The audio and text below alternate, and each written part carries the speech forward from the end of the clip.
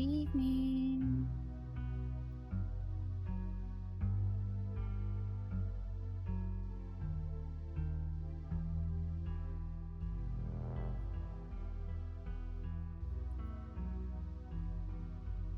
Let me just make sure everything is okay and that the volume is okay. Hello, Sushi.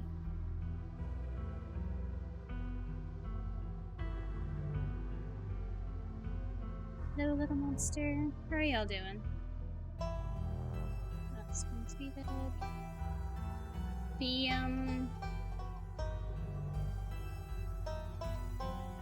Give me just a solid 5 minutes of streaming. Why? Oh no, I know you said you like it. I just like, do you want it on loop? Do you want it to be like extended?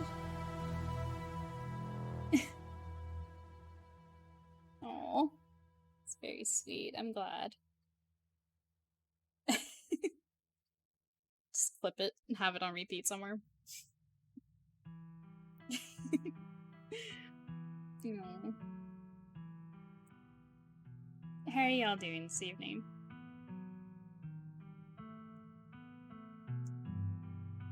Oh, dear lord, that flying... What is it? It's like a gnat or a mosquito. It's too big to be a gnat. It's just nice. Oh, that's good, though.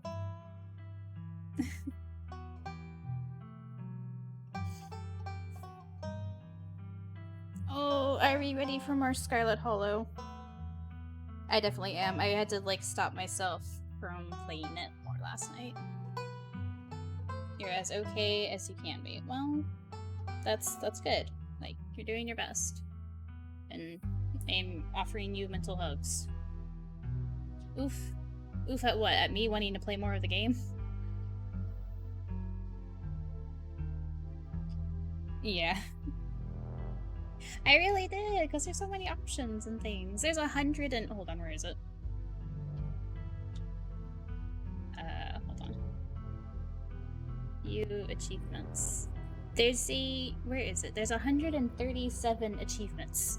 I have 10 of them.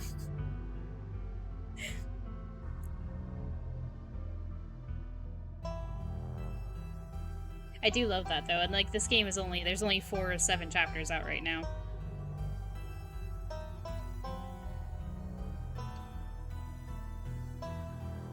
But yeah, we're gonna play some more Scarlet Hollow. Hold on. Here is... Yeah, and like a bunch of like little secret... Well, so one thing I did notice is there's an achievement for each chapter for each of the traits. And so as I play this, I'll get them 1 through 4 for having the mystical and animal talker trait. So that makes up like a good portion of them, and then like, yeah, different, for finishing the chapter, and then for finishing the chapter certain ways, and like little things. Like, I got the Patient Zero achievement for puking in the diner. It had an update? Did it have patch notes, or did it just have an update? I'll look into that later. Oh, hold on here. Here's the new content warnings. Wait, like actually? So like I can actually like have a solo run and then have something I do with y'all? Is that what that is? Oh, yeah, okay, I'll look at it later. Cool. Dope. Okay, new content warnings. Hi, Limited Power! You played the game! Have an achievement! Absolutely. I mean, as much as we make jokes about that, I do like it, though. I always think it's funny, though. It's like, you beat the first boss, so you did the tutorial. It's like, you didn't give me a choice, but thank you. It's a nice little pat on the back. But I do like, so like for Final Fantasy VII Remake is one of the few games I have 100% on. And so that actually, like, I felt nice, because I worked for that last achievement of, like, fighting, doing all the things on hard, and doing, like, the really hard boss on the Final Fantasy VII Remake. So I don't know, it's small, like, what is it? Is it serotonin or dopamine when you do something like that? How are you doing this evening, Limited Power? Let me take a sip of coffee, and then we will get started.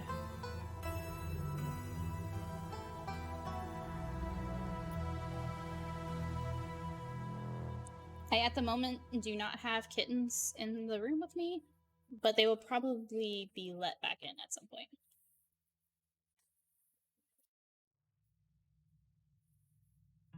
Whatever that flying thing is needs to go away. Alright. So, hold on. Put that off to the side. Sushi!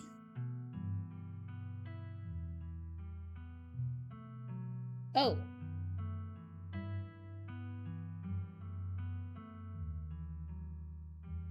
Oh. How dare. Like, did you not get a drop, or did they kick you out of something? Load. No, I'm sorry.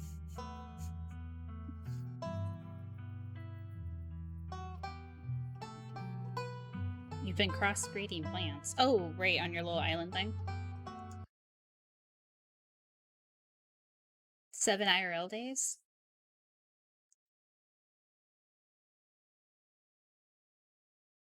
Uh-huh. Alright. I don't like where this is going. I'm sad for you.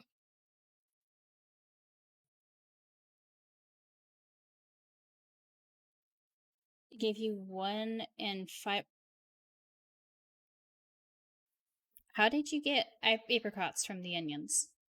Never mind. DM me the rest of that story if you need to. I'm so confused about how those mechanics work. Okay, Tuesday morning. Are you ready? Wake up. You open your eyes. The sun has risen, the birds are singing, you are still alive, and for now, you are safe. Your gaze wanders across the room to the window and the woods beyond. You wonder if the monsters are lurking there right now, just beyond the trees, ready to pounce as soon as you leave the crumbling estate.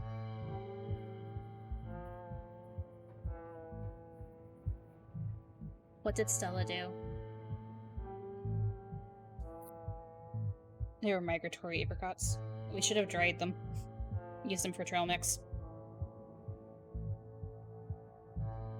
I actually don't know that much about crossbreeding plants. Snow! Hello, Snow! Welcome to Scarlet Hollow! I don't know if you were here for last stream. What game was on sale? She tended the plants. Stella, what did you do? Play it? Okay, play it up. Do it. If you have the spare money to do it, but do it. Okay. How's everything sound, by the way? Like, me to the game. Are we good? Also, yes, if we can find Dustin. We will help find Dustin. Mind you again on payday? Okay. A familiar unease settles into your gut, tangling into a knot of anxiety, wriggling as the events of last night play out in your head. You can't help but remember Duke, slumped against a tree, pieces of him scattered across the clearing.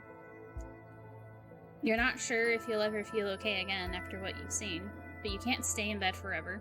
Yes, we can. Hunger pulls you from the clammy depths of the mattress. The clammy depths is like, you should never describe a bed this way. Unless it's for, like, a literal clam, but still. Oh, we can check on Dustin. Poke around the closet, look out the window, text Stella, get dressed and head downstairs. At a roll-top desk, just like that growing up. Oh. Oh, like this? I've always wanted one of these. Like, it seems so nice. Like, you can, like, put your books away and then close it. Mainly because I have cats. I think that would be nice. Although, with my luck, one of them would get in there somehow. Okay, check on Dustin. You open the drawers to check in on Dustin. Oh good, he's still here. Who gave him a piece of bread? Or did he find it himself? Human is back! Good morning, Dustin. I see you have bread now. Have you met Frou-Frou? Can I talk to you about something horrible that just happened last night? Just checking in, I'll leave you be.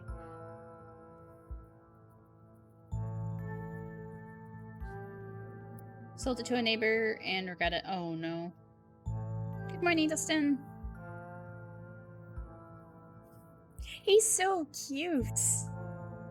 Tell that good boy good morning. Yes. Good morning, Dustin. How are you today? Dustin, feel good. Had a productive night. Oh, look at those little void eyes. I see you have bread now. Have you met Frou-Frou? Can I talk to you about something horrible that happened last night? I love him. He is. He's so adorable. Talk to him about the bread. I just wanted to stop in before bed. I hope you'll have a lovely night. Yeah, he's gotten used to us, I think. I mean, our clothes are in the drawer above him, so maybe he's recognizing our scent. I don't know. Good night, Snow. Get some rest. I see you have a bread now. Yes, Dustin found a bread. Dustin also ate a bug last night. Good night for Dustin.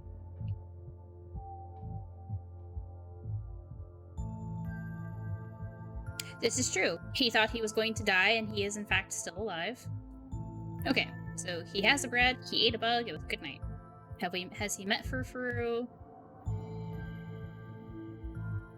Doing amazing.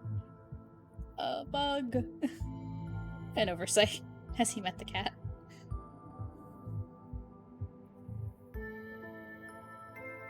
What's an oversight? Eating the bug? Maybe it was a dessert. Or maybe it was his appetizer, since he still has the bread. Have you met Frou-Frou? Monster. Oh. Okay.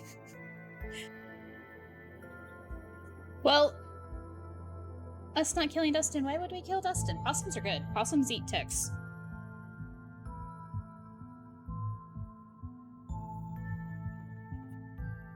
Possums are really good for, like, the environment. Like, yes, I know they're pests and can get into things, but ultimately, they lower the tick population in, like, forest areas, so.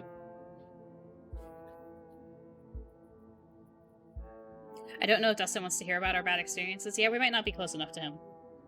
They're bros. Oh.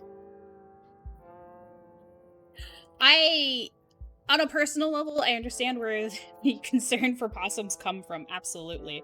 They used to get into, like, I'm sure my brother could talk up a storm about possums. Oh, and speaking of, I actually do have a chimney in this house, and I do know our neighbor has a pear tree that I know the possums in this area get in and out of. But I think our chimney is vented. No, yeah, and they can be very bitey and horrible to get rid of. But in general, I still stand on the side of possums are good for, like, the ecosystems and stuff like that. Okay. So do we ask him about last night, or do we just say it was nice to catch up?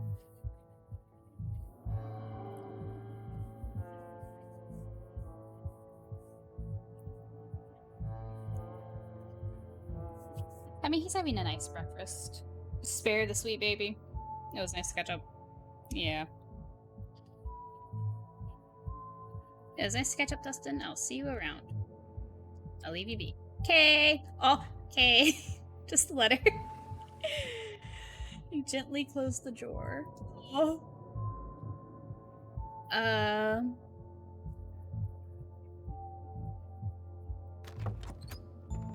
Hello, Dolly. Great. The doll didn't move during the night. Maybe it isn't haunted after all. Though, after everything you went through yesterday, it's hardly a consolation. Turn to your room. I love him so much. Aw. Look out the window. You creep towards the window, careful not to be seen by whatever might be lurking in the garden. Oh. Was there something? I did see for a moment there was something here. It could have been an animal. It could have been something else. Whatever it was, it's gone now. I blinked and it disappeared.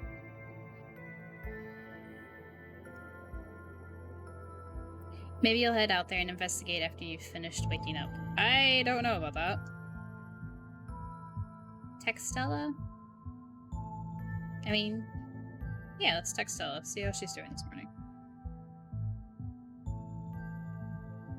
It's probably a good idea to check in with your new friend. You can't imagine she's holding up very well. Yo, what? Oh, Jesus. Hey, how are you holding up? Hi, send a picture of a tired cat you found on the internet. What do you guys think?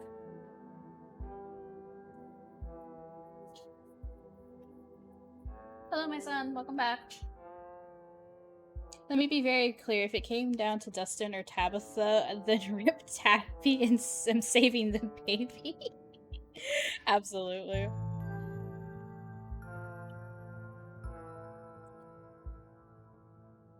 Send a picture of the cat. Did anyone see what was out in the garden? Was it Wayne?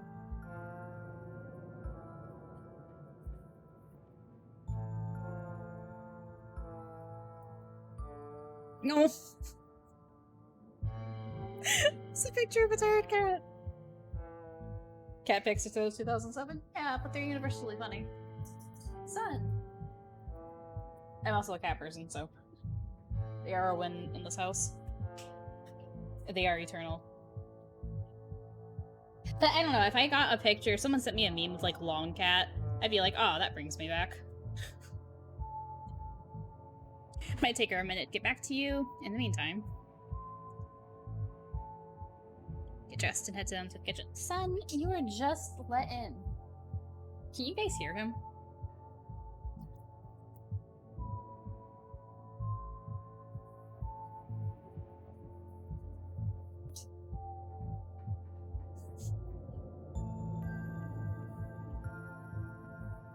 Time to start the day. Hello, Frou-Frou. You're back in the kitchen. Frou-Frou eyes you from her favorite spot on the counter. Her pupils dilate and her tail twitches. I see you're still here. How unfortunate. Excuse me, ma'am, may I pet you? Pet Frou-Frou. I don't want to be here either. Have you noticed anything weird around here? Do you know anything about ditchlings? Gretchen sends her regards. Silently glare at her, ignore her. Ask first.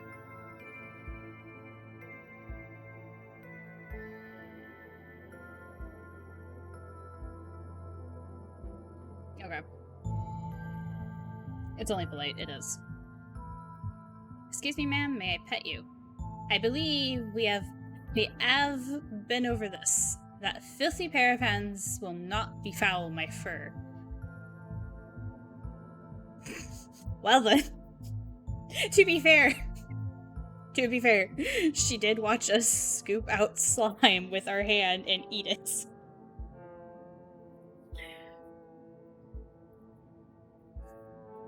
Just pet her anyway, no, I mean, what's the worst that'll happen? We'll get bit again.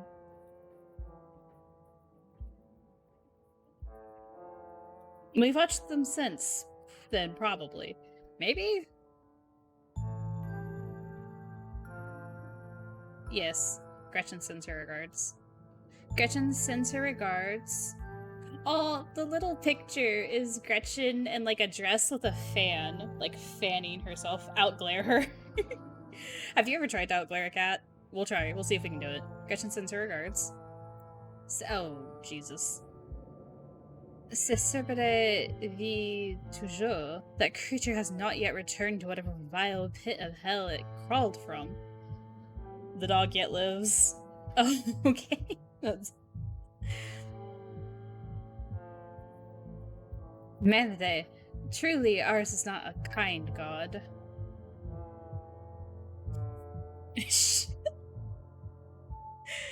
Hey. Oh, hi, Tabitha. Did you know the police called me this morning? Oh, look, we tried to tell you. We tried to tell you. In fact, I very specifically did tell you there was a dead body. You've only been here 1 day, and you've already had a run-in with the cops. Cops don't matter if something is coming for this town, and I need people to start listening to me. That seems like a weird thing to say only 2 days in town. Cops say anything about Duke. We were chased through the woods by monsters, and you're worried about the cops. There are monsters in the woods, we need to leave. I had a really rough night, can you cut me some slack? What can I say? Trouble follows me wherever I go. Duke's blood is on my hands. No, it's not. We did not kill Duke. This is not our fault. I'm sorry. Can I hang out? Just completely ignore that. Can I hang out with you today? It's the plan for today. Is there anything I can do to help out? Say nothing. One moment, I'm gonna go deal with my son.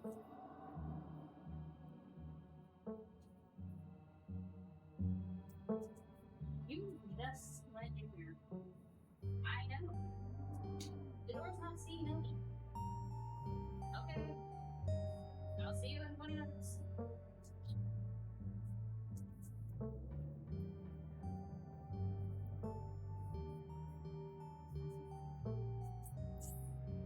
Tabitha, we were in the middle of important negotiations.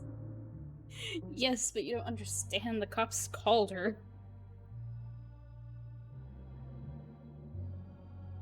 The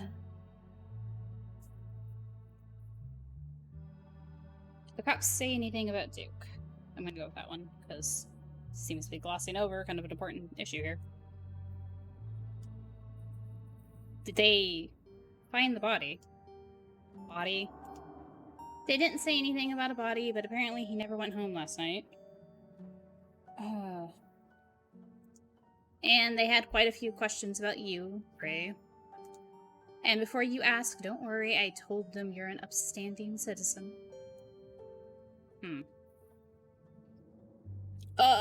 Yeah, we told... They told her he never went home. Is that what they also told Bo? Like his son? Or I assume Bo is his son. I don't know who Bo is, actually, in relation. Yeah, great. But Tabitha ensured them that we're an upstanding citizen. I guess. At least not on his own. Yeah.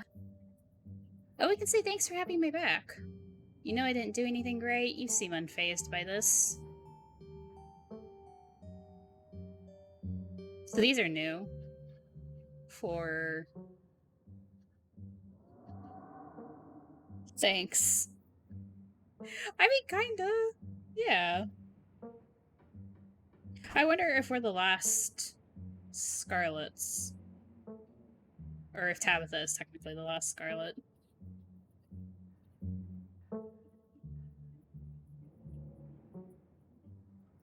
Thanks for having my back. Sure, what else is family for? Hey, we've had her smile twice now.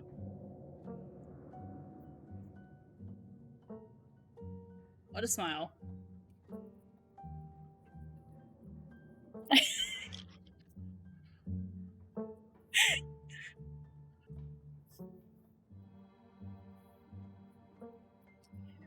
Okay.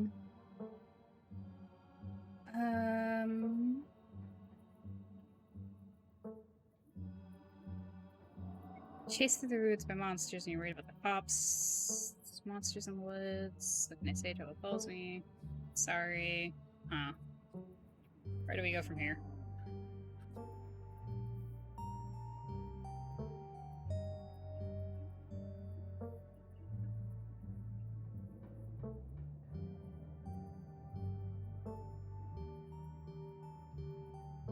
I don't know if I want to do any of the other... Well, okay.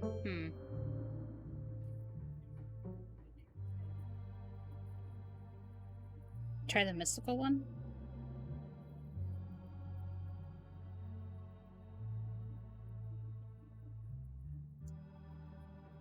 Cops don't matter. Something is coming for this town. I need people to start listening to me. Duke and Stella didn't take my intuition seriously last night, and I look where that landed us. I need you to believe me. You don't need to spin me tall tales to wiggle your way out of this. Just be careful and remember that your actions have consequences for the people around you. I don't have the energy to spend this week cleaning up after your messes, so just don't make any extra work for me, okay?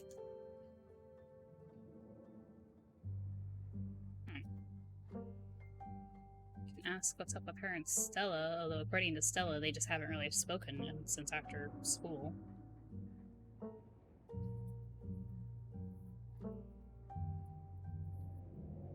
Yeah.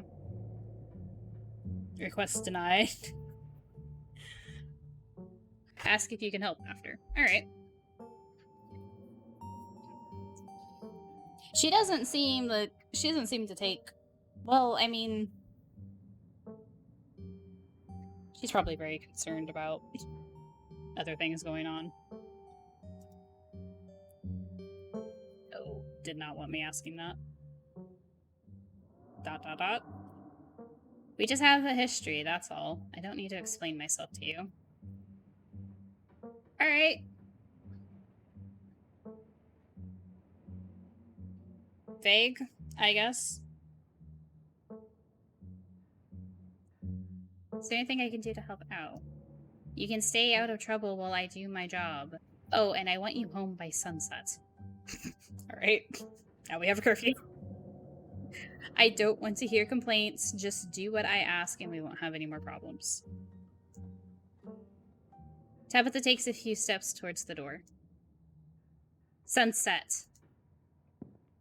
Your cousin huffily exits the kitchen. Her footsteps fade down the hall, ending in the characteristic creak and then slam of the front door as it opens and closes behind her. Once again, you're the only human in the estate. What a weird way to phrase that. It seems you make a habit of bad first impressions, no? Cat chuckles mockingly. Stella has sent you an image. No! It's another tired cat. She didn't say which sunset. Yeah, I will be back by Friday sunset. Got it.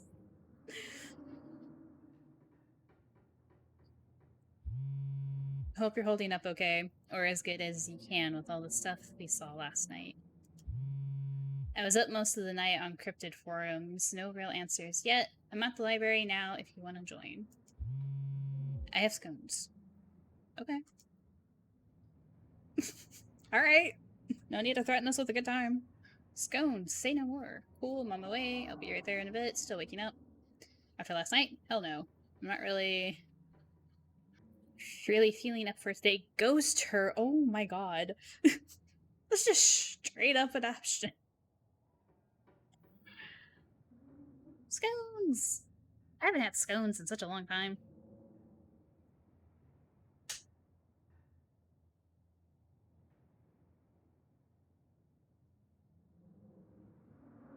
Scones. Say no more. And that's that. Time to start your day. Should we go out into the garden and see if we can find what was looking for at us in the window? I'm gonna have to play the VOD back and see what that was. It was so quick. Do it. As your eyes wander to the garden door, you shudder, remembering the brief glimpse of something you saw from your upstairs window. Hello! Becca Loves Games. Hi! No, this is my first playthrough. So, it's all new for me. Welcome to stream! How's your evening been so far? Or time of day that it is for you? It is, it's been a blast. We did chapter 1 last night. What traits? Animal, talker, and mystical. My vibes for our guy is... what was it? Chaotic madman, very polite to animals, easily motivated by food. Easily motivated by food. We will make a PB&J before we leave, if we can. Not yet? I didn't realize that was an option.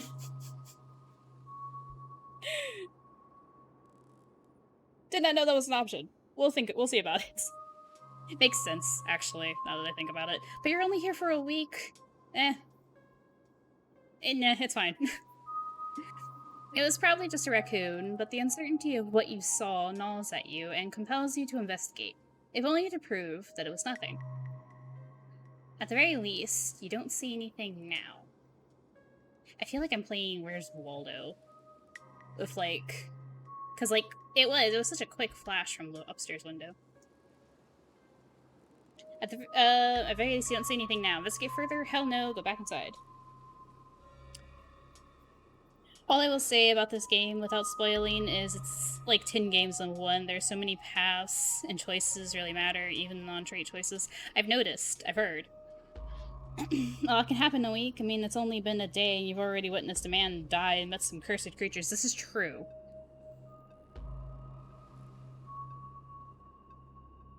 One, we're investigating further.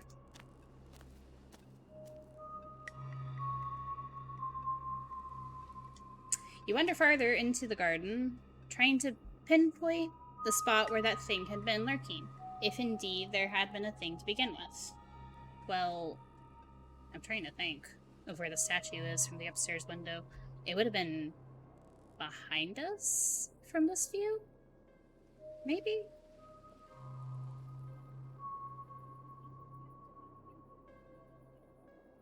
Oh. Alright, Evan. Good to know.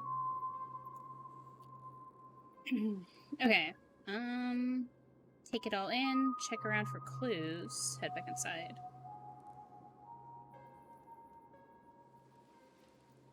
The garden is peaceful, but undeniably eerie. Here, more than anywhere else, you're surrounded by the ghost of what this place used to be. A greenhouse sits in the midst of the overwhelming greenery, unreachable from years. Well, is that the greenhouse? That might just be a shed. Unreachable from years of neglect, its glass clouded and cracked. Statues reach out from within seas of weeds, as if begging to be rescued. And most strikingly, behind a pair of rusted metal gates at the very peak of the mountain sits a graveyard. You can just make out a few of the headstones, the scarlet name carved deep and proud into their faces. You notice what a good view someone would have of your window if they stood where you're standing right now. Great. Hate that, actually.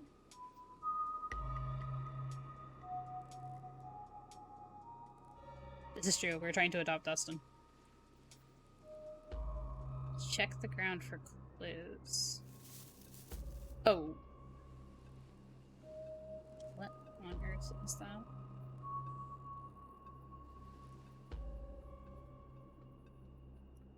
You crouch down, pushing aside the greenery to examine the soft earth. A boot print. A big boot print. And what looks like some kind of viscera. Your thoughts turn to the specter from the night before.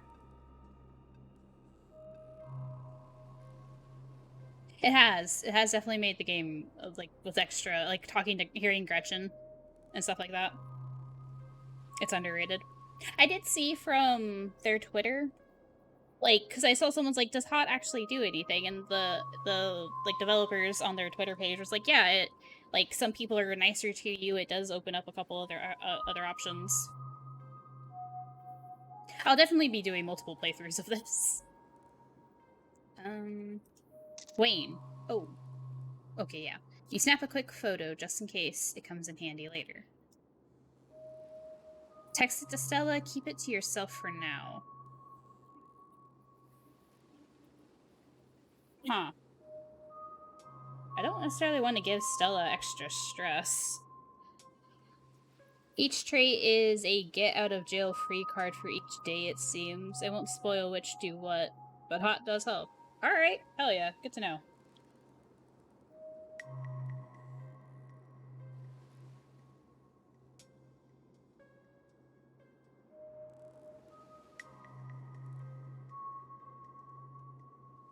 Keep it to yourself for now.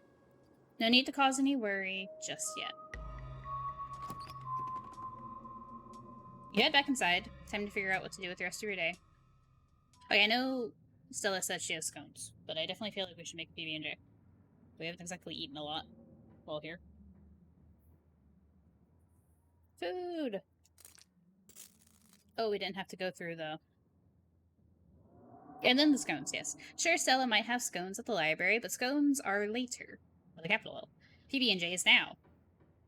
You quickly scrape together the ingredients and gobble up a delicious breakfast. And that's that. Alright. Head to town. The walk back to town is much less pleasant today than it was yesterday, when you didn't yet know that the woods were full of monsters and strange men who know your name. You stare anxiously into the darkness between the trees, searching for any signs of movement, but the woods are still, at least for now. The autumn-tinged mountain sprawling for miles in every direction now feels like less like a beautiful scenery and more like the walls of a cage. Your phone buzzes in your pocket. Stella has sent you an image. Look who I found at library. Said she was up all night thinking about the video, adding you to a text group, or a group text. I'm only here because it's quieter than the store, or was, lol. I'm trying to figure out what animal that could be. I don't buy into this Harbinger of Doom stuff. Fair enough. We know what animals they are. They're ditchlings, and they're real Harbingers of Doom. Sounds like they're having fun. Any scones? On my way. Let's not get ahead of ourselves. We'll be there soon. Can't wait to solve this mystery. Ditchlings aren't real. Send a heart emoji. That seems very random. I thought I told you I'm out. When did we did not say that? Don't reply. It's a variety of answers.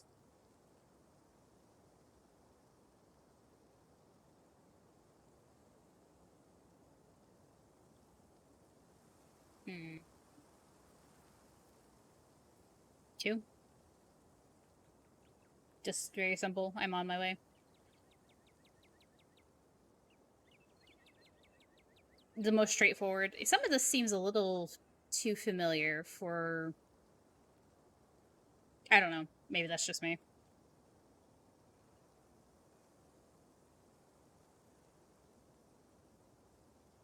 We love the Harbingers of Doom heart emoji.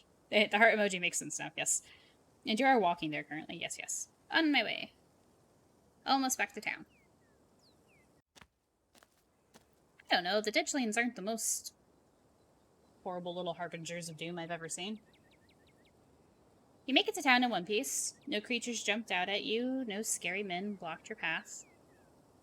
Love that for us. The sight of other people is comforting, helping you forget the things you've witnessed as if they happened to someone else. Oh, hey, Ray.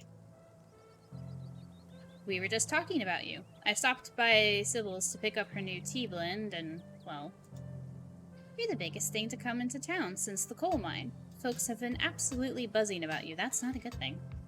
Especially not with the, police. You went out with Stella last night, right? Did something happen out there? She barely even waved when she walked by. Oh. Tell Avery the whole truth. Duke got hurt. Nothing really happened. I'm traumatized and not ready to talk about it yet. Geez, nosy much, I hardly know you. Say nothing. Huh? Sybil, I'm guessing, didn't tell him?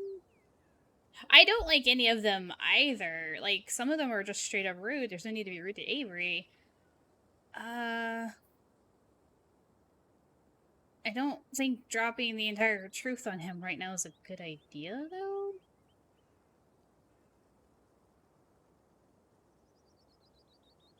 I mean, Sybil's, there. She could back us up.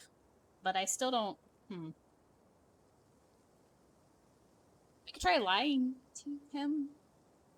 We don't have the trait that makes us believable when we lie, but...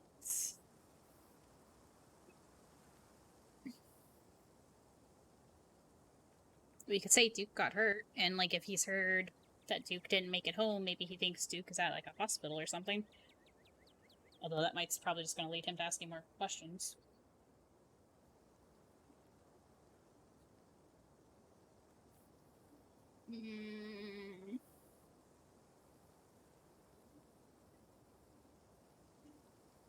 I do feel like if we get caught in this lie, we might not be...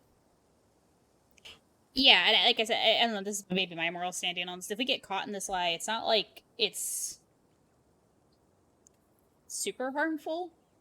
Because they're just trying to... We don't know the whole story. Definitely not something everyone wants to talk about in the middle of the morning.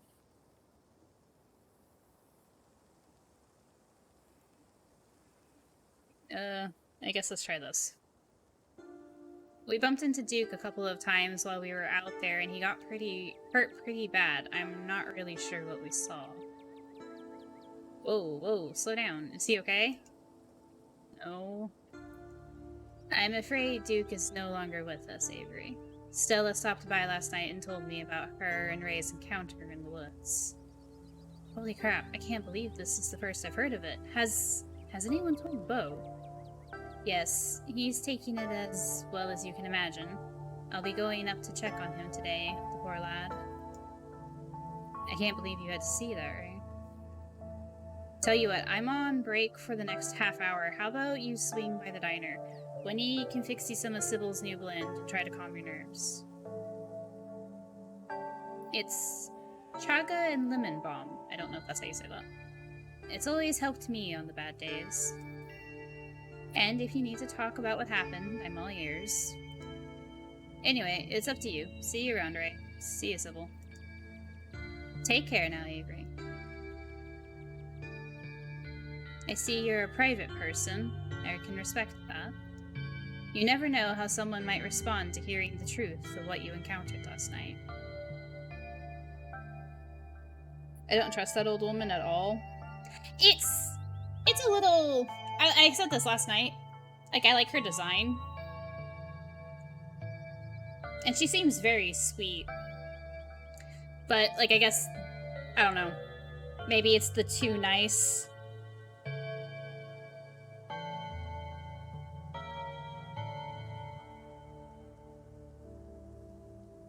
We talk to animals, Sybil. We're used to lying with the truth. This is true. I'd better get back to it myself. I'm glad I was able to catch you this morning, if only to see how you were holding up. Please don't hesitate to stop by if I can be of any help. We both know that there's something horribly wrong about this place. How are you so calm? Thanks, Sybil. Do you know anything else about the Ditchlings? Why doesn't anyone in this town seem to know or care that a man died?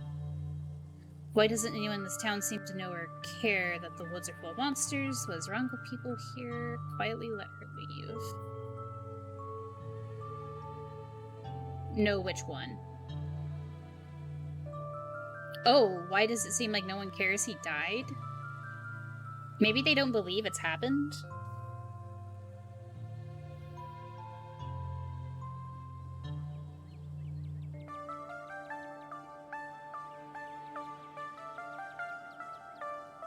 It is concerning. I like the way the cops handled the whole thing was... I mean, I already, of course, don't, trust the police on a good day, but...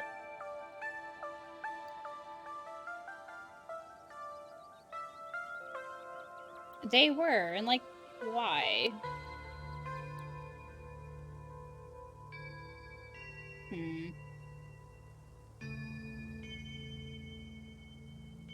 Doesn't anyone in this town seem to know or care that a man died? This town has had a hard run of things, Ray. People here lead difficult lives. Their paths are full of death. No one in Scarlet Hollow is a stranger to it.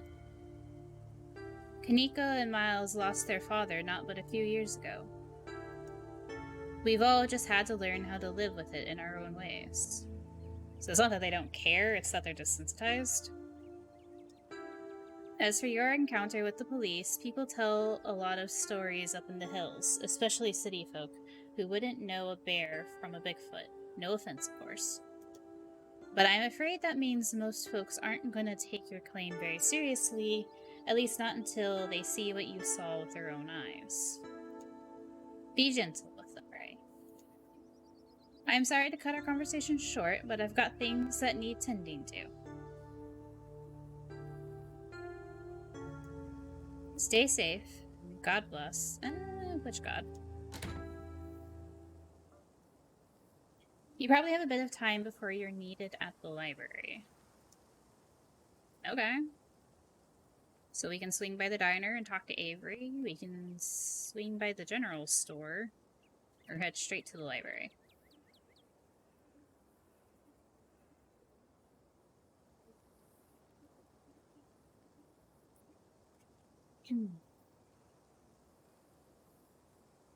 What do you guys think? We were invited to go to the diner. I don't know what would be at the general store other than we were offered tea. We were offered tea. As I drink my coffee. We were offered tea, and they have like the best biscuits. So, tea and biscuits.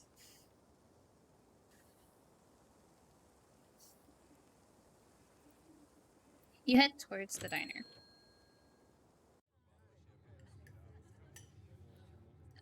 The diner is a little quiet today, but the air is still heavy with the tantalizing smell of breakfast.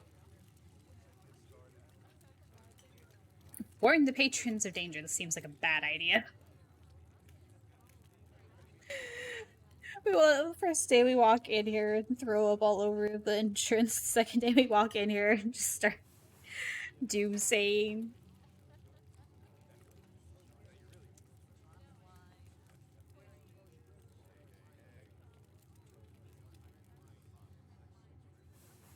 That is amazing, honestly.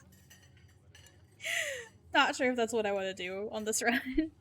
Everyone in town's probably hopped up on the old woman's tea.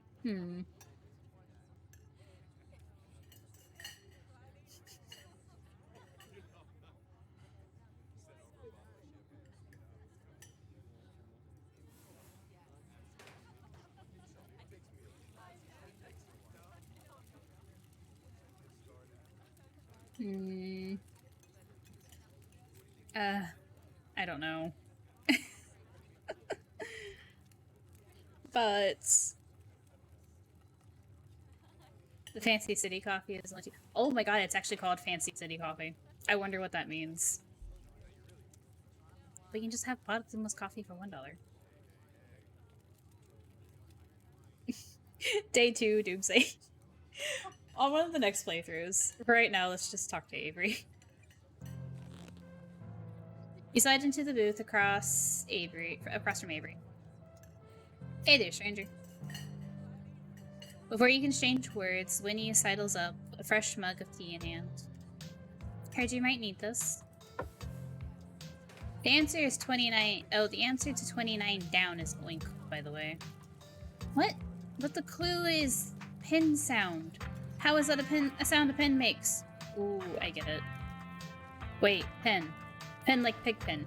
Are you kidding me? How was I supposed to guess that? I don't know why you even bother with those things. They're just going to frustrate you. It's just something to do to fill the time, but maybe I should switch to Sudoku. Winnie leaves Avery contemplating daily newspaper puzzles, returning to her seat behind the counter. So, what the hell really happened last night? You can tell me. I won't judge.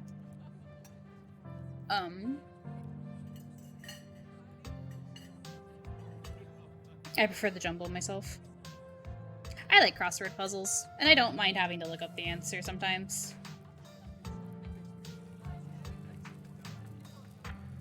Try the tea. Yes, take a sip of tea before we talk. I do miss doing Sudoku, though. You take a gentle sip of your tea. Sybil was right. You can already feel it begin to ease some of the strain and tension from last night's events. Whoa, not a lot of folks take to chaga so quickly. It's a fungus that grows on birch trees around here. It's supposed to be super healthy, but it definitely makes for a challenging drink. Huh. Okay. Color me impressed. Alright. Tea, then spill the beans. I knew it was a mushroom. Oh, did you? I mean, okay, so this is gonna sound bad. The only mushroom tea I know of is magic mushroom tea. So, I've never had it, but it's good to hear that, you know, you can make mushroom tea from other stuff.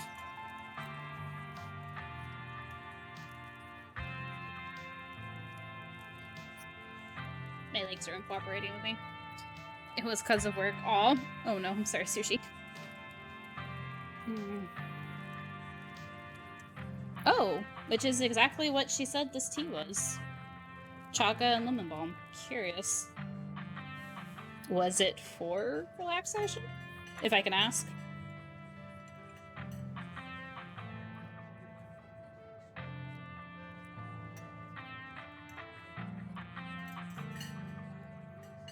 BRB. Alrighty. Huh. Cool. Nothing proven. Yeah, it's one of those things.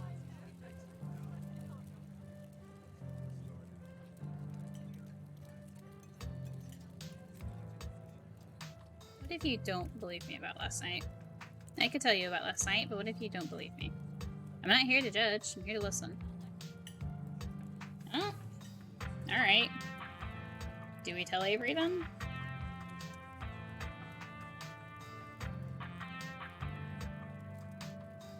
Although, he follows Stella. Spilled the tea. Right. Noted.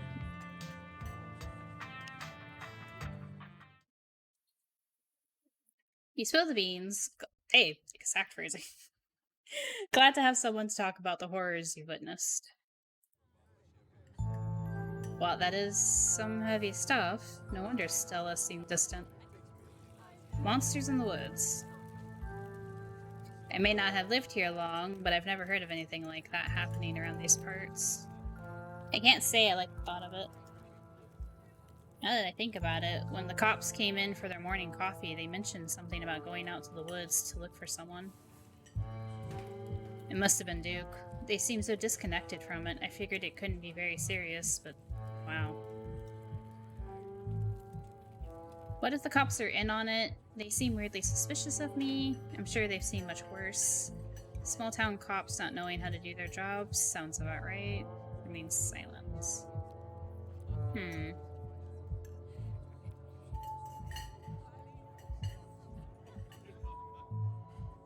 I was gonna say a lot of these are passive aggressive, but I mean some of them are. I don't know if they have seen much worse. I mean, maybe they have, though, if we're gonna go on the conspiracy that they're in on it.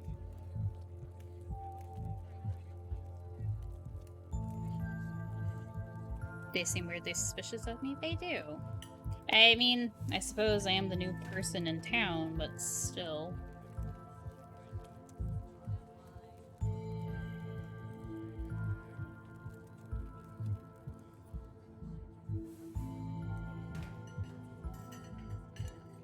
I don't get it. They saw Stella's footage, they saw what happened out there, but it feels like so far all they've done is hound me. Hey, I don't know if it'd help your anxiety, but even if they think you did something, I'm pretty sure they wouldn't bother going after you.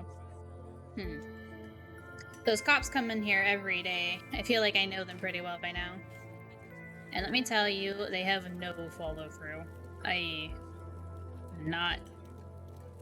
mean, great, but also not exactly what I wanted to hear. I can't tell you the number of complaints they've just, like, dropped after a day or two. Oh, great.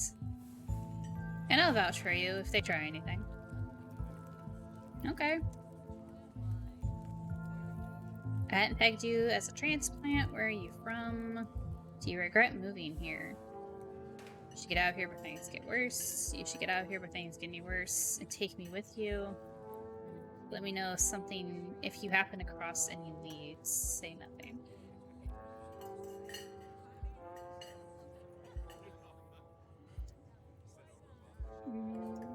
I moved here from Charlotte, gosh, 3 years ago? Maybe a little more? I've lost track. Is Charlotte also in North Carolina? I don't know where Charlotte is.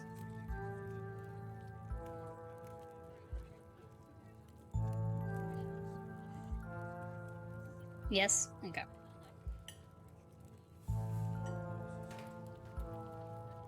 Aunt Winnie offered me a place to stay and a job, and who was I to pass on that sort of generosity? To be honest, it still feels like I just moved in. Oh, alright. Oh no, but thanks for letting me know.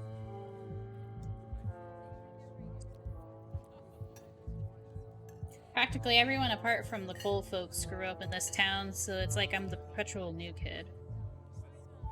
Don't get me wrong, folks here are plenty polite and friendly, but there's a shared history I'll never be a part of. Do you regret moving here? Why'd you leave Charlotte? I get it, I felt out of place the whole time I've been here. I've only been here for a day, though. I haven't felt like an outsider at all, huh?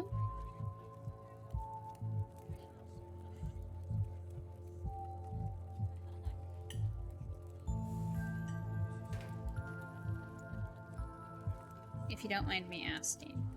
Nah, it's cool. I was having some issues with my folks about my education, which, wasn't great. Especially since I was still stuck under their roof. When my aunt heard about it, she offered me a job and a place to stay, and the rest is history. Okay, easy enough. Do you regret moving here? I don't know if I want to ask him that. Because it doesn't seem like he does.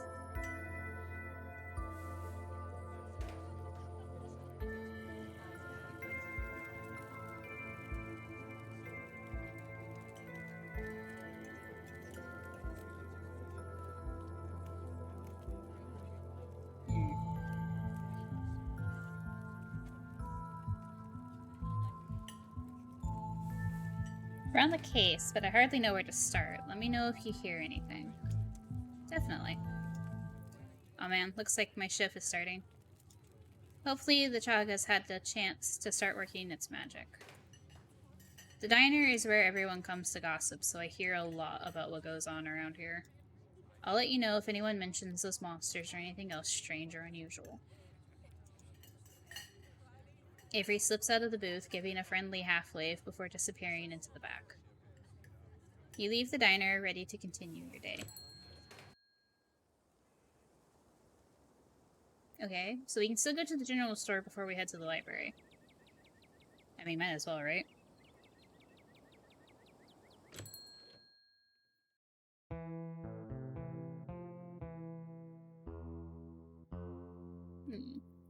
Well, let's see, what do we got? No entry. Pulled from the Scarlet Mine. Fresh pickles. Is that an axolotl plushie? That's adorable. Pepsi, beer, stuff. I assume this is Kanika's brother Miles, maybe?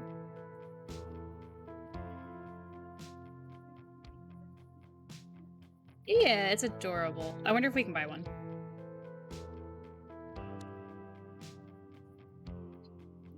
This is their first time seeing the Donal store in the light of day.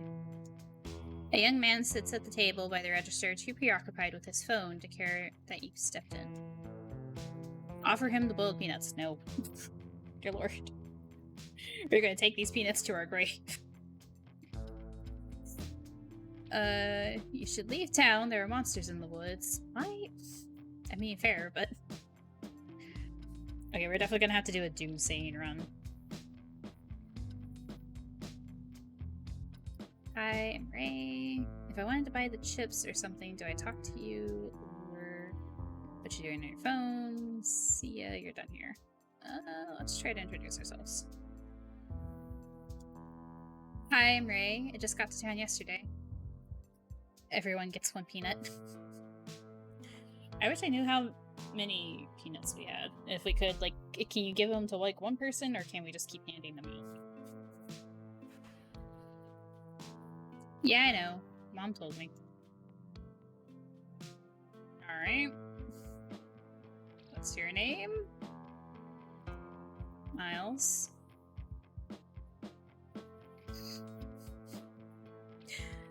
Alright then. Getting very far in this conversation. Which, I mean, fair, I've been there.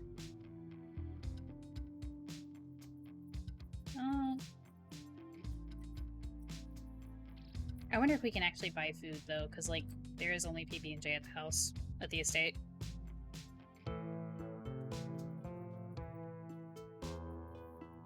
So I wanted to buy tips or something here. Do I talk to you or Miles Scythes? I guess, yeah, Kanika decided to skip work today, so of course whatever plans I had didn't matter. Just take the tips, I don't care.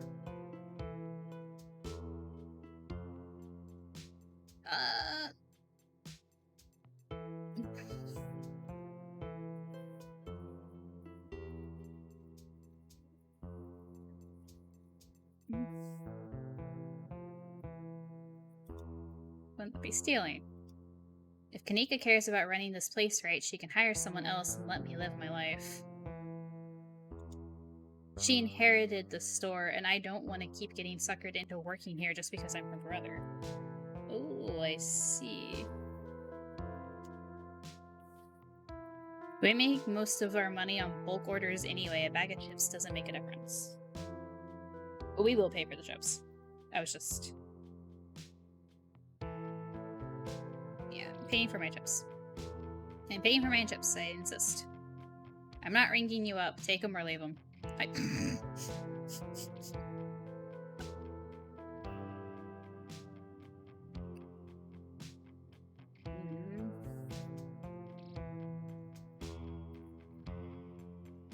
Fuck the chips. Alright.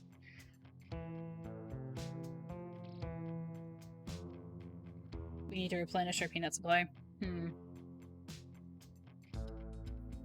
Is he being nice, though?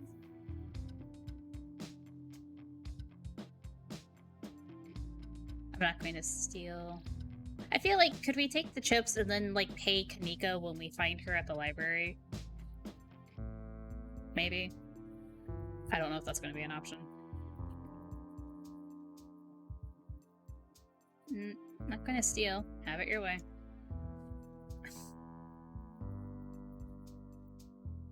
Okay, so I guess we don't have the chips then. Alright.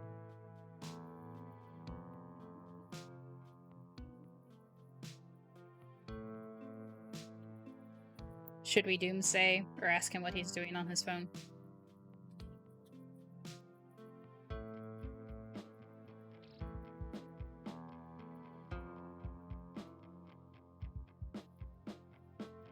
Oh, I know those people who... So he's... Kanika apparently runs the store instead of Sybil.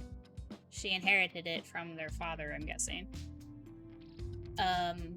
But since she's at the library with Stella, she got Miles to watch it, and he's not happy about that, so he's just like, take the chips, I don't care. And we tried to convince him he's being a shit.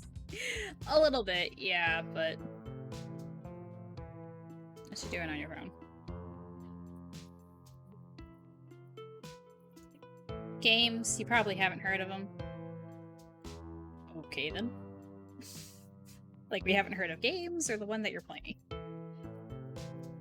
That's where we're ending that conversation. Got it. Put him and Tabitha in the same room, see how that goes.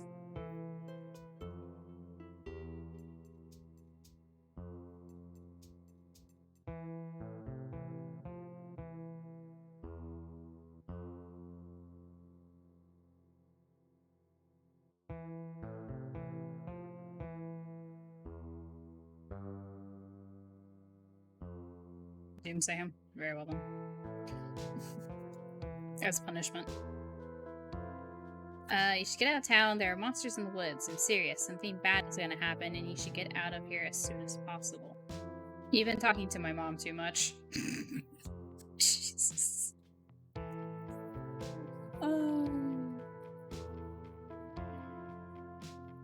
God. Just the immediate dismissal, though. Like, not you're crazy. You've been talking to my mom too much. Oh. See ya, Miles. Miles doesn't respond as you turn and leave the general store. Oh, goodness. Head to the library. Well, that was a thing. Gretchen! You enter the former town hall. Oh, I see. Oh. What is this? They're carrying somebody tied to a... What the heck are these things called?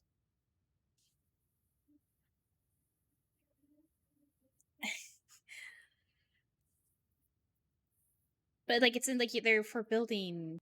Like, the framework or something. Well, the forest is on fire and there are children watching. And they're miners and some... Or I assume they're miners. They've got, like, the little helmet on. Alright. That's a curious painting. Let's see here. Reading, adventure, portraits. Here's Stella, Kanika, Gretchen, and we have another cat. And maybe a librarian. You enter the former town hall. What once must have been a stately foyer has since been converted into rows of shelves.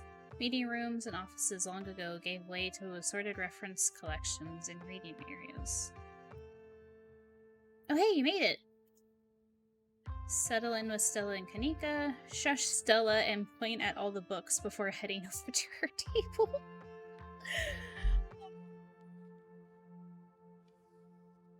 I don't think that's necessary.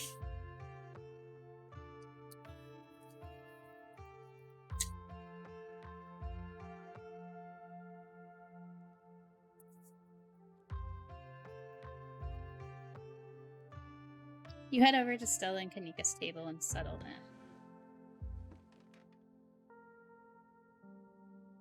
Oh, hey Gretchen. Hey! Ghost Tracks, San Antonio, Texas. It's kind of funny.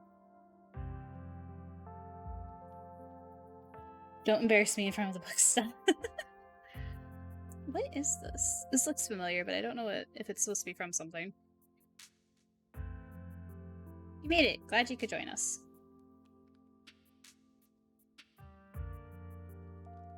It's from Madoka Magica. I've never seen that one. I agree wholeheartedly with Stella. I am elated that you're back.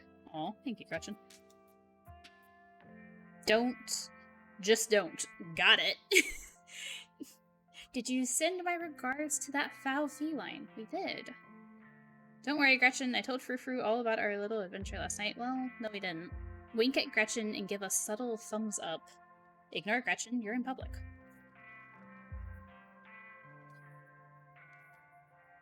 Shall we be subtle, or shall we just tell Gretchen? Oh, he spoke to Frou-Frou.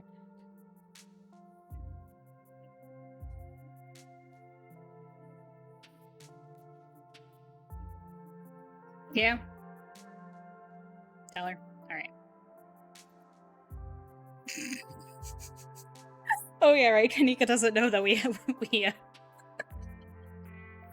Don't worry, Gretchen. I told Frou-Frou all about our little adventure last night. Wonderful. I hope she stews on that for a long, long time. Did you just try and talk to Gretchen about Tabitha's cat? It's not the first time. He talked to Gretchen yesterday and said some wildly insightful stuff. If I didn't know any better, I'd say he can actually talk to animals. One paranormal mystery at a time, please. Morning, Ray. You look tired. My goodness, whatever happened to common decency? You can't go around telling someone they look unwell. You look marvelous, Ray. Oh, thank you, Gretchen. Snitch on Miles. Yeah, the estate isn't the easiest place to get a good 8 hours. It was hard to fall asleep last night, all things considered. I'll sleep when I'm dead. I'm pretty amped up, actually. I've never done a Scooby-Doo before. That seems like we're on pretty safe. You can't just tell someone they look tired. Remain silent.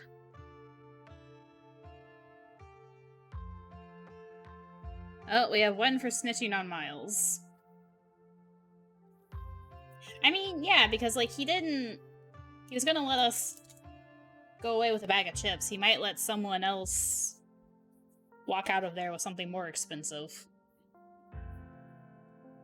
Or, like, someone underage walk out with a pack of beer or something. I don't know.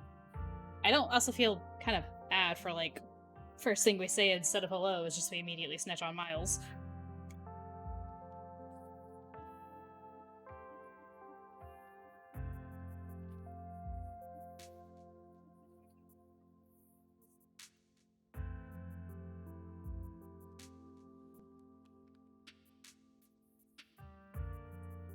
No, we ain't no snitch.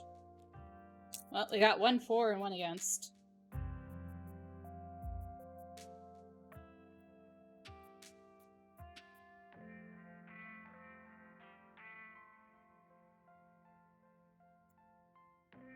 I'd very much like for this mosquito to go away.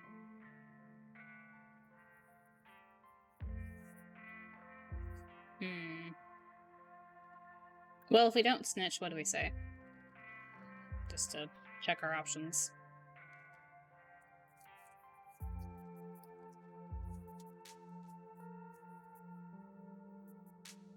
I'll sleep when I dead, is probably what I would say.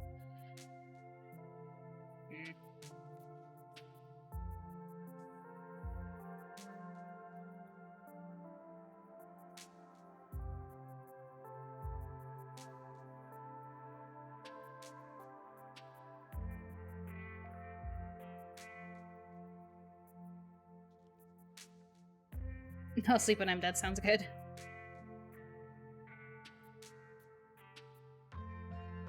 My only thing for, like, snitching on Miles right now is it seems like a very rude thing to bring up immediately. Maybe. I don't know.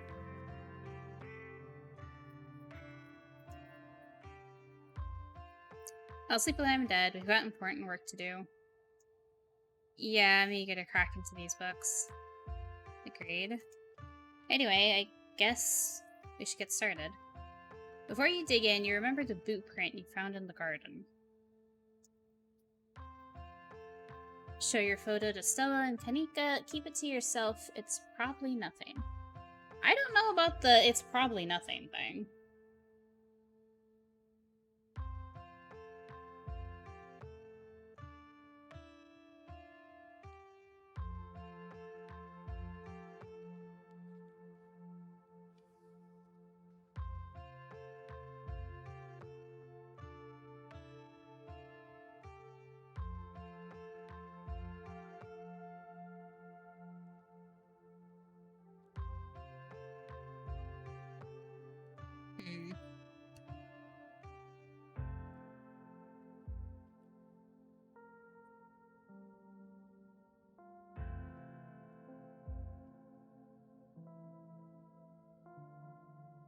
Before we dig in, I found something in the gardens this morning.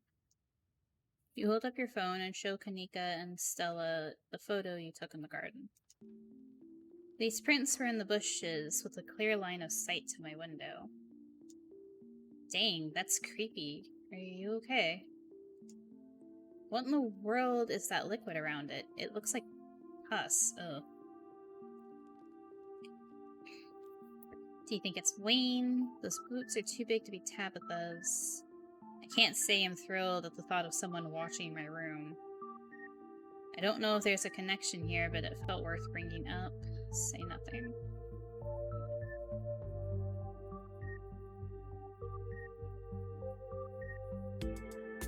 Wayne was wearing boots, if I recall correctly, and there was something red all over his shirt. Or their shirt. That could be the red stuff we found around the footprint.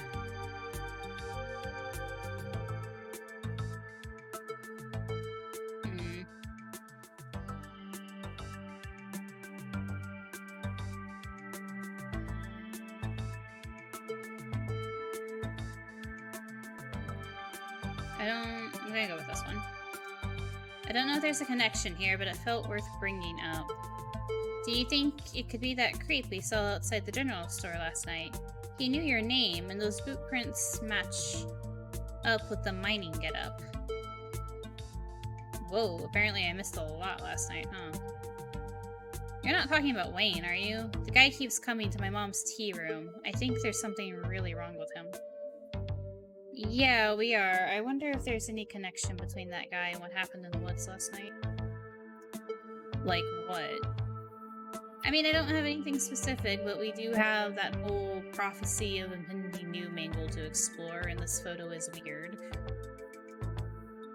I can't stop thinking about those splatters on the ground, and whoever left those prints...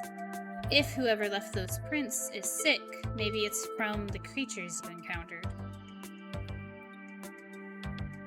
Hey there, strangers. Hello, sir. And literal stranger. Offer him the boiled peanuts. No. Hey, I'm Ray, Tabitha's cousin. I'm in town for the funeral. Oh, I should have known you were a Scarlet. You look so much like Vivian. Oh, okay then. Not that I knew her very well. I was still a little kid when she left. But that scarlet resemblance is, strong. Thanks. I'm Oscar Guterres, Chief Librarian, and only librarian. Oscar's amazing. He practically built this library from scratch. Yeah, I'm a little jealous of what the kids around here get to grow up with. They don't know how good they have it. Oh. Back when I was in elementary school, all the library had was a couple of shelves of boring books donated by old people. Y'all are too kind. But speaking of kids, have either of you seen Rosalina town? I don't want to be a helicopter dad, but she hasn't been answering my texts, and I wanted to make sure she isn't getting into trouble out there. You know the crowd she hangs around with. They're good kids at heart, I'm sure. I'm sure they're just up at the old Maxwell place doing teen stuff. I went up there plenty of times in my day, but I'll be sure to keep my eyes peeled.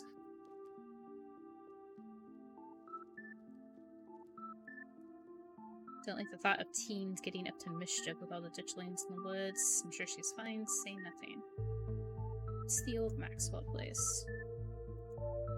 It's this great old abandoned spot. We used to hang out there when we were teens.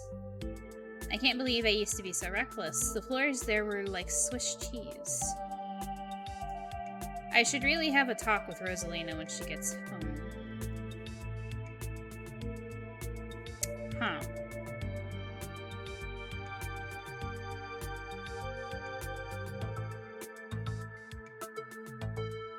So I don't know if he's been told about the ditchlings. This would seem like a very weird thing to suddenly say.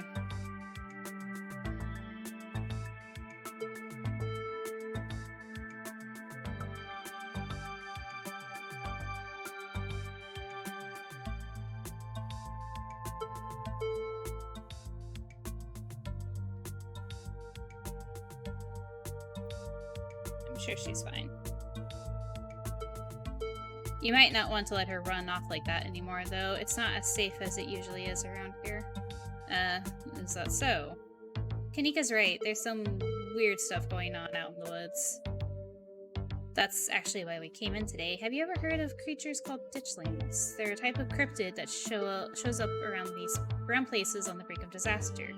They kind of look like the Pillsbury Doughboy, if the Pillsbury Doughboy was a creepypasta.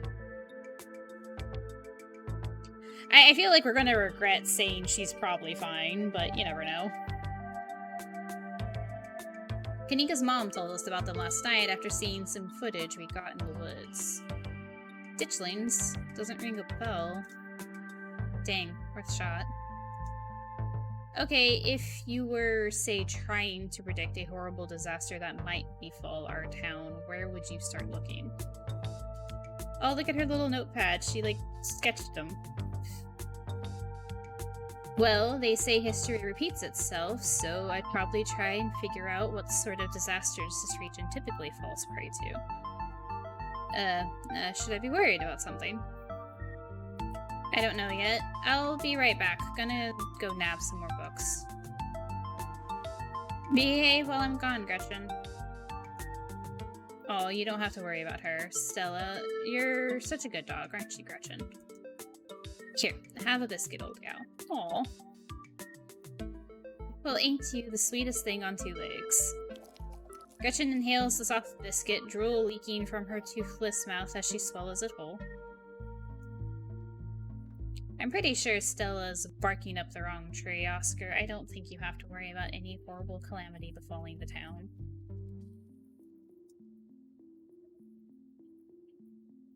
But she's right about the weird stuff. There's definitely something unusual going on out in those woods. If I were you, I would keep my loved ones close in the coming days. The man's already dead. It's something that we can't get to the bottom of. Whatever's out there in the woods has been brutalizing the local wildlife. Get out while you still can. Remain silent.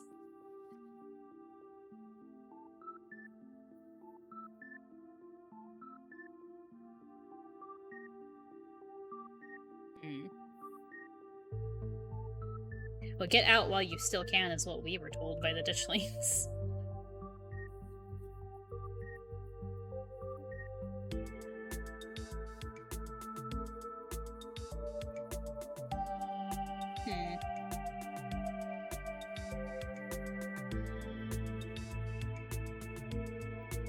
If I were you, I would keep my loved ones close in the coming days. I'm gonna try calling Rosalina again. I'm sure she's fine, Illy. Don't mind Ray, he's been hanging out with Stella too much. Rosalina's a smart kid. She knows better than to go around getting into trouble, and we'll make sure to keep our eyes peeled. Thanks, Kaneka. And Ray, if you see a 13-year-old girl with a black braid and glasses, would you let her know her dad is worried or about her? Oscar anxiously wanders off, phone in hand. Got him. Just grabbed a whole mess of local history books. Stella sets a massive pile of books on the table and pulls up a chair. Alright. This is going to be so much faster with the two of you here to help out. Got our snacks, got our source documents. Let's get this research party started. Reading awaits. Oh, it's a cute little bat.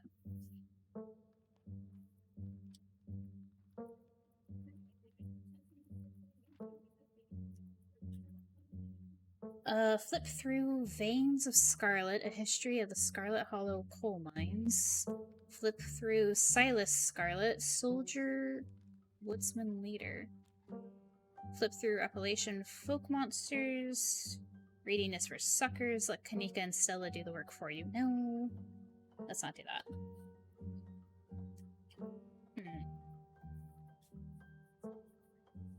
Oh, well, I guess let's just go down the list. Or though, I wonder if we only have so much time to read so many books.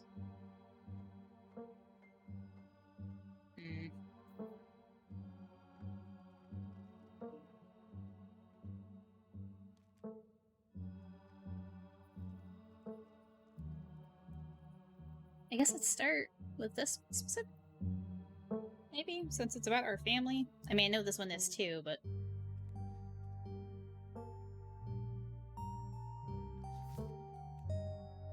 Silas Everett Scarlet was born to Colonel Everett J. Scarlet in 1818, one of 12 siblings. He grew up in eastern North Carolina during the tumultuous time in the state's history, and not much is known about his life before he joined the Army in 1836. He quickly rose through the ranks, in part due to his father's connection, but also due to a particular ruthlessness for which he received the nickname Bloody Silas Scarlet. The federal government granted the now Captain Silas a tract of bounty land in exchange for his service in the Indian War, and he settled into the hills of North Carolina in 1841. That land would become Scarlet Hollow. But it started as a simple log cabin built by Silas's own two hands, occupied by his family of 10, Silas, his wife Mary Joseph Scarlet, and their 8 children.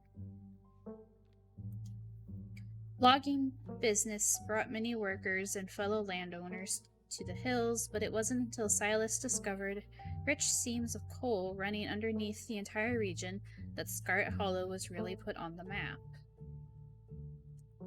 He saved what he could and bought the surrounding hillside at a great discount, cleverly hiding what he knew about the land's true value. Thus, he had all the resources to found Scarlet Hollow's now famous coal mine. You're finished with this one. Alright.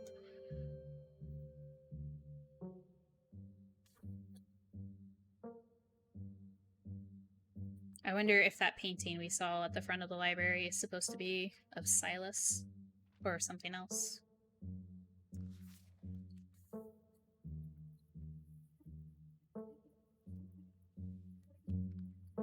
Oh boy. Forced into retirement at age 50 due to a war injury from his time in the Indian Wars, exasperated by his short stint serving as the captain in the Confederacy, Silas Scarlet also lost his eldest 2 sons to the bloodiest of wars, leaving his 3rd eldest son, Andrew Jackson Scarlet, to take charge of the mine. Understands nothing. Interesting. It's, I mean, it's steeped in actual U.S. history, so that's kind of cool.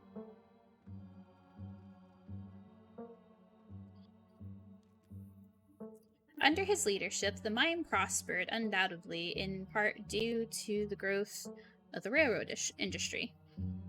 Also, good morning, Yulia. How are you doing?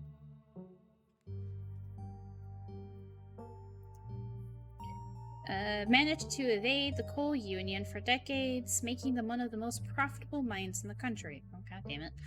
Andrew Scarlett built the surrounding town into what it is today, with expensive stone buildings, a bustling main street, and overseeing it all the elegant Scarlett Estate that was until 1895 the largest and finest feat of architecture in the region. Oh, the elegant Scarlett Estate that was until 1895 the largest and finest feat of architecture in the region.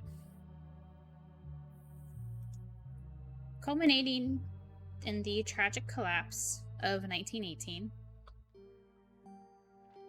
it was found that Charles Shaw, the co-manager of the mine, had loosened security measures to increase production during World War I, resulting in a fatal collapse and the deaths of over 160 men and boys, some as young as 10.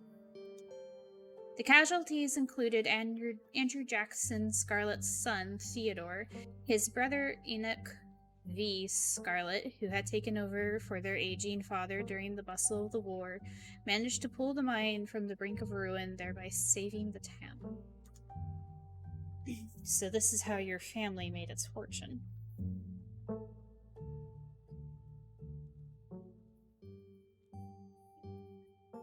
The baby gerbs are running around. One has done a flip. Oh. This is your gerbil update, brought to you by WGRBL. Thank you, Sushi. Flip through Appalachian folk monsters. A few entries catch your eye. Wampus Cat, Tommy Knockers, Talipo. This was... Okay, so hold on. Wampus Cat, a large cat-like creature with a loud howling voice, often said to sound like a woman crying out in pain. Tommy Knockers, I know how to say this word. I know enigmatic. I'm not saying that right. Cave-dwelling creatures, primarily known for causing mischief. Talipo, a small creature with a long tail and wide yellow eyes. When we spoke to Sybil last night, Kanika made the point of this isn't.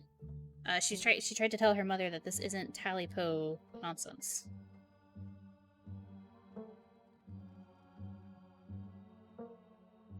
I don't know what that is though, because I don't think I've ever seen that word before this game. There was a hunter who lived in a tiny cabin in the middle of the woods, all alone with his hunting dog. One night, after a particularly bad week of hunting, both their stomachs empty, the hunter spied something out of the corner of his eye. Some small creature had gotten into the cabin through a hole, and before he could even figure out what it was, he'd drawn his gun and fired at the thing, his hunger guiding his actions. But it was quick and ran back through its hidey hole and out of sight, leaving only its long black tail shot off by the hunter's rifle. "Guess this'll have to do," he said to his dog, and threw the tail into a pot to cook a soup. He and his dog ate well that night, the tail filling them up, both up. The hunter crawled into bed satisfied, and his dog curled up at his feet. He woke up to the sound of long nails scrabbling across the wood. His dog was nowhere in sight, only a rumpled spot on the covers where he'd been. And in the gloom, he saw two big yellow eyes staring right at him. Just in case the story takes a turn for the worst. Warning ahead, probably. I want my Talipo. I want my tail. Huh. A high hoarse voice croaked from the darkness. "Go away," he screamed at the thing. But it stepped closer to him, still shrouded in darkness. the sound of long claws dragging across hard wood accompanying its movements. I want my tallypo. I don't know how you're supposed to say this. The creature growled again. I'll get my dog after you, the hunter squeaked, his voice catching in his throat with fear, but there was no dog to be seen. Before the hunter could do so much as scream, the creature leapt from the darkness, long claws stretched out towards the hunter. No one is sure what the creature did to him that night, but the next morning, all that remained of the hunter, his dog, and his cabin was a chimney, standing alone in the woods. Oh, okay. Huh. Not quite what we were looking for. Wampus cat. Often linked to Cherokee legends, some cite the Wampus cat as originating with the story of a woman who sought vengeance against a monstrous cat demon for driving her husband mad. She hunted it down and by wearing a bobcat mask, tricked it into using its own vile magic on itself, freeing the people of their region from its evil. Others say the creature comes from the story of a woman who wore the pelt of a wildcat to witness forbidden hunting rites. The hunters of her village gathered to perform the rites, and she watched in secret from underneath the cat's pelt, but was soon discovered. For her indiscretion, she was fused with the pelt and transformed into a creature that was neither human nor cat, forced to wander the wilderness alone, feared by all. Her calls are those of great sadness and serve as a warning to anyone who dares go against tradition.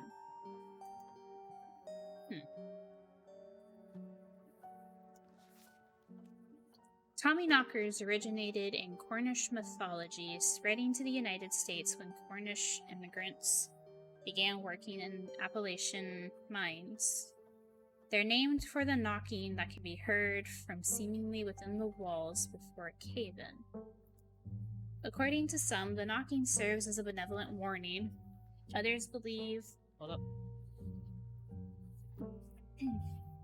Others believe that the creatures take stolen hammers to the supports of mines and collapse them on whoever is unfortunate enough to still be inside. They are traditionally thought to be impish, leprechaun-like beings, but some claim they are the spirits of dead miners forever cursed to haunt their final resting place. You're done here. You close the book and put it back. Well, we read through everything, and aside from learning a little bit about our family history, well, we haven't exactly gotten any closer to the Ditchlings. Although there was one tragedy we did cross. I think I'm all done. Let's check in. Alright, if we're going with what Kanika's mom told us last night, I think we can rule out any natural disasters as what brought the Ditchlings here. But not nuclear incidents. Looks like our state has a history of those. What about y'all? Find anything? Hello. Before you can respond, a handsome black cat leaps onto the table. Stella quickly slams her book shut. Aw, hey Pixel. You might want to close your book. He loves to rip up any paper he can find. Oh, very cat-like behavior then. Look at this sassy little kitty cat. Sassy little man. Pixel, my dear friend, it's been too long. How have you been? Hungry. Did Stella bring the good stuff? Haha, don't worry, little guy. I didn't forget your treats. Oh yeah, snack time. Crunch, crunch. Oh. Sorry if Pixel's bothering y'all. Hopefully he hasn't gobbled up any of our books. He can't stand the thought that people might pay attention to anything that isn't him. Oh my god. Freaking relatable.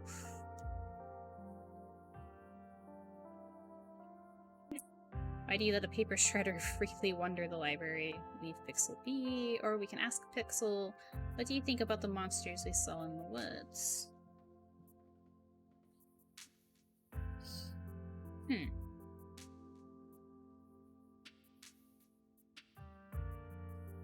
So this does tell us Gretchen can be friends with cats. That's nice. Like they're familiar with each other.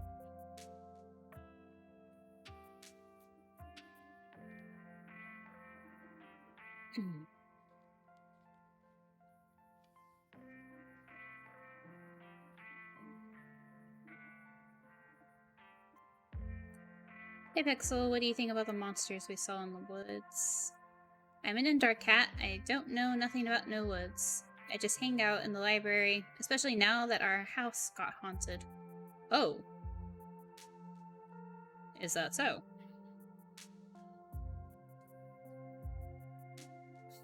Pixel says your house is haunted. Wait, your house is haunted. Just ignore him.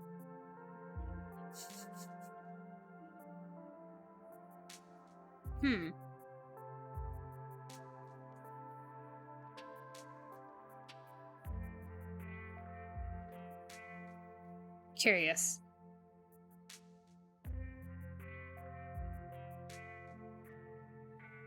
Although maybe that explains what Rosalina's been doing so much lately. I would normally trust a cat when it comes to saying something's haunted.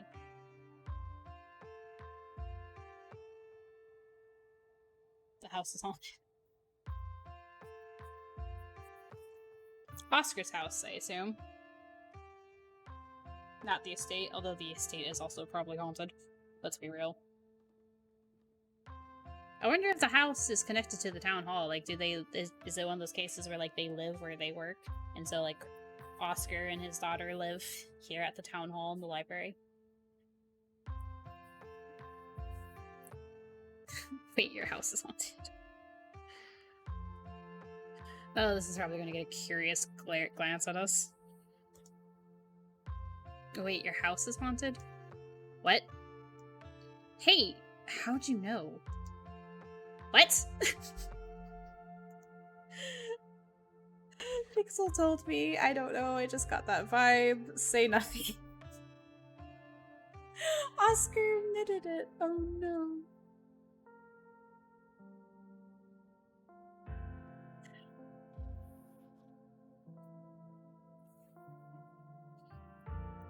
I don't know. I just got that vibe. We've, been living in the library for a little bit. Oh, it is. Okay, yeah. It's been great. Way more snacks, way more scritches. Except sometimes there's too much scritches. Hold up, what kind of haunting are we talking about here? Unexplained noises, objects appearing in strange and unfamiliar places. Oh, Oscar, don't get her hopes up like that. Nothing like that, sorry. The floor in my bedroom just keeps seeping blood. Just keeps seeping blood, and I've seen a strange figure in the hallway a couple of times.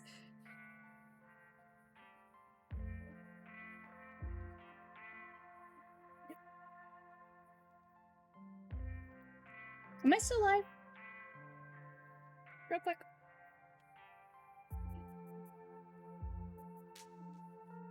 Oh, I disconnected. Oh, maybe? Yes? What happened? My stream manager... Okay, no, it's back. Cool, great. My stream manager on my phone, like, completely shut down.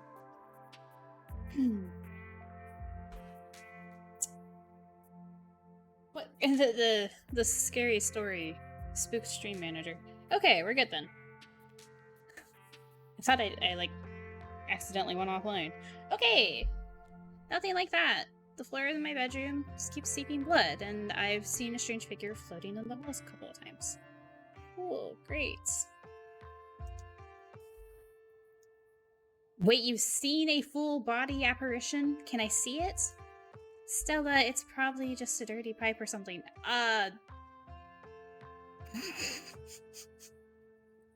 What? What if it's a ghost? I believe him. It's totally a ghost. Let's go bust it. It's worth looking into. I'm with Kanika. There's probably a very normal and very boring explanation. It remains silent.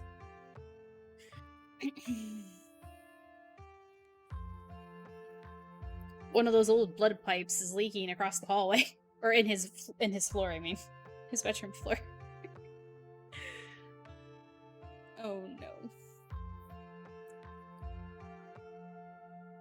2? It's totally a ghost. Let's go bust it. I want to do 2 or 1.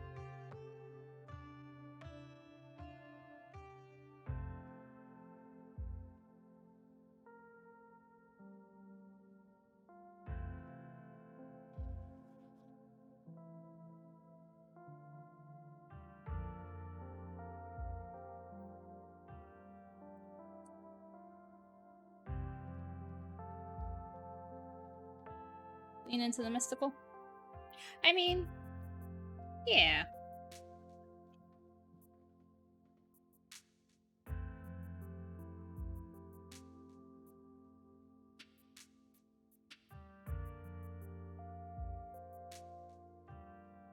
I believe him. I can practically feel the haunting as we speak.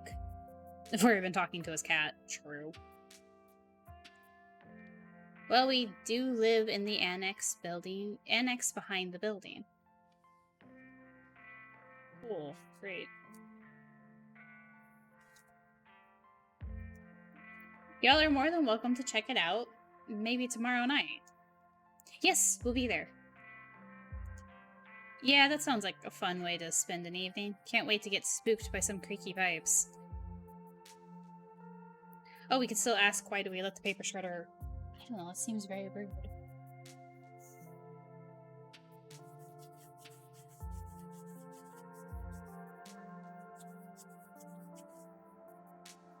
Although I do wonder what Pixel will say about it.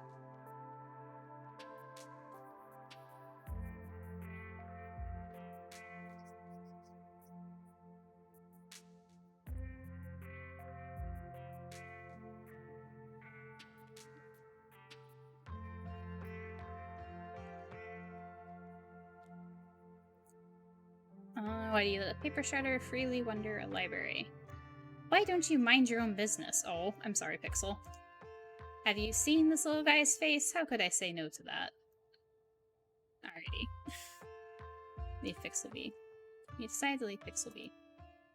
The cat curls up on the table, fast asleep. Alright, I'd better get back to shelving. Let me know if y'all need anything. Any luck with Rosalina? Stella, what was that you were saying about nuclear incidents? Whisper, do you think there's a cult here?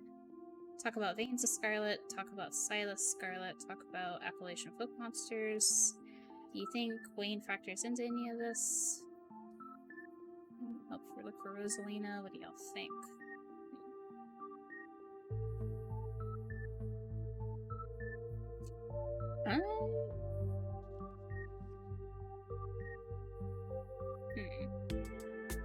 I guess let's get back to what Stella was saying. What were you saying about nuclear incidents? You were talking about the Goldsboro thing, right? Haha, yeah, apparently in the 60s, a B-52 carrying a live warhead broke up mid-air and dropped a couple of bombs. Oh! Great! Love that for us. Fascinating bit of history there. The first of the 2 bombs landed upright after its parachute got caught in a tree. Thankfully, it didn't go off. At the time, the government claimed that the bomb was unarmed, but it later came out that the only thing preventing a detonation was a single electrical switch which failed to trigger on the descent. And 60 years later, the second bomb still hasn't been recovered. Does anyone know where it is? Right, it's conventional explosive disintegrated in midair, but most of the nuclear material was made unrecoverable by flooding. If I remember correctly, they just buried it and sealed it up. Great. Alright. I'm sorry, did you say they buried it? Do you all need something dug up? Because if so, I'm your gal. No, thank you, Gretchen. I don't think disarming nuclear bombs is part of our skill set. So the nuke made the ditchlings. If the bomb is somewhere else, why would there be so many ditchlings here?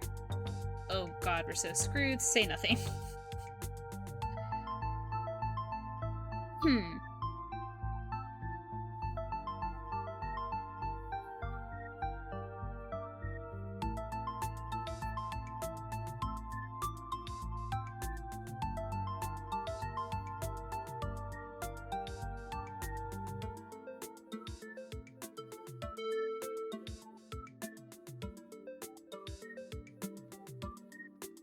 Where is it buried, though?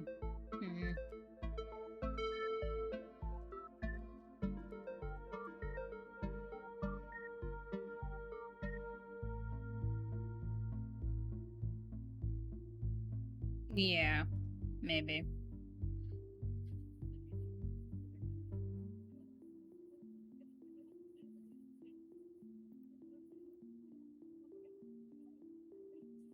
We nuke the ditchlings, yes. We know where their nest is. Just, you know, fire one into the middle of it. I don't think disarming nuclear bombs is part of our skill set. Absolutely not. Also, Goldsboro is almost 400 miles from here. I think we're good. Ah, I see. I'm just saying, you never know with radiation. We actually know quite a bit. It just melts you, it doesn't make you make monsters, and a 60-year-old bomb isn't going to explode on its own hundreds of miles away and kill us here. Okay. You never know, there could always be a whole underground society of bomb-worshipping mutants just waiting to blow it up. I've missed this. Aw.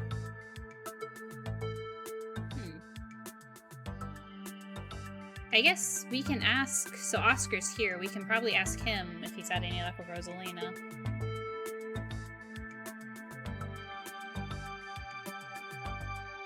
Have you had any luck with Rosalina? Not yet. I knew a teen would be a handful, but I didn't think it'd happen overnight. I'll probably head out once you're all done to check in on her usual haunts. Okay. Well, I guess let's go over each of the books. So about the coal mine here. Kanika visibly shudders. I get cold sweats just thinking about being in a place like that. I feel for the guys who work up there. I could never.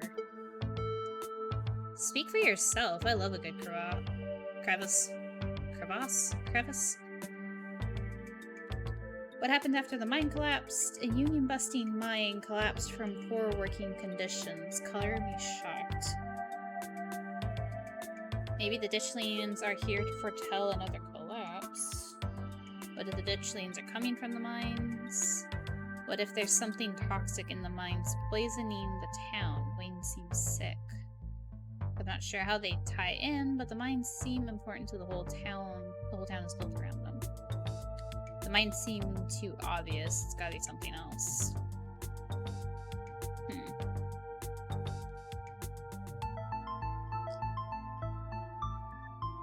What happened after the mine collapsed? The book just kind of glosses over that. There was a union for a little bit, but it didn't last. There's not a whole lot written about the past century here. Yeah, the Scarlet Hollow mine isn't exactly the most ethically run business. No offense or anything, I'm sure Tabby runs the mines better than Charles Shaw did. Still hasn't let the union in, though. There's a reason she and I don't talk.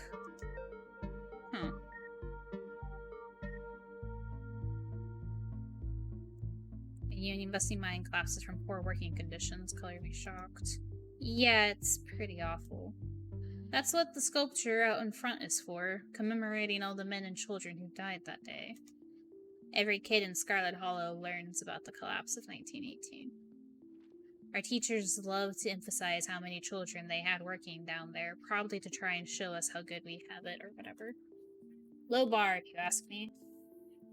You know, that could be what the Ditchlings are warning us about, another collapse. Writing it down on the list of potential disasters. Yeesh, Stella, that's morbid. And besides, it was all Charles Shaw's fault. The labor market is way more strict now. There's no way you could get away with that kind of safety cutbacks that he pulled. Y'all don't actually think the mine is about to collapse, right? No, I don't think so. Whew, had me worried there for a second. I hate to give Tabby any credit, but the mine is safer now than it was back then. Still, what a horrible thought. You never know. You guys seem to really have a bone to pick with Charles Shaw. That's what happens when someone directly causes a monumental disaster, especially in a small town like this. People tend to spit when they hear your name. He got run out of town on a rail, you know. Oh, that's Charles Shaw on the thingy. On the painting. I see, that makes sense now. And that's not a figure of speech. Back then, they actually tied you to a rail and ran you out of town. There's a big mural of it over on the wall. He got off easy, if you ask me. I agree with Stella. Maybe the Ditchlings are warning about another collapse. What if the Ditchlings are coming from the mine? Okay, so what do we think?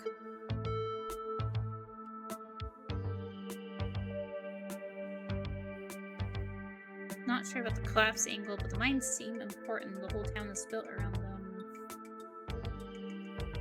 Mines seem sick.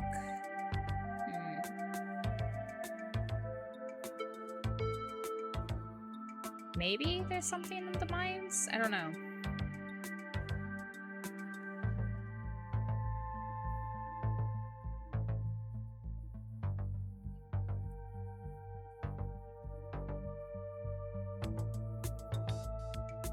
It doesn't seem like we know enough to decide. We can't just say let's move on. I want to know why the manor... I also want to know why the manor is hanging off the cliff. As soon as we find the way to ask that question, we will.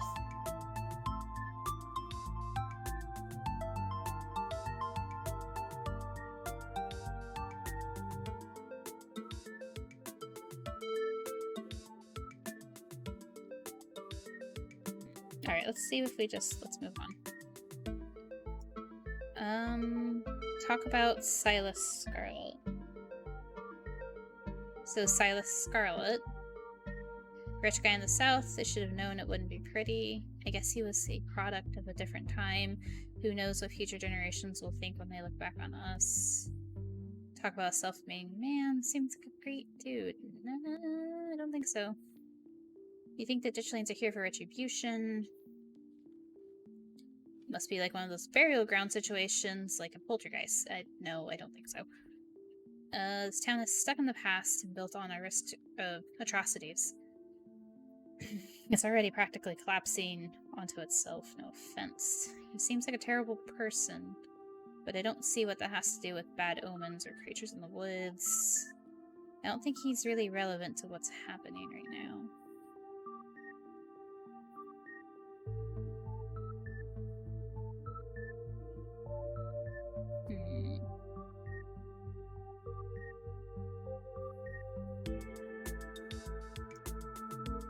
You should figured old money from the south wouldn't be great, but he, sure did some things to get where he was, huh? That book is a perfect example of why you should use multiple sources for your research instead of trusting the first thing you read on a subject. Yep, dude was a monster. The mines made a lot of money during the Civil War, too, and you can probably guess which side a North Carolinian business owner would be working for.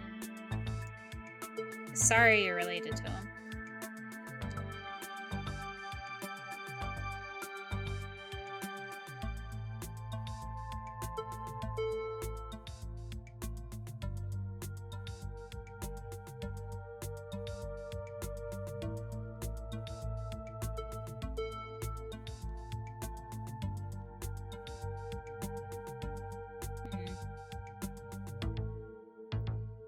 So he seems like a terrible person, but I don't see what that has to do with the bad omens or the creatures in the woods. I agree, we're talking about ancient history here.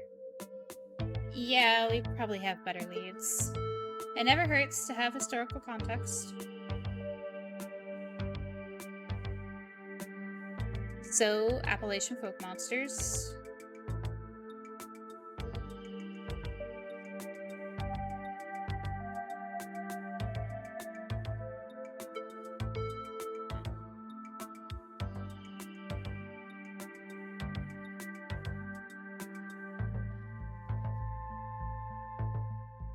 My mom used to tell me that Talipo's story back when I was little. I can't believe I forgot about that one. It scared me so bad I didn't eat soup for years. I thought a monster might try and dig it out of my stomach if I did. I love that one. There's this old chimney in the woods that I used to think was the chimney from Talipo. The one that was left after the thing did whatever it did. Now I know it's just because chimneys don't burn down and wooden houses do. That doesn't mean it's not the chimney from Talipo. I've camped out there a couple of times and seen some pretty spooky stuff. Yeah, I watched that video. You saw raccoons. You're gonna get rabies one of these days chasing after wildlife like that. What can I say? I like to live on the edge.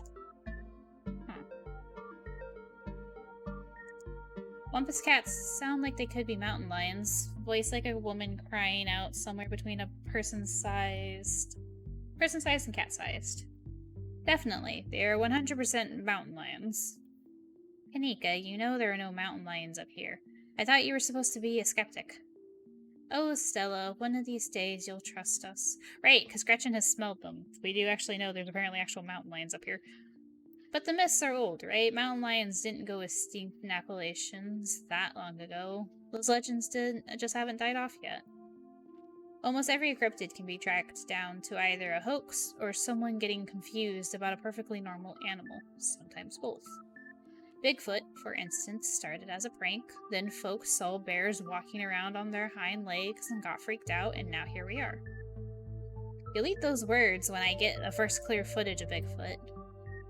If you manage that, I will print out a piece of paper that says Bigfoot isn't real and literally eat it. I promise. I'm holding you to it.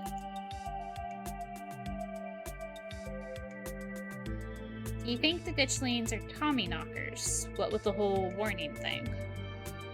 Good thought, but Tommyknockers live in mines. It's like their whole thing. I'm gonna write it down, though. Tommyknockers are literally just the sound that happens when a bunch of rocks and wood are about to collapse. Are they, or are they the sound of mysterious creatures pounding on the rocks with support beams with hammers to cause a collapse? There's simply no way to know. Let's move on. Oh, I can't go back to the Wayne one since I said the ditchlings.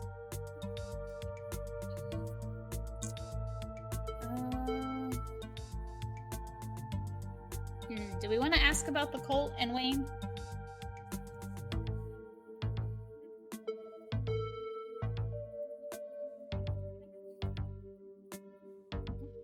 Oh, goodness.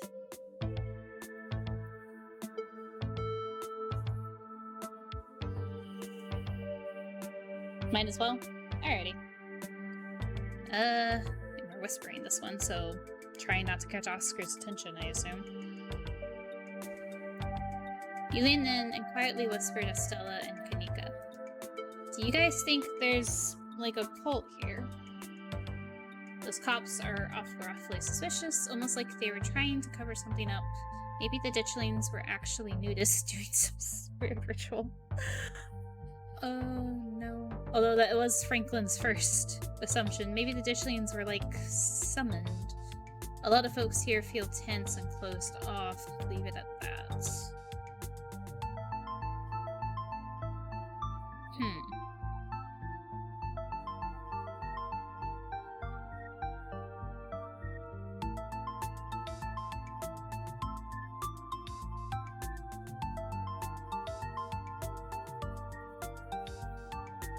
This seems like the most obvious thing, but... Really weird combination of being dismissive and trying to pin things on me. I don't know. This feels like a cover-up. Yeah, that was pretty bad, but I'm not sure they really have it in them to be part of a cult. Definitely. I don't think they're capable of putting in the effort. Huh.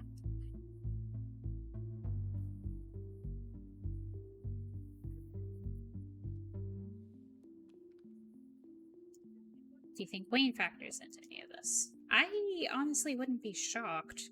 There's something seriously wrong with him. Like, I can viscerally feel it in my guts.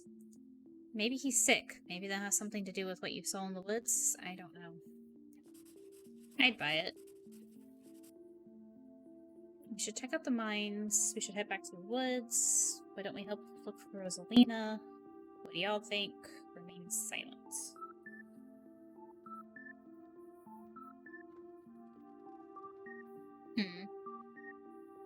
Would we even get the chance to check out the mines? I'd have to go to Tabitha, right?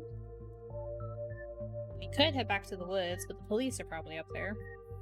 Assumably. Along with the... Although the ditchlings are harmless. Yes? I guess it's just a matter of whatever else is out there. Well, our options are mines, woods, look for Rosalina, or I could ask the two of them what they think or not say anything. But I'm going to go refill my coffee and take a break for a second. I've been streaming for 2 hours. Stretch, grab some water. I encourage y'all to do the same. We'll BRB.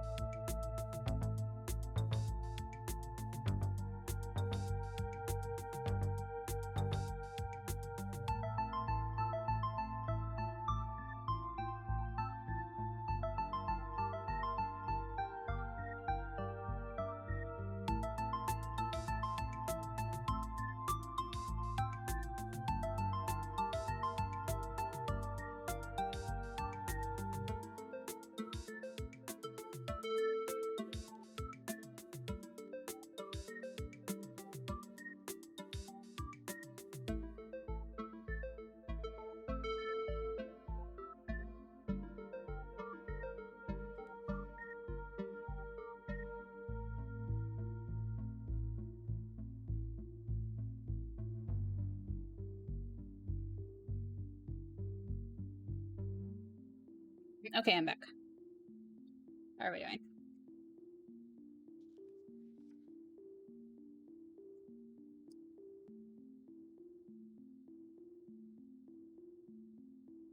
Coffee.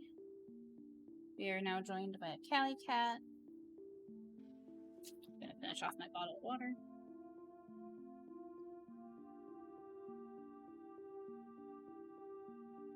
And see, what do we do next?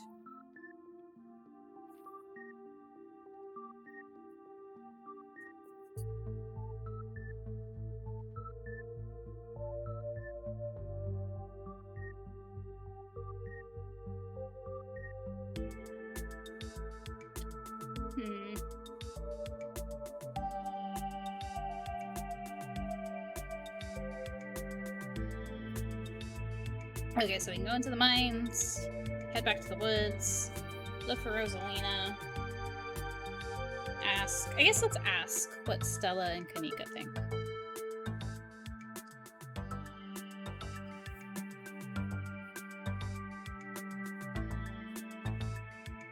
One second.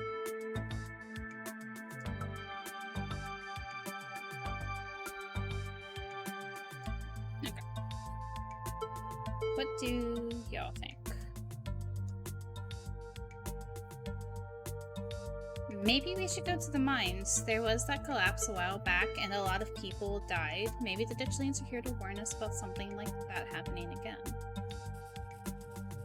Okay, good, and hopefully we can find out what happened to Wayne while we're at it. For the record, this wasn't my idea. Do we have to? This seems like a lot of work. Maybe Tabitha can help us out. Finally, the opportunity I've been looking for to get to know Tabitha. I'm sure Tabitha's going to love that we're snooping around. Alright, but let's try to stay under the radar. Awesome, let's roll read silent. Should I try to get Tabitha in on this?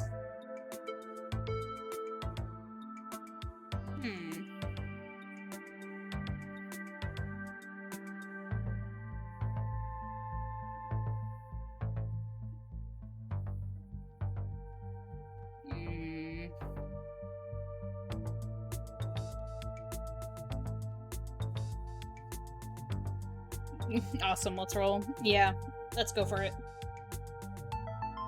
Just a friendly pop in to see how our cousin's doing.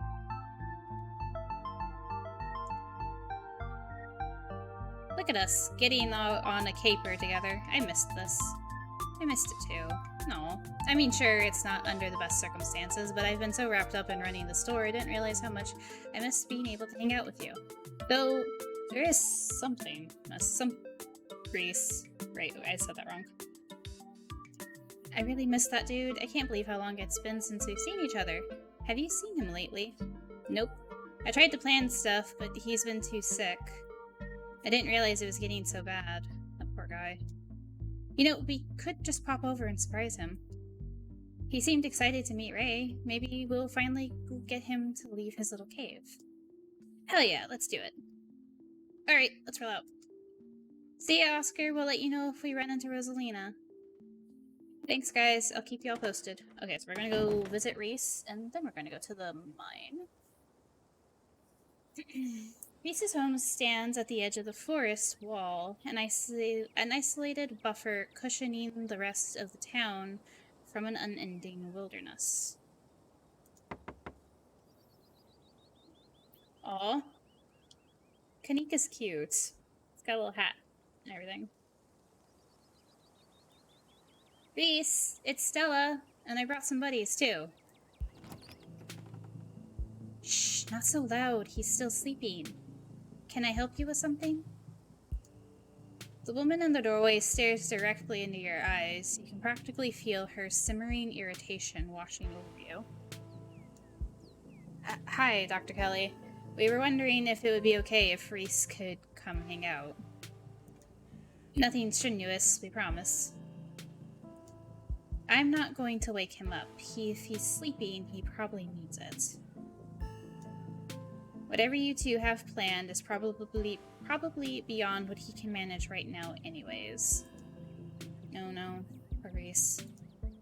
It's just been so long since either of us have gotten the chance to hang out with him. I'm sure he and Ray would have gotten along super well, too. Offered her your boiled peanuts. I'm Ray, Vivian's kid. Stella, if Reese is that sick, we shouldn't be dragging him along adventures. Yeah, nothing strenuous here at all. Remain silent. I feel like this is the one time we're gonna mention Vivian and she's gonna, like, have a horrible history with our mother.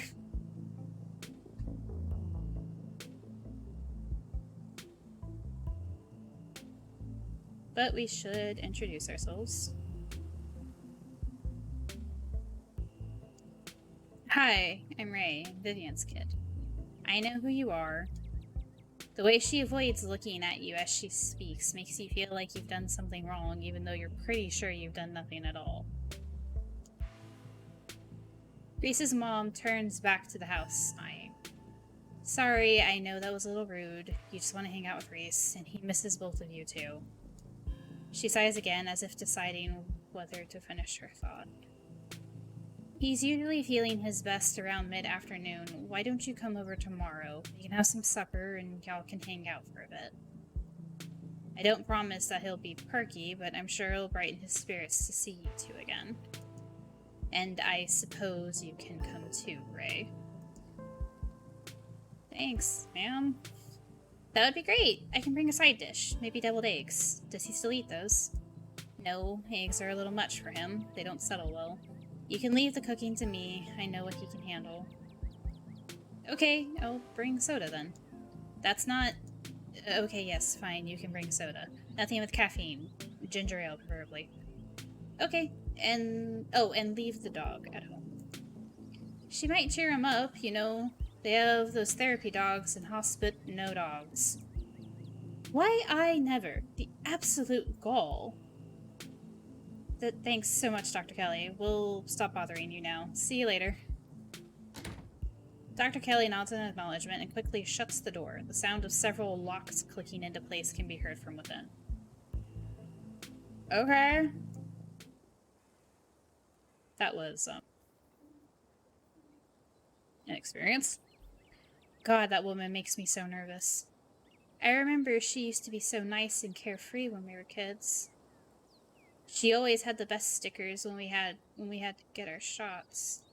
Maybe she's just stressed about Reese. Or maybe she's just nice to kids. Either way, I guess it's just the three of us. You gonna drive? Yeah, sorry, I don't like the thought of going up there without the van. Cool, I'll take my shortcut then. It shouldn't take long for me to get there. You're welcome to tag along, Ray. Don't worry, I won't be offended if you'd rather ride with Kanika. I'm sure you're probably sick of the woods. Either way works for me. Oh! Okay, so we can walk with Stella or ride with Kanika. Should we try to press what's with the car again? Or, like, Stella's dislike of cars?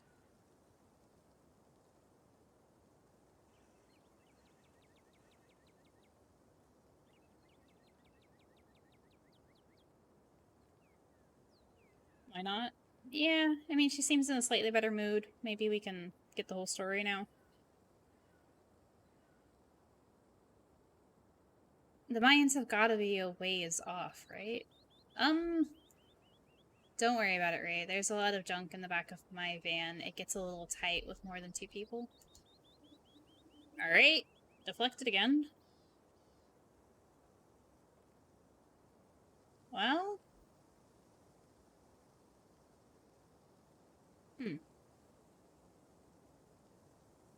I guess it's a matter of who do we want to quote-unquote spend time with, or take the trip with.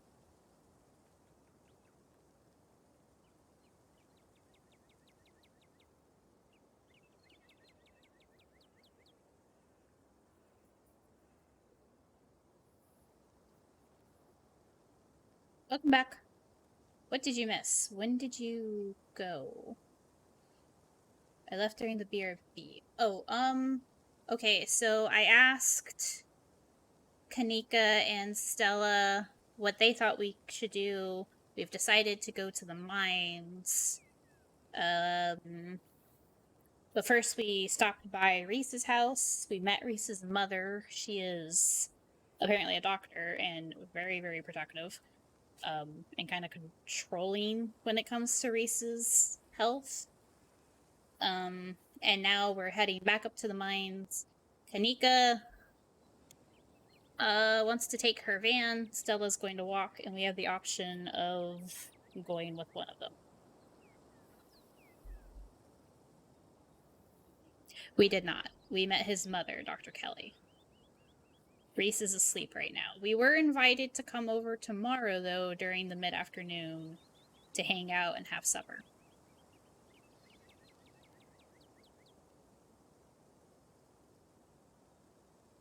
Also, Kelly might not like the Scarlets, or she might not like Vivian specifically. Like, more so than a lot of other people. She didn't seem super pleased with us. Wouldn't let Stella walk through the woods. Okay, so we got one for walking with Stella.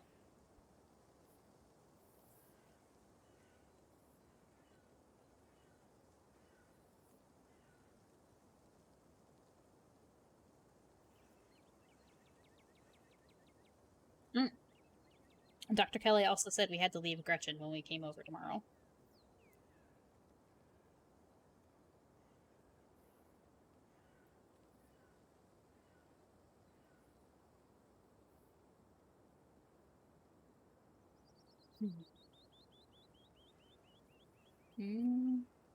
Alright, I guess we're walking with Stella. I'll walk with Stella. We'll meet you there. It is good to make sure she's safe. I know she has Gretchen, but we're keeping an eye on both of them. The woods are calm and serene compared to last night, though you can't help but get the feeling that danger lurks just beyond the trees. Hey, thanks for coming along with us. With Gretchen and me, I mean. I had fun last night, but it was also kind of an objectively horrible experience. I was a little worried you'd vanished into thin air or lock yourself in the estate, never to be heard from again. Should we talk about last night, though? Like, actually talk about it. I wasn't about to ditch you out on the most interesting thing to happen to me in years. I almost said moist. I had fun too. I like hanging out with you. Don't get too attached. I'm just here for the mystery. Jesus Christ, that's so mean. Remain silence.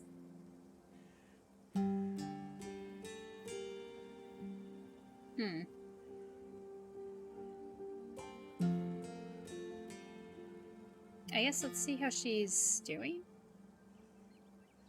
I'm torn between 1 and 2. Yeah. 1 then? Okay.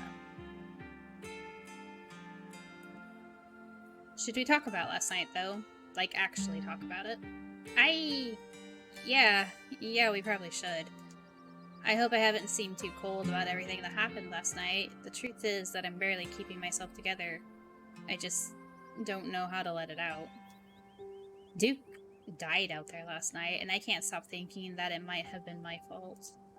If only I dived for that flashlight. If only I didn't drag you along into the woods. Stella, whatever happened last night, you did nothing wrong. I just wish she could understand that. She's such a good girl. Oh. Stella pauses, searching for what to say. It's like there's this guilt boiling under my skin, but the only way I can process what happened is by turning off the part of me that feels things. When I'm around other people, it's like I think of Duke dying as just a thing that happened. Like it's just a part of another video. Because if I actually admit to other people that I feel something, then I'd have to admit to myself that what happened was my fault. Of course, it's not your fault. I don't know how to break this to you, but if you didn't hesitate last night, we all might have gotten out of there alive. You were so cool and collected in the library. I don't know if I agree with this, though. Like, in general. You were so cool and collected in the library. What happened? What happened, happened, but we can move forward. Together. Toughen up. I can't have you falling apart on me this week. No. That one seems a little rude. Hmm.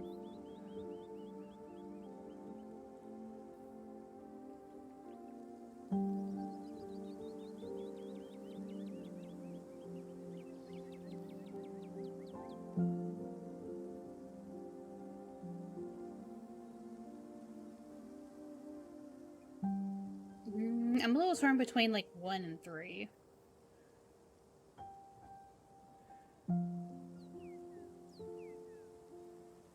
I definitely don't want to do the last one or the second one.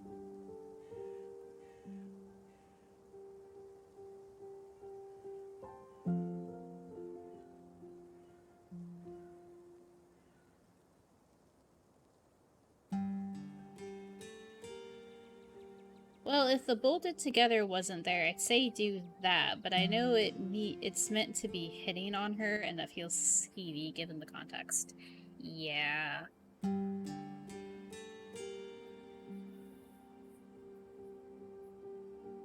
Yeah, that's probably 1. Yeah, it's not her fault. I know it's sometimes hard to convince someone who's feeling guilty of that, but you can try.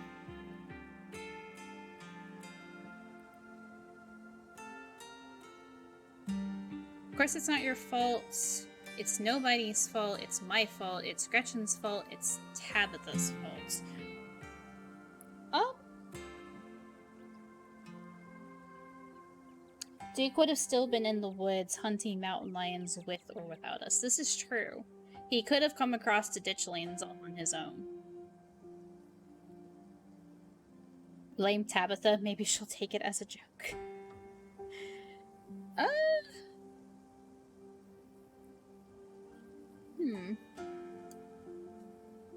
Alright.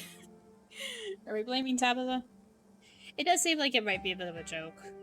I don't agree with this, but I can understand where, like, the idea of we went for Gretchen instead of grabbing the flashlight, which would make it our fault rather than Gretchen's fault. Blame Tabitha. Alright. Here we go. It's Tabitha's fault. If she didn't drag me out here for this funeral, you wouldn't have taken me into the woods last night, and maybe everything would have been okay. Maybe you wouldn't have been as daring without another person there, and would have left after getting just a little bit of footage. Heck, we can probably just say it's Pearl Ann's fault for dying. It's not like anybody's had a single nice thing to say about her. Okay, whoa, that kind of delved into something personal. Yeah, you're right. Pearl Ann was a monster, and to think she had the gall to just up and die like that.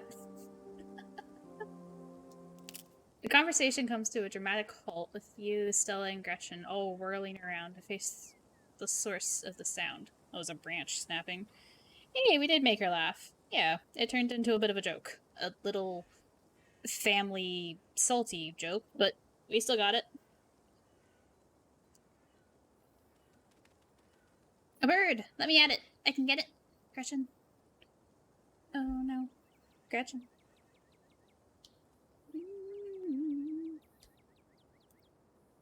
Back off, dog. This is my stick. Whoa, calm down, girl. It's just a bird. Same probably goes for the two of us. I guess we're all a little on edge. Let's hurry to the mine. It shouldn't be much farther. Alright. Good. Just a little something to break the tension. Kanika casually leans against her van as you and Stella emerge from the woods. Hey. Y'all have a good walk? Yeah, it was great. Oh boy. Why is it just so... I guess so people can drive in and out, but... I mean, not that you were missing out or anything. You didn't run into any of those creatures, did you? Nope. That makes sense. They're probably nocturnal. I don't know if I should feel relieved or disappointed. Why would you assume that? Why would you assume they're nocturnal? But we're all here. What's the plan? I guess we just go talk to people? I guess so. I should probably be on lookout duty. I'm a bit of a persona non grata in the mines. Huh. Tabitha? Yeah, I might have tried sneaking in to talk to her a time or two too many. Oh, okay. And Gretchen makes it extra hard to be sneaky. What can I say? I thrive in the limelight. Oh, Gretchen said that. Oh. We're probably less likely to get caught if only one of us is snooping around down there. If Stella's on lookout duty and only one of us is going, what's the third person doing? I take it I'm the one of us you're talking about. I've got this. I'm not interested in sneaking around. I'm going to go find my cousin. Talking to people scares me. You should do it, Kanika. Remain silence. What is the third person going to be doing? If Stella's on lookout duty and one of us is going in, what's the third person doing? You know those cheesy rom-coms where someone wears an earpiece on their first date? Yes? Whoa, do you have some kind of surveillance rig in the back of your van that I didn't know about? What? No. I have a pair of earbuds with a really good mic. We can just do a group call. Alright.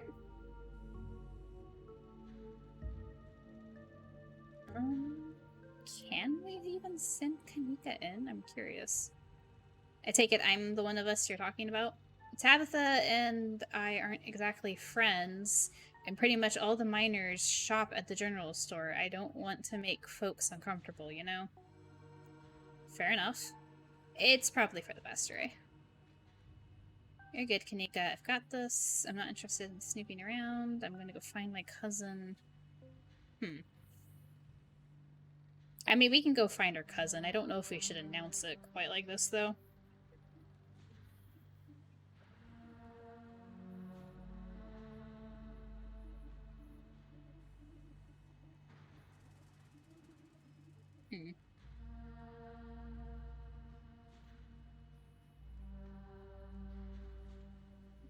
Yeah.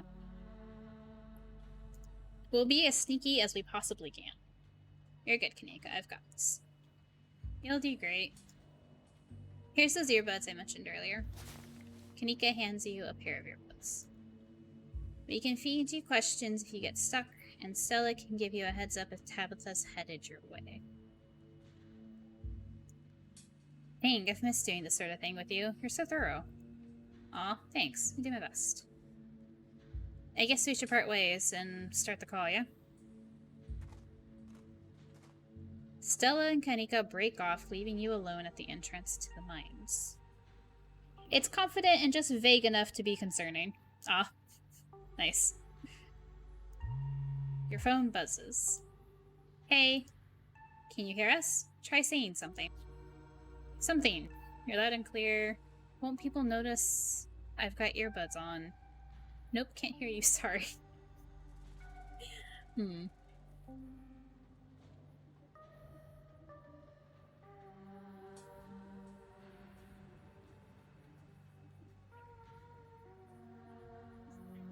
Right. You're loud and clear. Cool, same goes for you. Nothing to do now, but enter the work site. Enter. You pass through the unlocked fence and enter the property of the Scarlet Hollow Mine.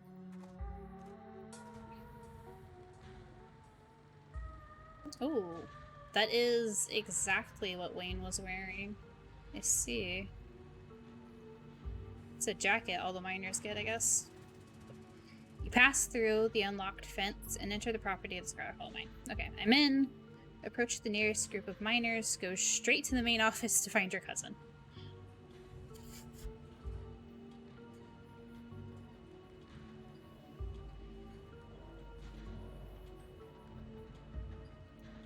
I'm in.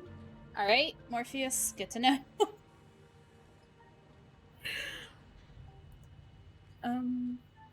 Alright, well, there's the next question. Do we go to Tabitha, or we talk to the miners? Alrighty.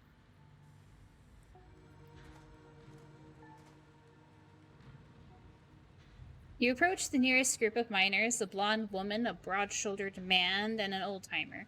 Their uniforms identify them as Harrison, Davis, and Zax. In that order. Harrison, Davis, and Zax. Hey, it's Pukey! Oh my god. Right. From the diner, I assume. Pukey? If you don't know what they're talking about, it's probably for the best. How's it going, Pukey?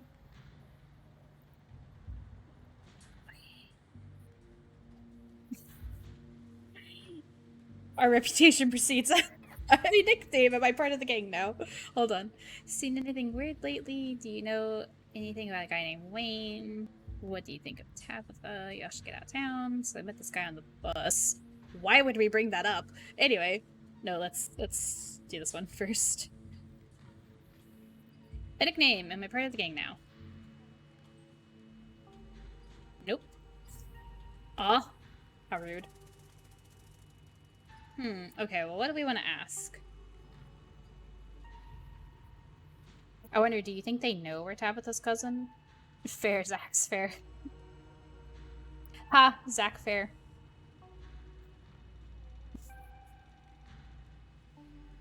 Sorry.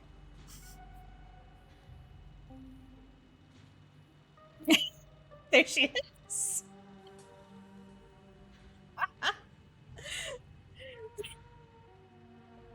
No, it's fine. Oh, it's okay. Sorry.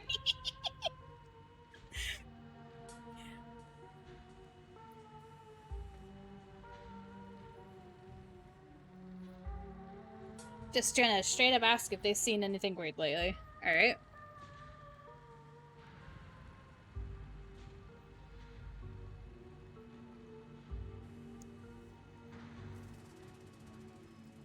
The miners look you up and down. Weird how? Like weird animal sightings, weird noises coming from the woods, anyone knocking in the mines, people getting sick. Never mind.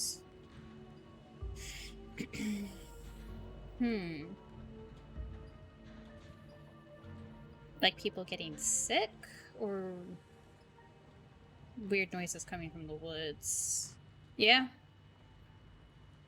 Yeah, since the ditch lanes are in the woods, that'd probably be more.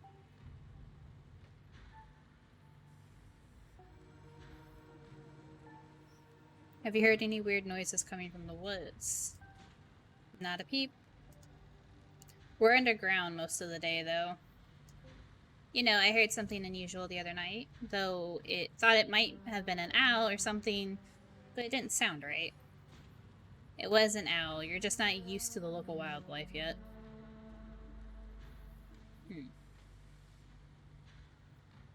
Have you run into any weird animals? Anyone knocking in the mines? People getting sick? Or I have other questions.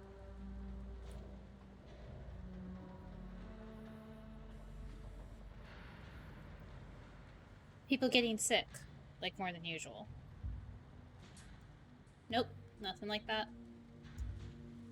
I feel fit as an ox.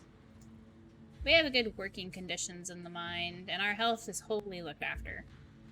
Is that so?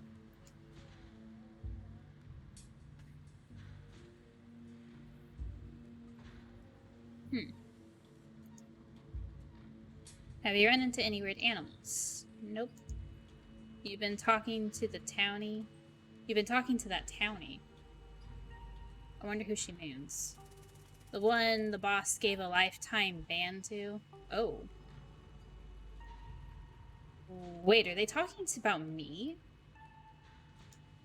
Yeah, she's like a Bigfoot YouTuber or something. Her videos are actually pretty good.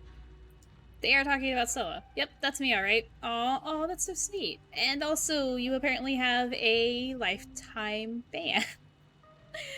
But you know, now that I think about it, it's pretty weird. I haven't been seeing many animals at all lately. Used to be I'd see all sorts of critters. Now it's mostly birds.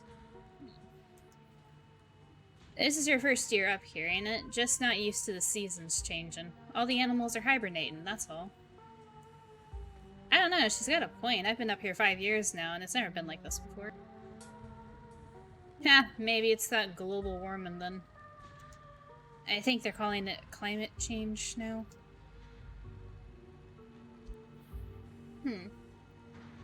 Have you heard any knocking in the mines? Can't barely hear nothing with the machines when the machines are going down there. He's right, it's loud as shit. It doesn't sound like knocking though, the way the machine pounds through the rock. Not sure if that's what you're thinking. You're not asking about Tommy knockers, are you? Tommy what nows? Tommy knockers. They're like an old Welsh myth. Little guys that live in mines and knock on the walls before they collapse. Ha! Nothing like that around here. Alright. Got some other questions? Ask them about Wayne. Oh, okay. Yeah, let's, I guess, ask them about Wayne. Do you know anything about a guy named Wayne? Yeah, we knew him. He was such a cut-up. Miss that dude.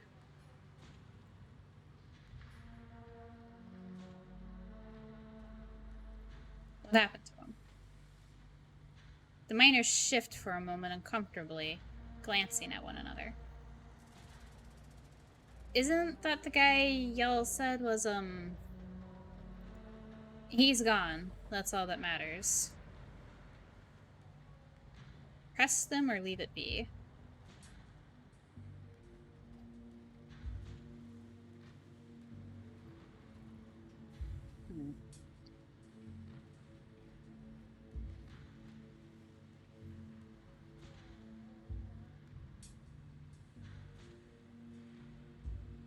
What happened to him?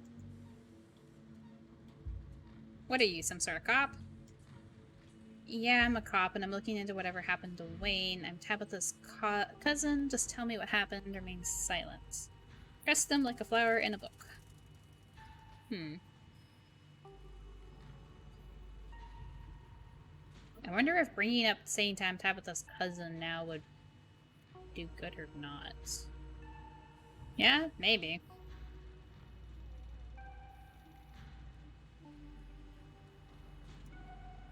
I'm Tabitha's cousin. I'm here for the funeral. The miners straighten up, suddenly very serious. Sorry, I didn't know. I thought you were maybe one of them environmentalists or... Yeah, sorry for any trouble. You make sure to tell her we said that she's a great boss, okay? I'm Zach, that's Davis, and this here's Harrison.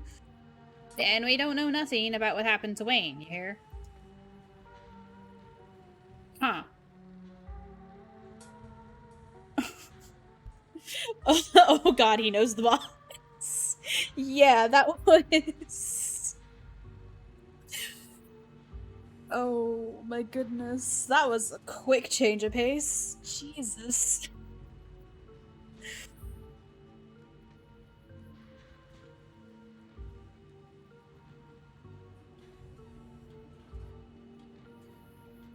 What do you think of Tabitha?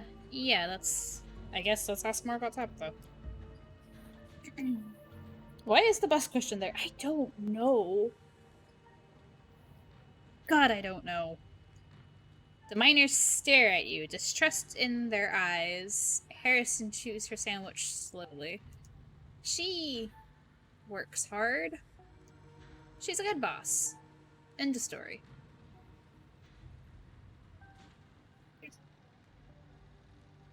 Right? Did the bus guy say some of his friends went to work? Oh, he did. Yeah, that's true.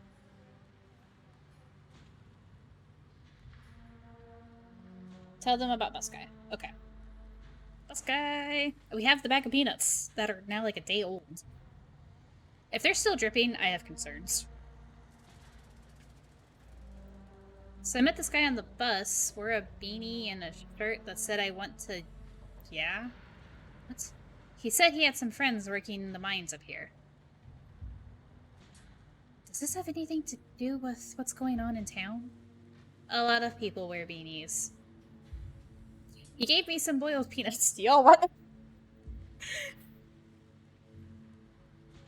He also talked about how he used to push joggers into the Baltimore Harbor. Does that ring any bells?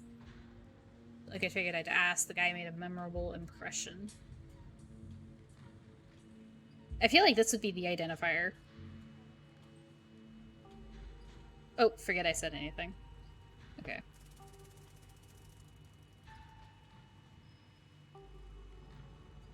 He also talked about how he used to push joggers into Baltimore Harbor. Does that ring any bells? None. Not a clue. Yeah, I think I remember someone like that. And that's it. Okay.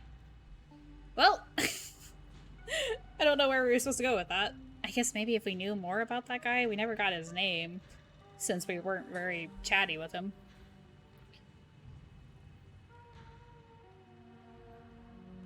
A little more doomsaying. Maybe one of these groups knows him. This is just the first group. That is true.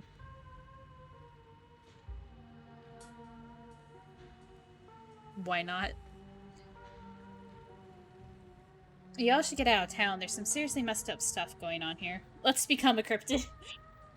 The cryptid that is the boss's cousin who just came into town and started telling everyone to leave.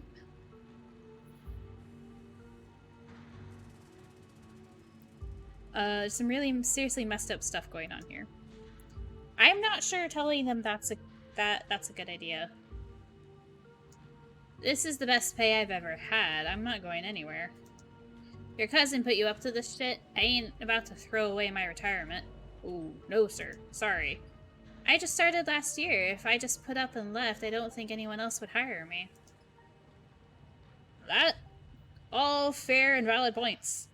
Boss cousin comes into town, exorcist vomits in the diner, tells everyone to leave, refuses to elaborate. Oh my god. Actually, that's all thanks. Bye. You walk away from the miners. And straight into Tabitha? No. Approach another group of miners. Go to the main office to find your cousin, or group with the others.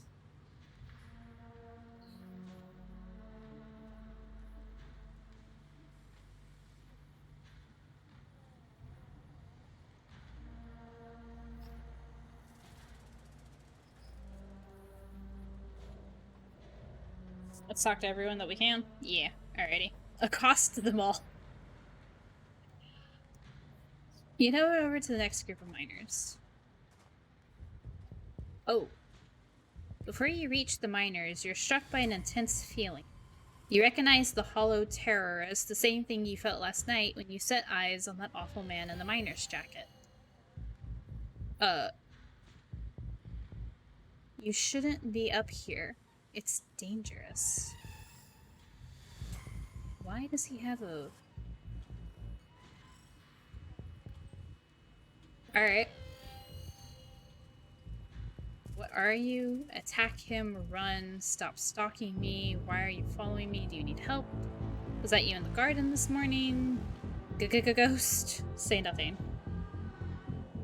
Yeah, let's try to talk to Wayne. Maybe? I don't know.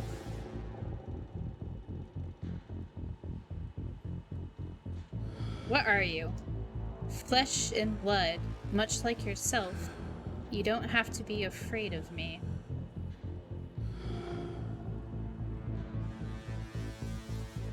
Stay home.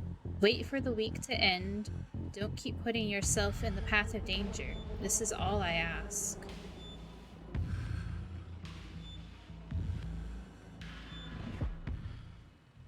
Before you can say another word, the figure is gone. Okay. Great. Hey Ray, are you still there? We've just been getting static from you. Oh, convenient. Gawain, my home had mystery slime and I ate it. That's not safe there either. It's on us though. Don't mind me, our new friend just stopped by to say hello. Wayne got the jump on me, nothing happened.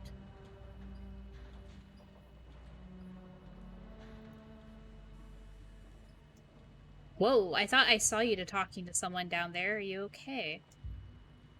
Whatever he is, I don't think he's human. He told me to stay at the estate for the rest of the week. I wonder why. This just means we're on the right track. I'm not about to back down. I need to talk to Tabitha about this. I'm getting out of here. I am a danger to myself. Absolutely. I don't... Okay, let's think about this for a second. Do we think Wayne's human? What do we think about Wayne so far?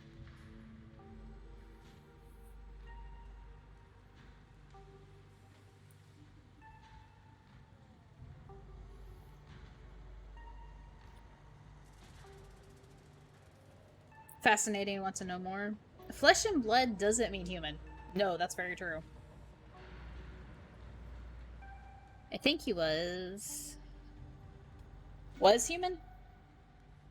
Was once a man. I don't think that's exactly how that quote goes.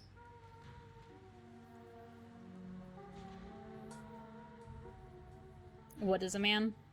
What is a man? Good question.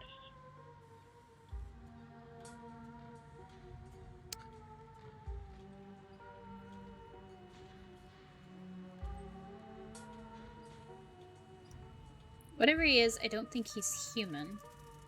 I hate to say it, but with how the call went to static, what if he's a ghost? Like, actually a ghost.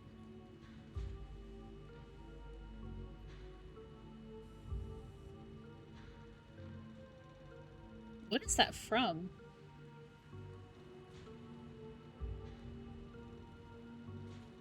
I'm not sure if I recognize that quote or not. Castlevania. Oh, like the animated series? I didn't watch all of it.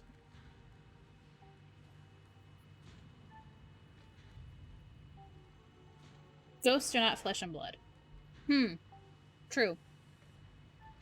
No, Symphony of Night. Oh, it's the one I haven't played. I have it, though, on PlayStation. He keeps going into that old woman's tea room. Yeah, so Sybil knows of him. We should ask Sybil about him.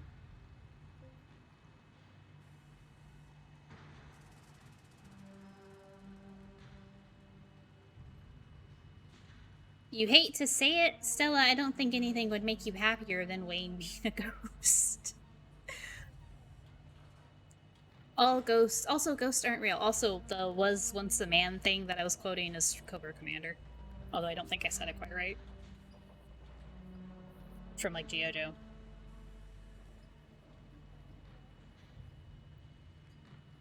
Hey now, just because I want ghosts to be real doesn't mean I want this ghost harassing Ray.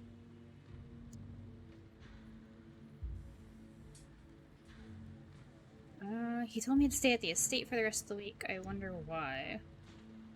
That I'd be safe there. Why would he tell me that? What the hell is that supposed to mean? He must have been threatening you, right?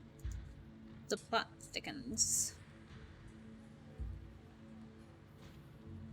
Also, ghosts probably don't leave footprints, if that's his. This is true. Well, I don't know, actually, I've played Phasmophobia. Well, it's a different kind of footprint. You have to use a UV light for it.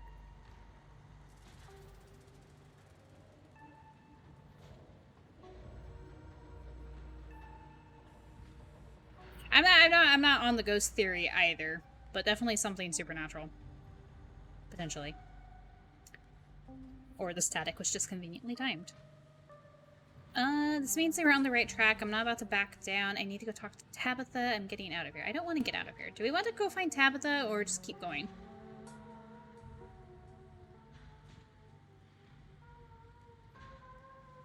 It did seem like he threw together that disguise. He was just wearing a handkerchief on his head, so he might actually work here. Huh. Like he's actually just a normal person trying to... Like, what if that isn't Wayne? What if we're a little off? Wayne trying to make me leave just means that we're on the right track. I'm not about to back down. Whoa, so brave. Heck yeah, Ray. We've got your back. From on the other side of the fence. Approach another group of miners, find Tabitha.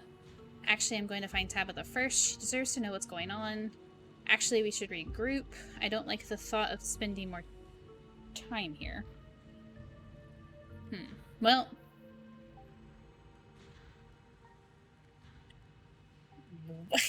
It took me a second to parse what that meant. But now I've got it. And I hate it. Oh, God.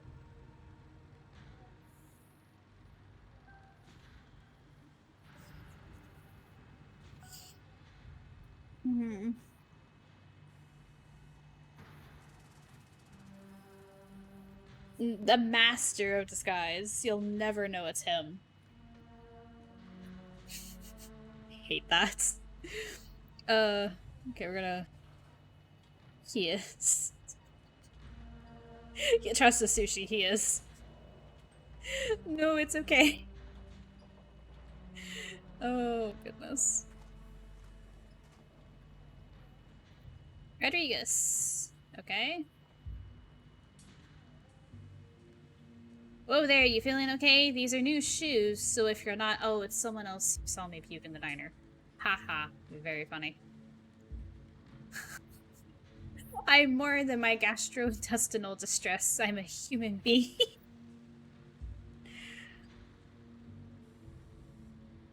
I mean, sometimes you just gotta... It's less of a disguise and more obscuring the visage. Or maybe he is going for the ghost. Maybe he is trying to Scooby-Doo this and go for the ghost effect.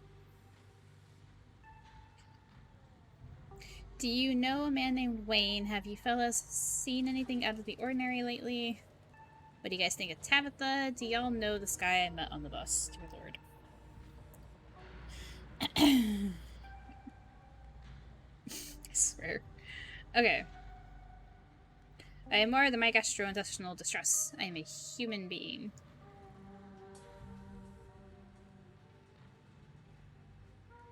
Oh yeah, sorry, I didn't mean to make you feel bad. I just don't get new shoes too often. Aw.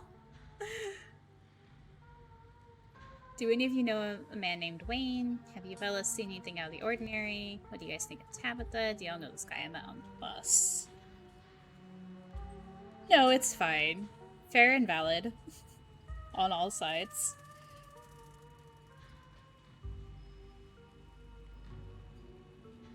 Have you seen anything out of the ordinary lately? Like what? Okay, so this is kinda the same from the other group. Let's see, weird odd noises in the woods. I heard something like that a few nights ago, like nothing I've ever heard, some unearthly beast. I'm telling you, Isaacs, you need to take a sick day. You need rest, man. I've already taken a sick day this year. Can't afford to take any more if I want to have Christmas off. Tabitha. It can't be that bad here, right?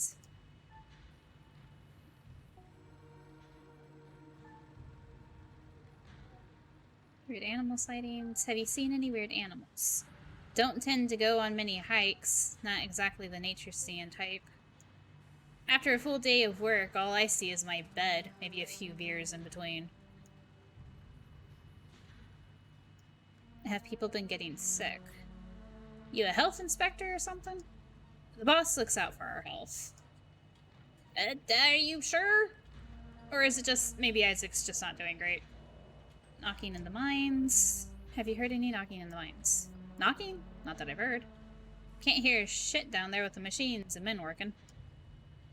My dad used to work these mines before they brought in the continuous miner, the big machine, that is. Does she? Yeah, I like, yes, no. He told me stories about something that sounded like someone was pounding on the walls. No offense, Isaacs, but your daddy had a few screws loose. Rodriguez was a fine man. Okay. That's all on that front, thanks. Anything else?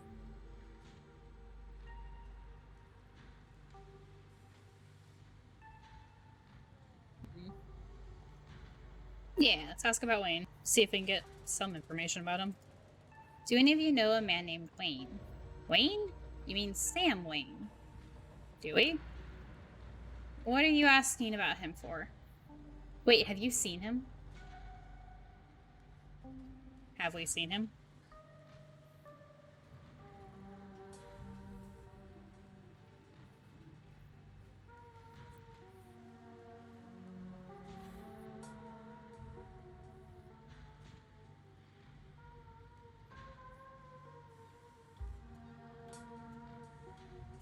Yeah, it might make them sympathetic to telling us more.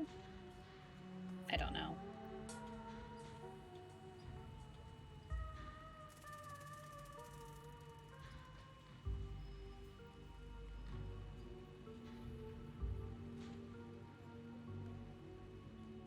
He's been following me. Oh, thank God. Everyone thought he was dead. Oh.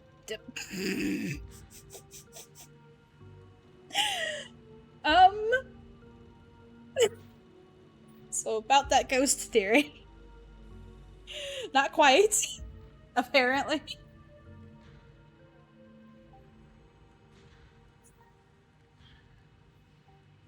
Okay. Now hold on. Creepy doesn't exactly sound like Wayne, does it? How do you know it was him? The name is on his jacket, just like yours. That's what folks at the general store have been calling him.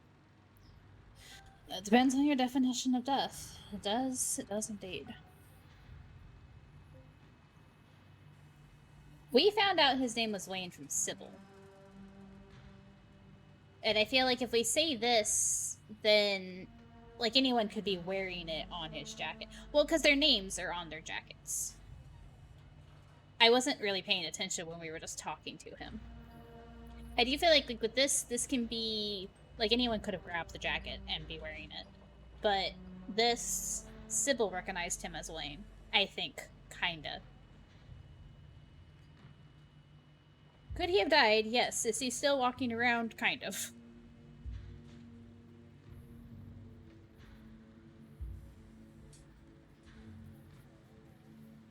I also wonder how good of a look at him did Sybil get? Or did she just know it was Wayne? I don't know.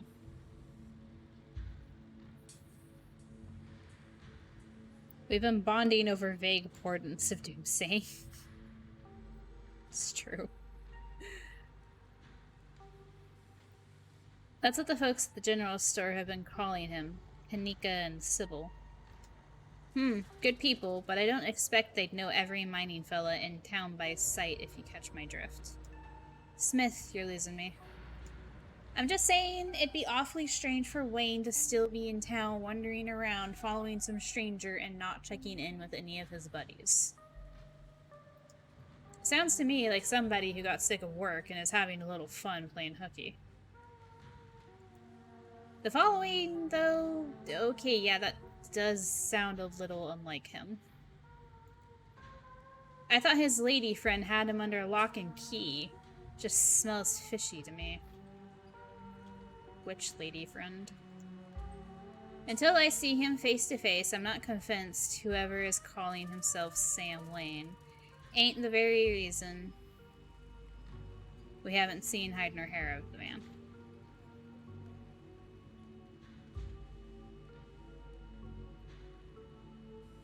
What if we're, so this, I'm used to this being a first name. And so what if they're talking about a Sam Wayne, but the Wayne that's following us is like a Wayne last name something else?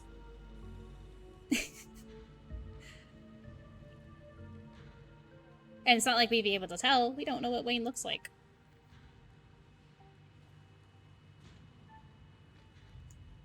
No, there's no way. He's not.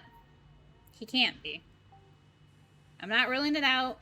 If you want my theory, that girlfriend of his, he wasn't the first to catch her eye.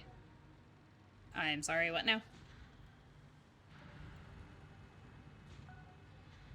Any one of her jilted ex-lovers could see them sneaking around and gotten a little hot under the collar, if you catch my meaning.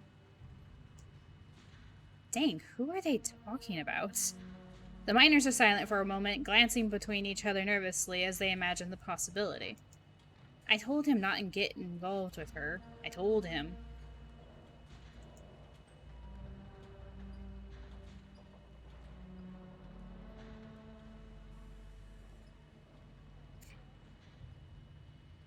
Yeah. I mean, now we have to ask. Who was Wayne seeing? Whoa, now if you don't know, there's no way I'm poking that wasp's nest. Forget we said anything. Yeah, I don't want to be next on the chopping block.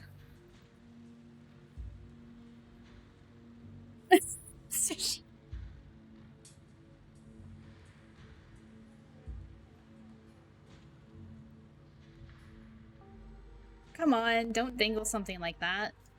Look, I just don't want to cause any trouble. Enough people are losing their jobs as is. I've got mouths to feed. Losing their jobs, and in Sam Wayne's case, disappearing. We've already said too much. Come on, boys. Whoop. Yeah, it's like, it seems like it's obviously leading up to Tabitha.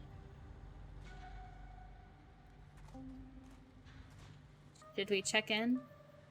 Just as a heads up, the only group I still see out there is pretty close to the main office. No, it's, yeah, we didn't get to ask Tabitha. I mean, why wouldn't you assume she wouldn't? I guess, I don't know. Okay, and this is gonna sound like, okay, so it'd be unethical for her to date someone that is working for her, but on the other hand, if her reputation and the Scarlet reputation is as bad as it is in this town, it'd probably be really hard for her to get a date from the locals. She does have that one door with all the locks, this is true. It might still be worth talking to them, but I don't know if I can give you all that much of a warning if Tabitha comes out. Okay, so we can try talking to the last group of miners, but they're really close to the main office. We can go talk to Tabitha or meet back up.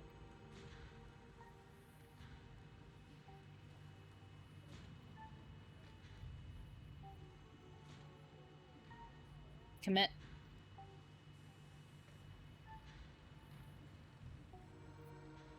Committing. I want to try to talk to one last group of miners. Channel the busman. Got it. We have the peanuts.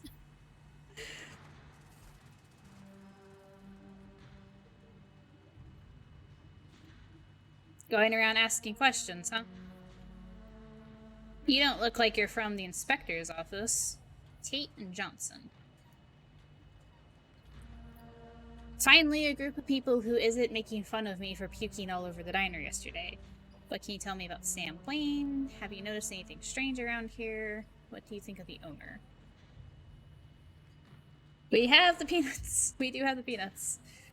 Might as well just bring it up one more time, even though potentially the two of them weren't in there to see it. Now they will know. Okay, this is getting a little sad. Kanika. Oh, so you're pukey. I wouldn't worry too much about it. It happens to the best of us. How can we help? I'm going to bring it up at every available opportunity. This is our legacy now. Bag of peanuts, slime eater, exorcist vomit into the diner. First day we're there. Sam Wayne, owner. Have you noticed anything strange around here lately?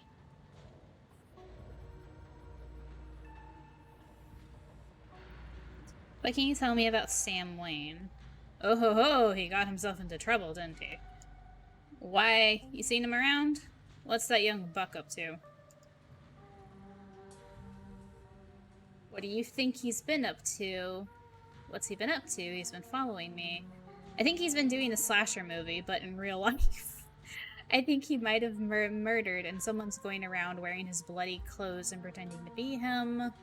I heard from some of the other folks in camp that he had a nasty spat with an ex. Forget I said anything. They seem to be nicer now that they know you're pukey. Huh. Maybe a little bit, yeah.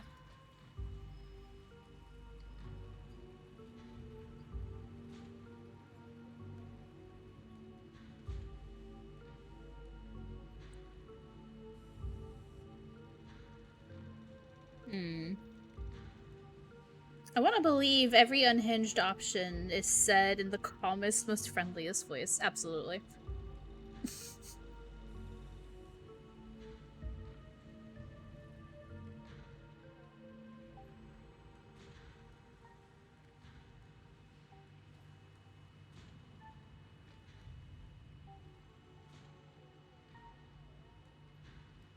This isn't exactly what they said, though, is it?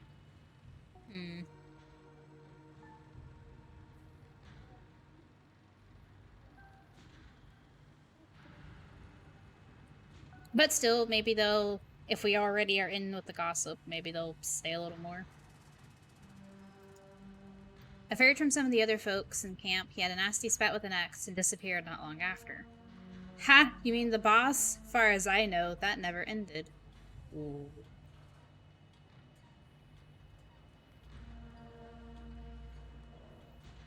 Stella audibly gasps. Yeah, I figured he just ran off to live in that big mansion with his beau. The thought of a strapping young man like him with that sour-faced broad always left such a bad taste in my mouth. Guys? Oh my god, gross. Kanika. As if you wouldn't fall on your knees if a woman of means showed the slight bit of interest in you, or any woman at all. Fair enough. But I suppose this begs the question, did she run him off, or did some jealous son of a bitch oust him? Sorry. They specifically said boss, so it has to be Tabitha, right? Although I don't know how long... Well, we don't know. I guess we don't know if Pearl Ann ran it. Tabitha inherited, but like how long ago did she inherit?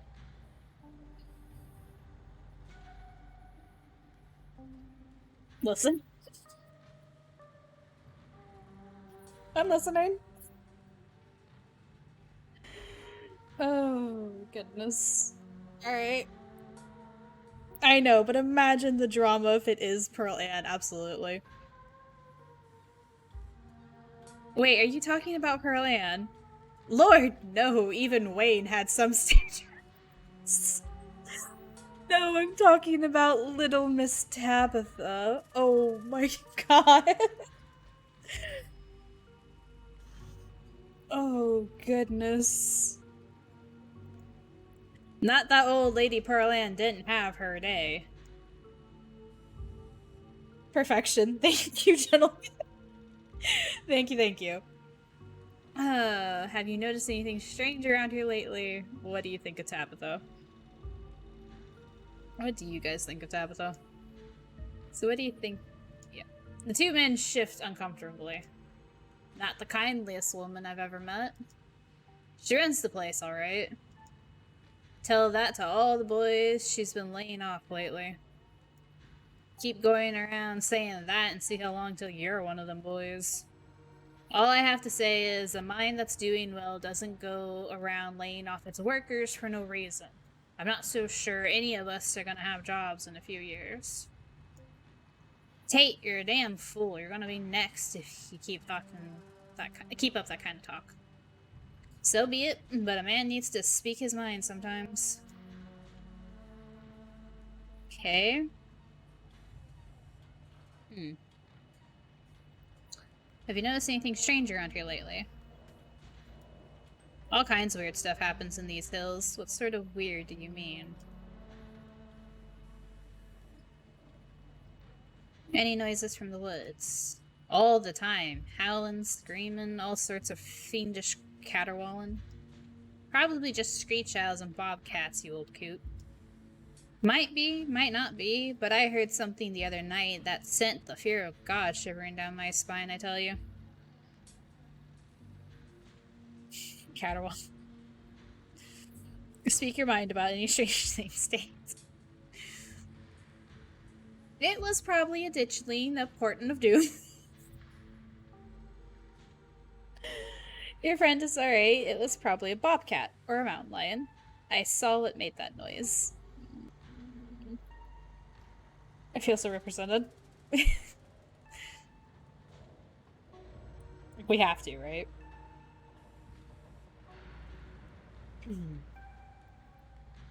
Portent of Doom! Am I saying that right name? I don't know if I'm saying this word right.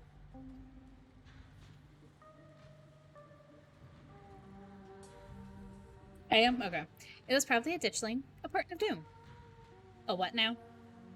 Ditchlings. My grandma used to tell me stories about them. Claims she saw one once, and that's why she always had such bad luck. I guess it's not just my mom. Okay. Well, they took to that easily enough. People getting sick? I mean, some of the older miners, sure, but I wouldn't call that unusual. Okay. Weird animal sightings. I saw a raccoon with a big old tumor last week. Spooked me something awful. Oh, poor thing. That's nature for you. Not always pretty. It wasn't a tumor, it was an egg. We don't know that it was an egg. This seems a little... There are monsters in the woods. Leave this place, it's not safe. Oh, I didn't see you asking for the knocking, sorry. Old-timers usually do. They come from times more haunted than ours.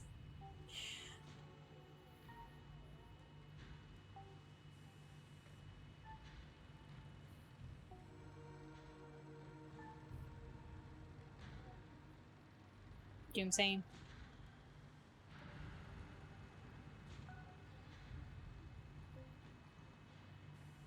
There are monsters in the woods. I mean, they already agreed about the ditch. Well, not necessarily agreed, but... There are monsters in the woods. I saw them with my own 2 eyes last night. I'd steer clear if I were you. I believe it. Try not to go out there myself. You never know what you're gonna find or what's gonna find you. I love these two. I knew there was something off about that raccoon. Maybe it's time for me to cash in a few sick days and head up to my cousin's place in Asheville for a spell till some scientist can figure out what's happening out there. If that's what'll help you sleep at night, might mean you don't get Christmas off, though, and that'd be a shame. Knocking in the mines. You asking us if we heard the Tommy knockers? Of course we have. We're old-timers. All of us who was here before the machine got brought in know the Tommy knockers. I feel so represented. These are my neighbors. What a nuisance. Always stealing my hammers. It's true. Had a pickaxe stolen too. And when you heard knocking coming from one of the old tunnels, it was enough to make a man pray. Looks like I've figured out what to do for my next video. You better not be thinking of going into those old mine shafts alone. I could always use a partner in crime. I am going to wind up going down there with you, aren't I? That's all on that front. Sure. That's all. Thanks for the help. My pleasure. If that Wayne keeps bothering you, just let us know and we'll whip him into shape. Aw. Ray? I think we've got a problem. Hi, Tabitha? What the hell are you doing here? Oh, crap. Good luck. Sorry, Ray. And that's our cue. Pardon us. You shouldn't be here. This place is dangerous. Why can't you just stay in the estate and stop sticking your nose where it doesn't belong?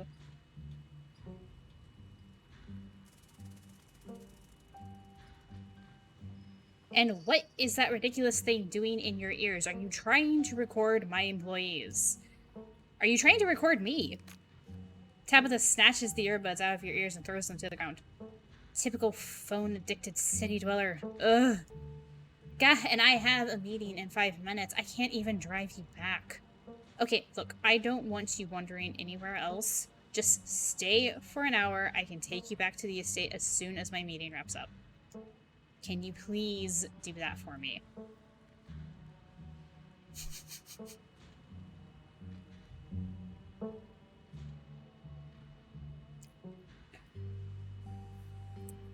You were dating Sam Wayne. What happened to him? You're one to talk. You've got a lot of explaining to do.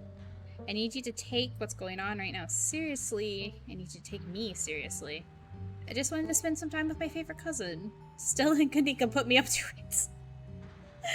Alright, I'll stay put this time, I promise. I'm sorry, Tabitha. Say nothing. I don't think dropping Sam Wayne... Favorite cousin. I'll try to butter her up first. Our only cousin. I swear to God, if she bounces back with, I'm your only cousin, I'm gonna laugh. Unless, could you imagine if she has a sibling that we just don't know about? Just wanted to spend some time with my favorite cousin. 2 Tabithas. Twins. Oh my god. That would be hilarious. So you decided to snoop around and bother my workers. I don't buy it. That's fair. Don't move a muscle. Don't make any more small talk. These people are supposed to be working. And most of them looked like they were on lunch. I'll see you in an hour after my meeting's done. Tabitha rushes off to her meeting. You stoop to the ground and pick up Kanika's earbuds. Sorry I wasn't able to give you a better warning. You good? Yeah, I'm good. I've been better. Let's just meet at the van. Oh. You won't let me get to know you. I had to take matters into my own hands. It's very fair. Uh, do we ditch Tabitha? No, one. I'm good.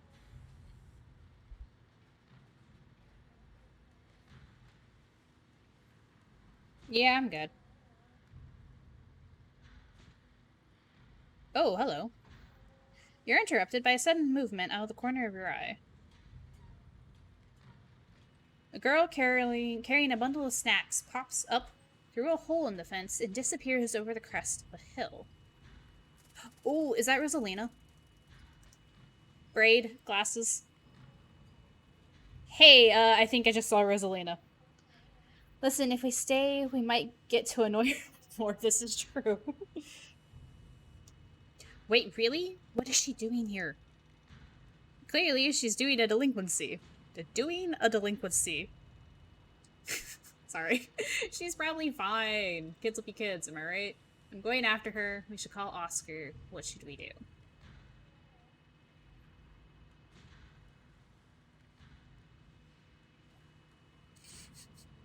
We should go after her, but like, I went to say clearly she's doing a delinquency.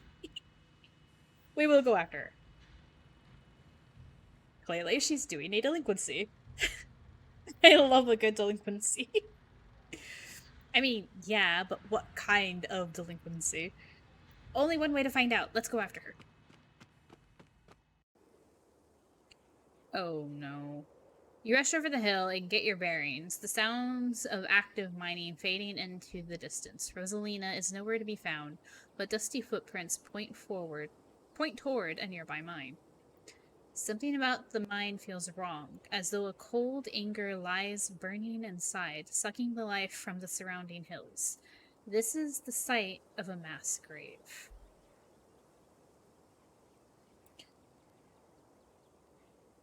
Had to chase after a teenager. I mean, she might appreciate that. Like, she doesn't want a teenager. What is this?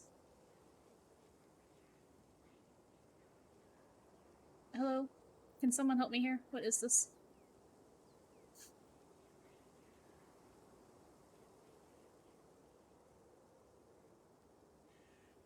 I don't know what that is. She might appreciate the idea of, like, you can't just have a rotisserie chicken just up in the tree. You can't just have, like, a teenager wandering around the work site. I went to go collect them. A frog? It is a bird. I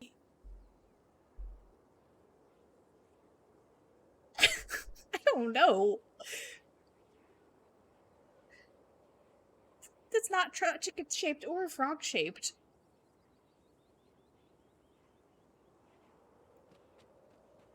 She didn't. I guess the old Maxwell place doesn't cut it as a secret hangout spot these days. But the Shaw mine? That place was shut down like 100 years ago. Of course it is. Lessa?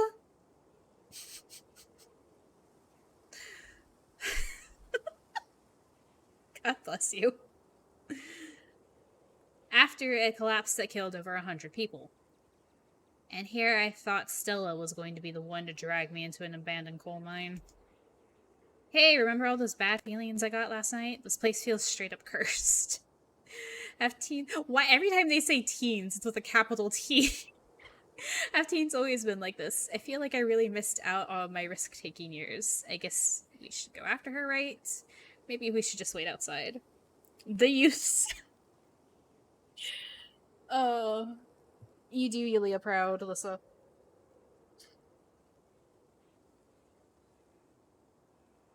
The youths. God.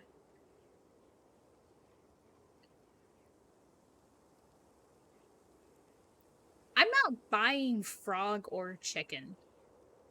I don't know what it is.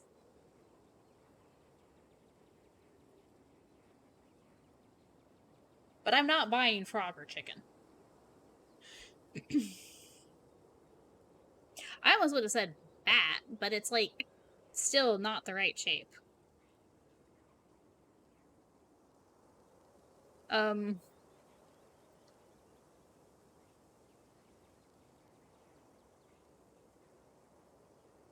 Yeah, this place feels. It's half rotisserie chicken, half lizard. Where's its tail? Never mind.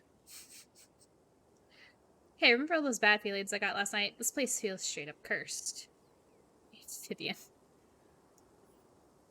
Oh, it's a basilisk up in the tree. I mean, like Kanika said, a lot of people died down there. There's a lot of spooky history to this place. For all we know, maybe all that death left some kind of mark down there. Okay, just because a bunch of people died in there it doesn't mean it's cursed. Come on, I'm not about to let Rosalina get hurt in there. Even if it means I have to go underground. Whoa, you sure, Nix? Ray and I can handle this on our own. Yeah, I'm sure. As much as I hate confined spaces, I hate the thought of other people getting trapped down there even more. Ooh, Kanika, do you have claustrophobic? Are you claustrophobic? Oh, Gretchen! Glance back from Gretchen. Stella and Kanika disappear into the mines. Before you follow, you briefly wonder what the heck is up in the tree. You briefly wonder if you should let Tabitha know about this.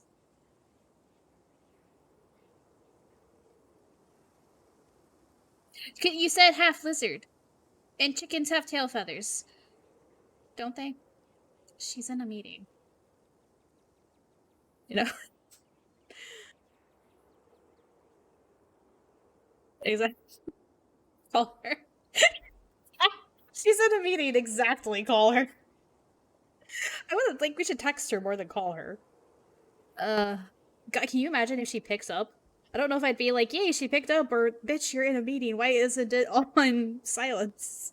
Hey, cuz, I'm going down into a mine after a teenager. Love you. Bye. I have an ad. Okay, you have an ad. I'm going to plug in my phone because it's dying. I'll be right back. Let Lisa know we're waiting.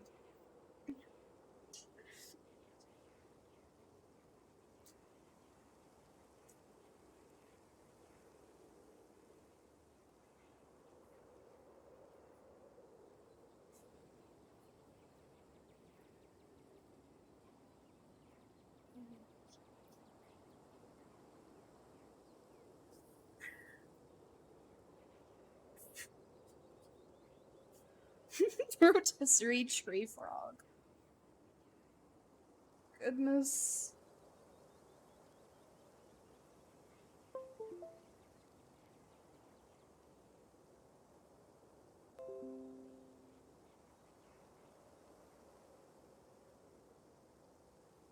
Oh.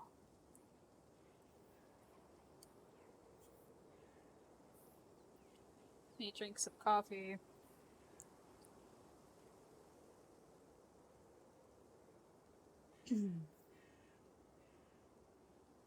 I have so many concerns.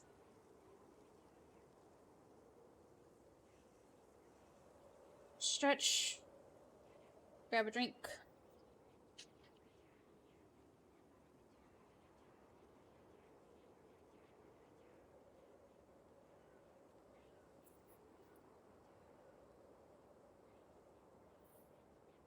Oh, goodness.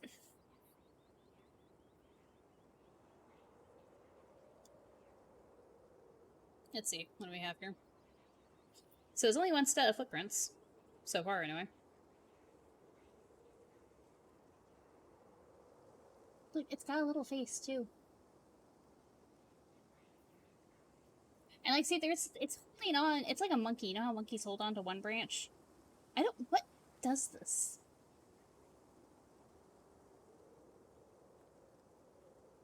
Where's my screenshot button? Got it. Okay.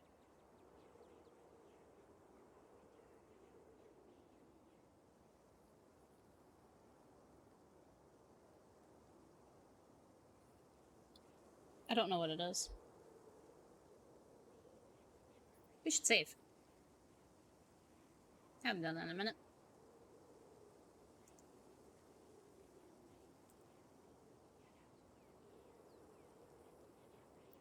Early evening. Delightful.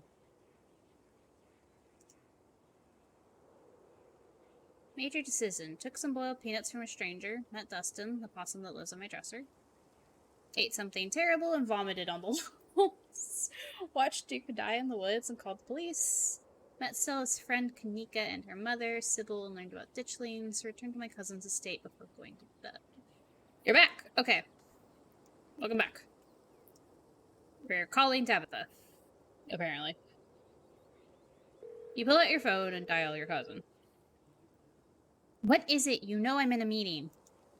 A kid just snuck...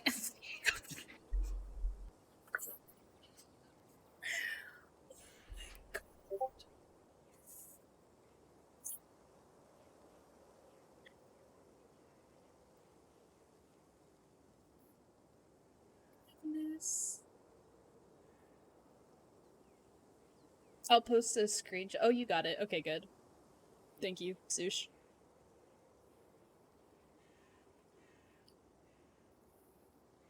One or two.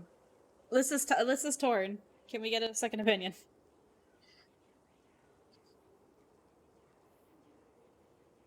I feel like telling, because I get it, like telling her a kid snuck into the Shaw mine would freak her out way more than just hanging up on her, right?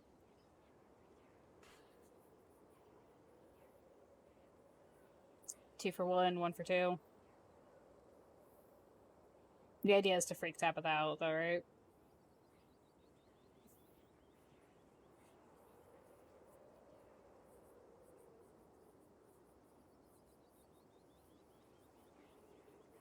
It's a troll.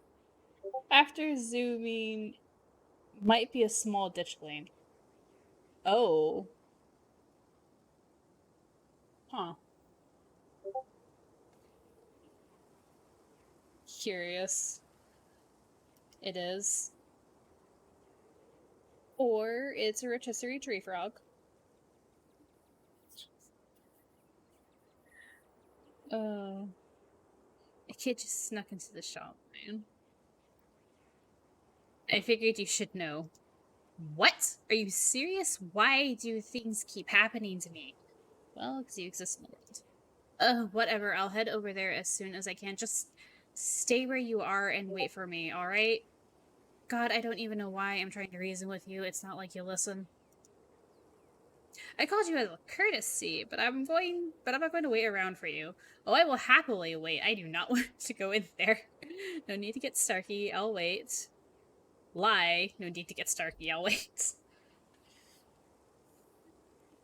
Where I am is at the mine. Lie. And suddenly we are lying left and right. Got it.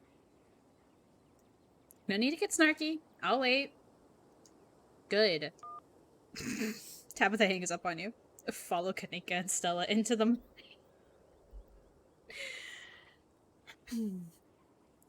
You take a deep breath and follow your new friends into the mine. Tabitha will understand. Maybe. Oh, jeez. The inside of the mine is warmer than you expected. The air thick and wet. The ceiling hangs much lower than you are tall, forcing you and your companions to hunch over, your legs bent in a painful squat as you begin to navigate its maze of corridors.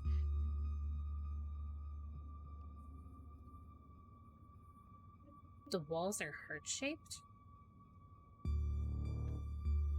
Hand-shaped! I can't listen. I see it. That makes much more sense than them being heart-shaped. I was about to be very confused. The air is thick and wet like it's humid. Which, it's fall. So I guess I might be a little curious. Hey, you made it! I told you would. For a second there, Kanika thought you were making a beeline for Tabby. Well, we did call her.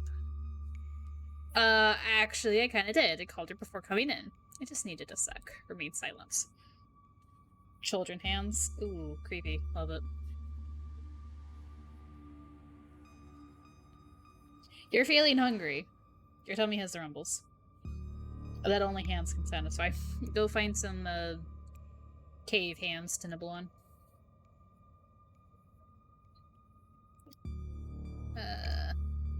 Actually, I kinda did. I called her before coming in. Are you kidding me? I don't know how long it's going to take for this to get through to you, Ray, but that woman is not to be trusted. Well, what matters is that the gang's all here. We'll find Rosalina in no time. Press on. Now I'm just seeing cupped hands on the walls everywhere. The deeper you progress into the mine, the heavier the air becomes. Coal dust hangs in thick clouds around you, even though this place was abandoned over a century ago. Jesus, it's cramped down here. Does anyone else's chest feel tight? Yeah. Hand Gretchen to Kanika and tell them to go back outside. And wait for Tabitha. I certainly can't say I'm one for dark and stuffy places. This seems much more suited for a cat, if I do say so myself. Yeah, abandoned mines are way more claustrophobic than people expect them to be. And this one's really bad. You know, because of the child miners. Or should I say the miners? Like... This was not a matter of trust. Exactly. Kanika visibly shudders. Okay, I'm not superstitious, but if there's one way to make sure you get haunted, it's cracking jokes about dead child laborers while walking on their graves. What can I say? I do my best to tempt the spirits wherever I go. I actually snuck down here a few times to try and get some good footage, part of my ghost hunting phase. Oh, great, there is a hole right here, by the way, that I'm going to keep an eye on. Never mind, Stella's head's in the way. Jesus, Stella, the things you do for your viewers. Did you find anything? I wish, if any place in Scarlet Hollow was actually haunted, it'd be this mine, or the estate. Hands down, but all I got was dust in my lungs and a couple of false alarms. Stella pauses as a sound rushes overhead. Oh my god, what was that? The mine's going to collapse, and we're all going to die here, aren't we? Stella sighs longingly. That's just how wind sounds down here. You sound so disappointed. It just brings back memories of my last foray into these depths. Every time I thought I'd finally found a spooky ghost, there wound up being a very unghostly explanation.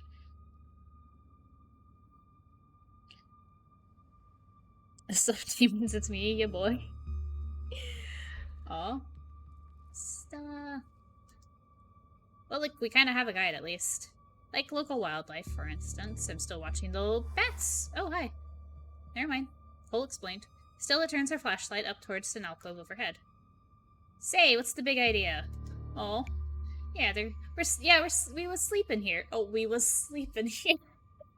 Shut that light off, you nosy bastards. I'm so sorry for my companions. Stella means well, I assure you. Those guys got me real good last time I was here alone. I'm sure you're quite worried about me after my behavior last night, Ray, but let that interaction be assurance that my temper is most wholly under control. I wouldn't dare venture away from the safety of my Stella's arms in a horrible place like this. Friends, yeah! Little sushi bats. Oh my god, there are bats down here? I'm gonna get rabies, aren't I? I'm going to get rabies and die and I'm gonna collapse. Kanika. You holding up okay, Neeks? Yeah, sorry. Just a little on edge. Kanika stopped mid-sentence by a thunderous knock echoing from deeper in the mine. Okay, what was that? That was death. Of that I am certain. That was... I have no idea what that was. Did that sound like knocking to you guys? A hateful and broken presence stirs in the deep. It doesn't want you here. Good news, Kanika. If you die in the mine collapse, you won't have time for the rabies to set in. Mines of Moria. It's the Balrog. That was a warning. We have to move fast before something terrible happens here. It's gotta be a Tommy knocker, right? The mine's collapsing, isn't it? We should hurry and find Rosalina. Y'all are being babies. Those are totally just normal cave sounds. Say nothing. One more time, let's try to continue warning people. That was a warning. We have to move fast before something terrible happens here. Whoa, you don't think it's Tommyknockers, do you? Okay, no, Tommyknockers are not real. They're not allowed to be real. Are you trying to give me a panic attack? I'd love to spend some extra time poking around down here. Maybe it's got something to do with the mystery. The three of you are interrupted by a sound much less distant. By a second, much less distant sound of a can being popped open. Okay, now that wasn't Tommyknockers. It came from this way. Follow me. Follow Stella. You and Kanika follow Stella further into the mine. Hi, kids. And Miles! You breathe a sigh of relief as the tight passage gives way to a small cavern. A group of teens turns and stares at you with annoyance. What the hell are you all doing in here? So this mine collapsed and killed 160 people or so, and when they sealed it, they just chucked a few wooden boards on the entrance and called it a day. Yeah, it seems that way. Oh, goodness.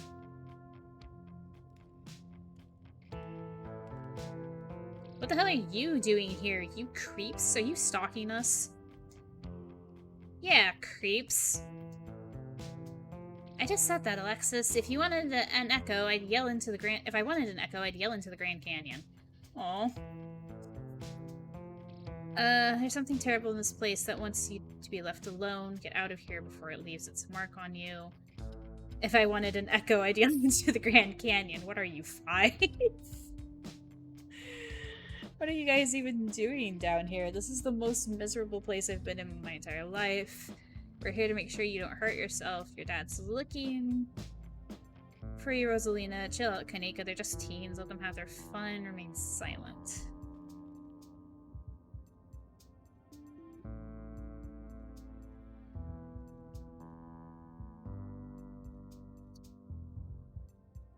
Huh. Personally, I'm for mocking them. Okay, so we have 1 for talking to Rosalina. 1 for mocking them. I don't think well, I don't know. I do kind of want to poke at them.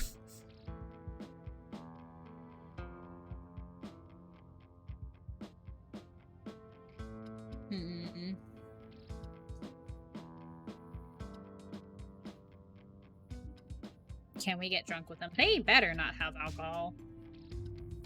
That looks like a berry on that drink. It is also not an option.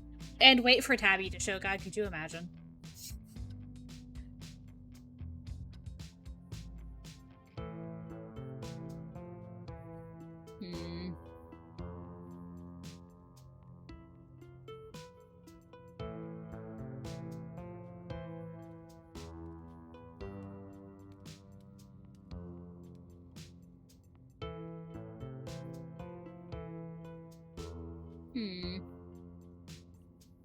I guess we did follow Rosalina in here. Oh god, do you think Tabitha called the cops?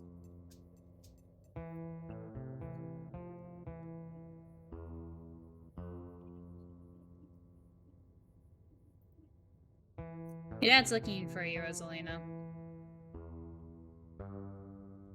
And who the hell are you exactly? That's Ray, Tabby's cousin. I can't believe your dad sent people to follow you, Rosalina. That's messed up. I think that qualifies as harassment.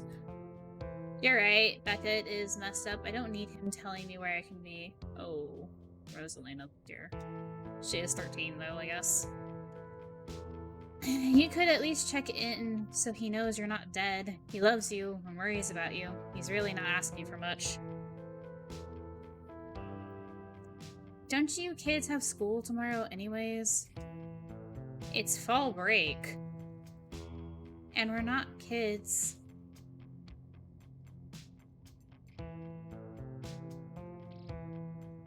Yeah, we're teens. Young pups these days, absolutely no respect for their elders. Are those— oh my god, they are getting drunk. What did I say about Miles freaking letting someone walk out of the general store with alcohol? Are those canned strawberry margaritas? Where did you even get those? The teens avoid eye contact. Miles tries to melt into the cavern wall. Oh no, I know that isn't you, Miles. It had better not be you. Yeah, whatever, it's me. What are you even doing here? Becca's right. Sounds to me like you're stalking and harassing and all that. You're supposed to be minding the store. It's not like anyone even comes in on Tuesdays, and Mom's there, so it's fine. Eyes dart uncomfortably around the cavern as Kanika tears into her brother. It's not fine. It's extremely not fine.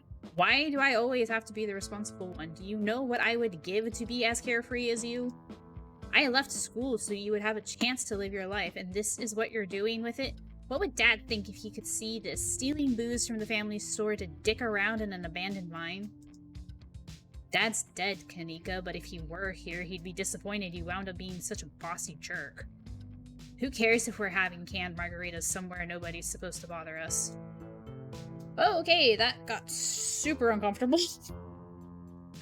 Fucking Miles should have snitched. Maybe so.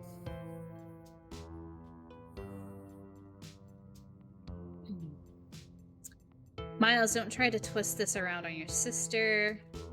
I'd love to help y'all sort this out, but can we maybe do it not in the abandoned coal mine? Can you at least do your underage drinking somewhere a little safer? We should just let the kids have their fun. If these kids want to make bad decisions, that's on them. If this is what y'all do for fun around here, maybe the ditchlings were kind of inevitable. Remain silent.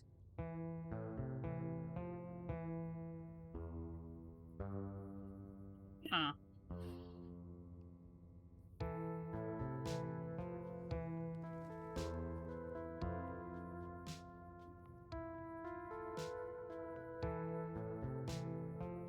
One or three.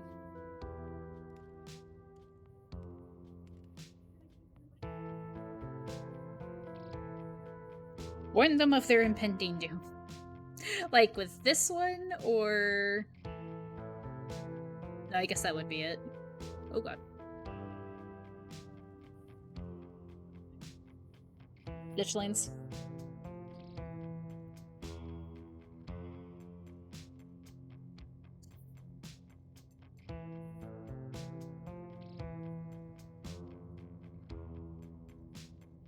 I'm kidding.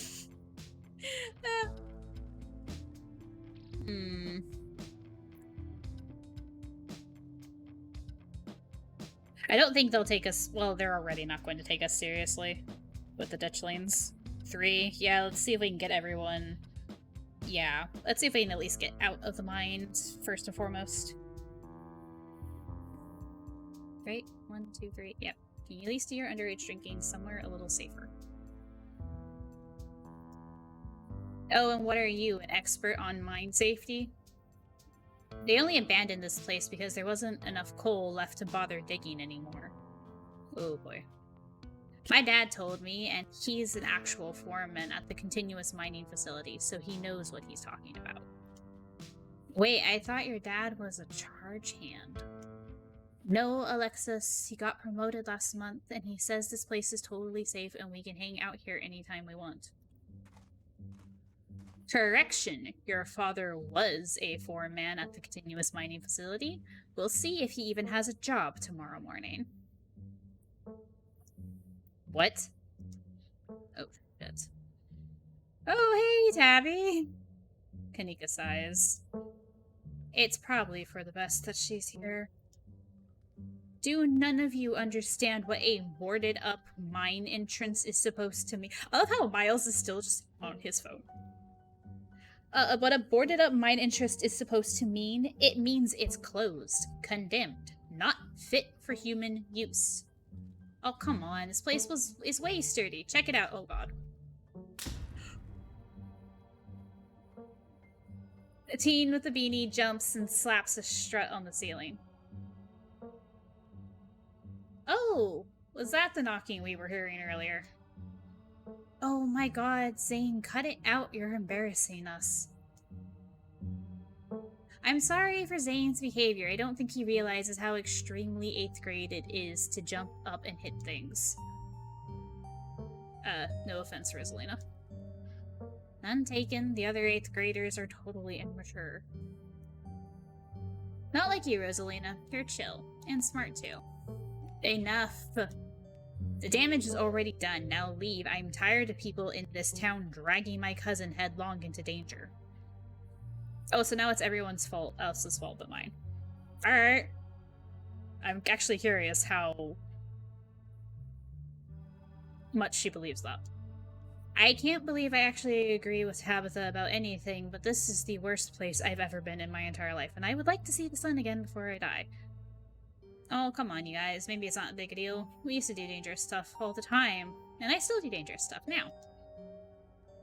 I mean, I don't like this particular situation, what with the whole ditchling thing, but outside of that, who are we to tell them where they can hang out? I don't know who you think you are in this situation, Stella, but I own this mine. It is entirely within my rights to tell them to leave, much like it is entirely within my rights to tell you to leave. Was your lifetime ban from my mines not a clear enough message for you? Hell yeah, Tabitha, tear the sad 20-something to shreds. Becca.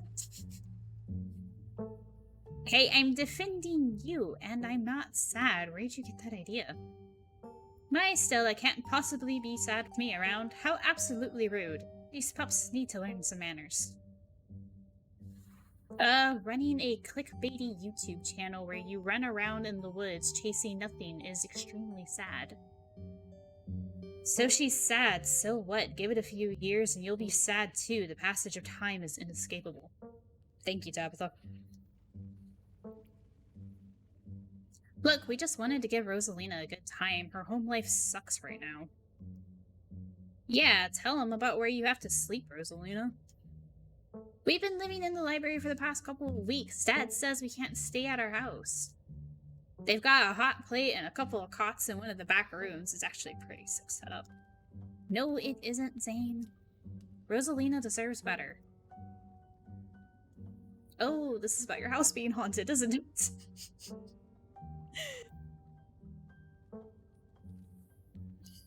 But your house is bleeding. You shouldn't be there. Exactly.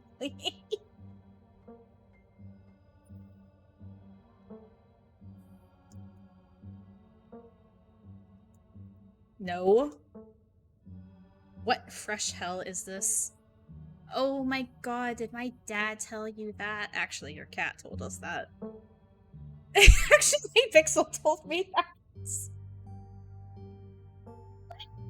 Oh.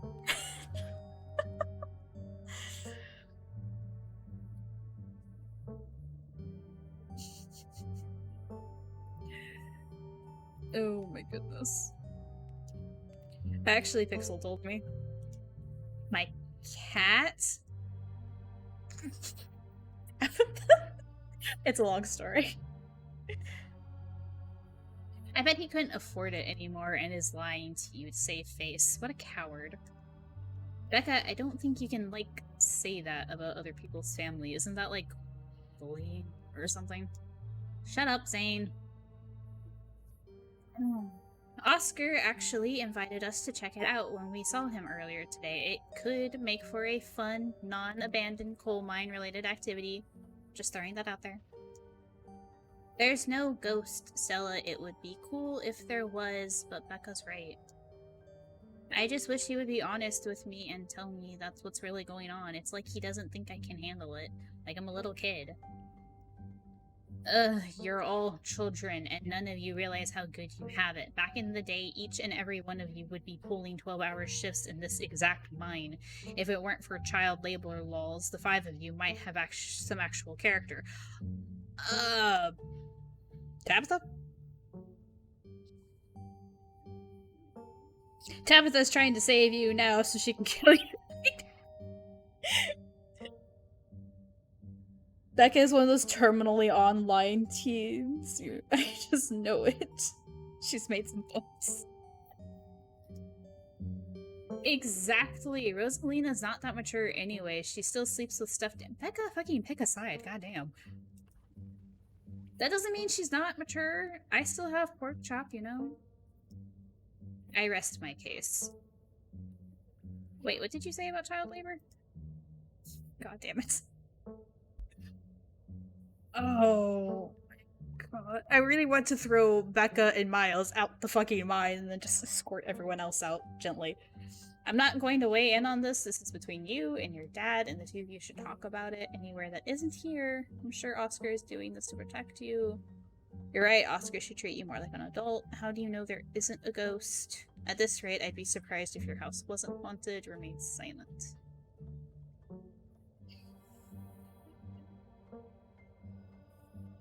Okay, can I just point out something? The way Becca is dressed, like with the hoodie and like the drawings and the ripped jeans, this is giving me such really awkward flashbacks to when I was in high school.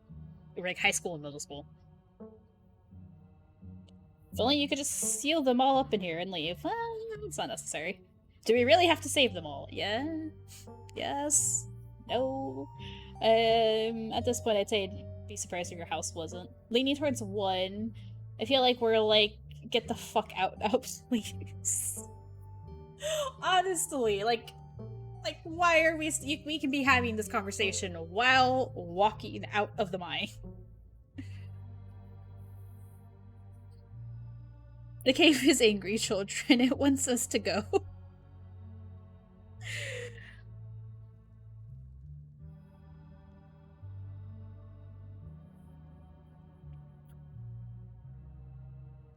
Oh my goodness.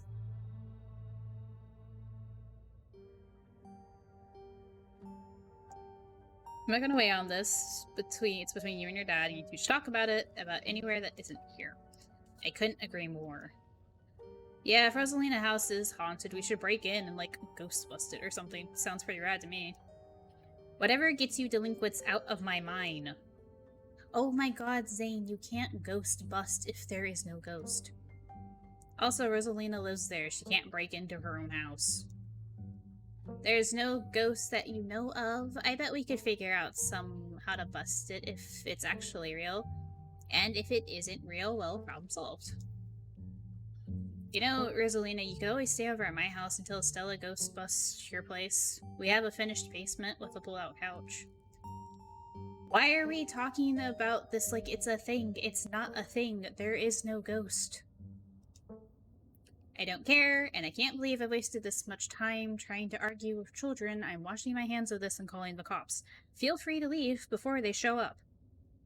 You hear that, Miles? We're leaving. I suggest the rest of you kids leave this empty mine before someone gets black lung or gets crushed by rocks or meets any one of the many terrible fates people tend to meet in abandoned mines.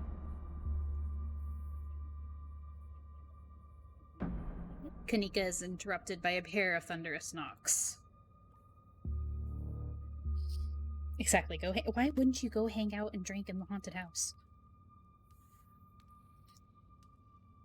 Haunted house over haunted mine any day. That wasn't me, I swear. Then what was it? Come on, Stella, didn't you have a whole list of perfectly natural explanations for scary mine noises?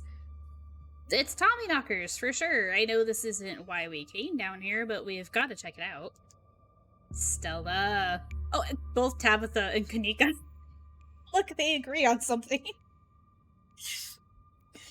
The mind is angry. Stella, no. See, kids, now the mind wants to kill us all. Oh, no. I know, but weird stuff's been happening around here for the past few days. What if this is our chance to get an actual solid lead? The stakes couldn't be higher. The stakes need to be the children out of the mine. Do you have no sense of self-preservation? I want you out of here, Stella. Oh, come on, Tabby. You can come along, too. Jesus. If you guys are going after something spooky, count me in. Nobody is going deeper into the mine. Nobody is staying in the mine. You're all leaving. Please listen to Tabitha before my heart gives out. It'll be fun, Neeks. It will not.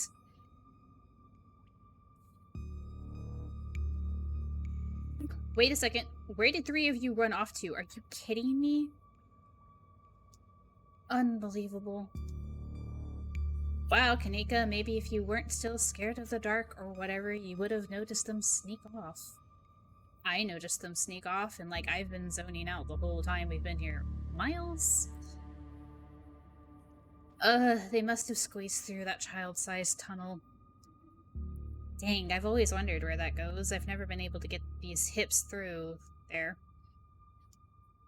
It's probably for the best, dear. Stella, stop sneaking into my minds. Sorry, give me a second.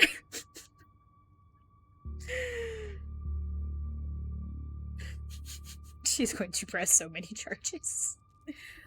Please, I am literally begging you. If only all the tunnels down here were wide enough for adults, we could already be done with this little mess, but no, there just have to be remnants from a bygone era. Didn't you just talk about how child labor was the good old days a minute ago? I was trying to get you to leave my mine. Becca's head pops out from the tunnel's entrance. We are not about to let you come in here and ruin our good time. The mine is safe. I've been here 1,000,000 times. Look at this little gremlin. Yeah, if Becca says we're safe, then we're totally safe. I just... Whatever, come on, you two. I know a cool spot this way. Okay, I think I know where that tunnel rejoins the rest of the mines. I'll go look for them, and I want each and every one of you to take note of the fact that I'm doing that. If those idiots get themselves lost and die, I am not letting their families sue me into the ground. Are those really your priorities right now? Yeah, do you have a problem with that? I want the rest of you out of my mine. Except for you, Ray, I'm not letting you out of my sight. Aw, Tabby. Yeah, sure, I could never fit in that tunnel anyways. They have crossed a barrier that I cannot, so my time here is up. But only because Stella promised me a ghost hunt tomorrow. Whatever, I still have to do my dailies anyway, and the service down here sucks. I will happily escort these 2 knuckleheads out. No, you are not about to weasel your way into this, Stella. Oh, come on, Tabby. I've been down here a ton. I can totally help out. Tabitha sighs. There's just no getting rid of you, is there? Fine. I won't waste my time arguing. Child is so stoked.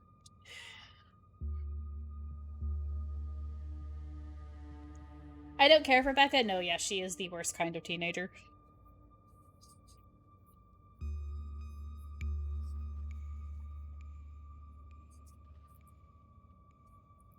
Okay, what's the point of going after them? They don't want to listen to us. We could all just leave. No, we cannot. Do I have to come with you? Stella, don't push Tabitha's boundaries like that. Tabitha, don't push Stella away like that. She hasn't done anything to deserve it. I'm not getting in the middle of this. There's no way around it. It isn't just this kid. Something's calling out to us from down below.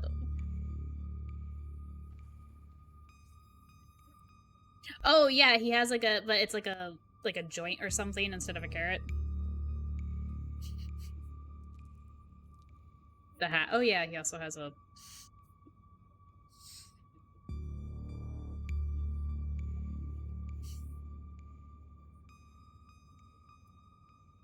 Alright, let's do... Oh, I didn't see this down here. Alright, let's do this. Remain silent.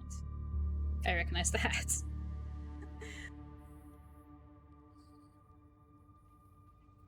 Vague and doomsaying. Away we go. There's no way around it. It isn't just this kid. Something is calling out to us from down below. Noted. Aw, Tabitha, I say that. Let's not linger any longer, then we have to, shall we? So far, the mystic trait seems to just let you spout dire warnings that everyone ignores. For dialogue purposes, but I feel like exploring... And I feel like it also, like, it lets you observe things. It is. I kind of like the fact that people kind of just like, okay, sure, rather than like alienating you because of it. Want me to take Gretchen with me? I don't know if it'll be easier to cover more ground without her. Excuse me, I am formidable and self-sufficient monster hunting companion. Yeah, that's probably for the best. I don't want to repeat of last night, and who knows if we'll have to do any climbing. Oh. I'll see you on the other side, hopefully soon. For sure, we won't be long. Cool, can't wait to bust some ghosts tomorrow. Oh my god, Zane. And it gets you out of arguments. It does! Hi. Kanika, Miles, Zay, and Zane head towards the entrance of the mines, leaving you, Tabitha, and Stella to find the remaining teams. Alright, no dawdling. We should be able to catch up with them if we go this way. You and Stella exchange a glance as Tabitha ventures forward.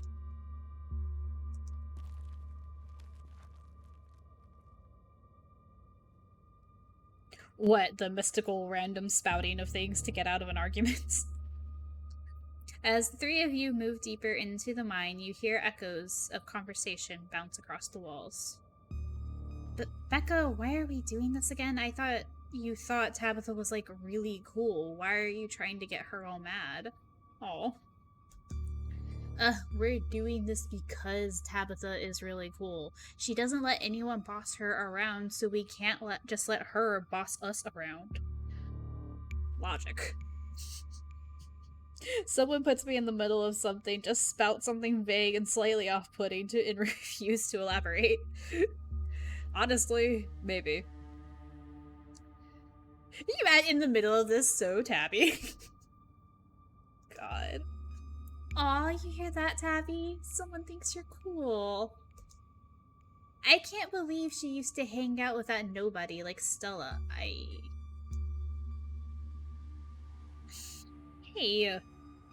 I don't know. I think Stella's kind of cool. Her videos are really neat. Oh, come on. She doesn't even have a sponsor. What kind of a YouTuber doesn't have a sponsor? I mean, not yet. But I'm in talks with Meat Rice, TM, and I make plenty from ads and donations.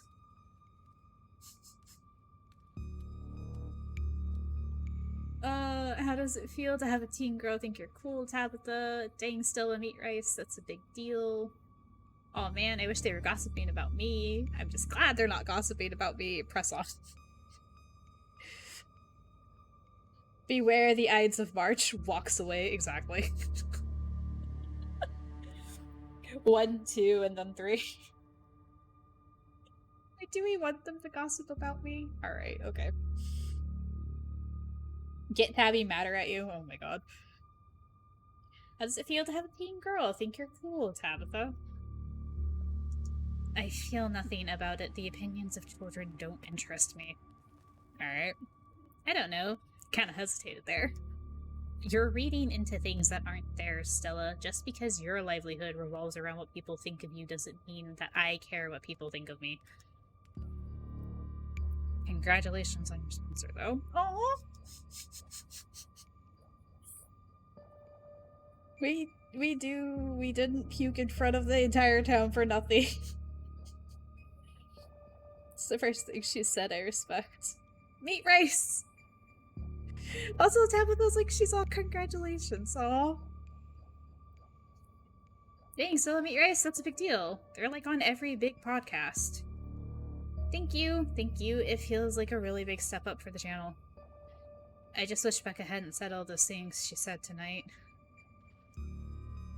She's just mean. It had nothing to do with you. Yeah, I don't like her. For a public figure, I'm surprised you don't have thicker skin. Ah! Remain silent. Aw. Children are just mean. Absolutely.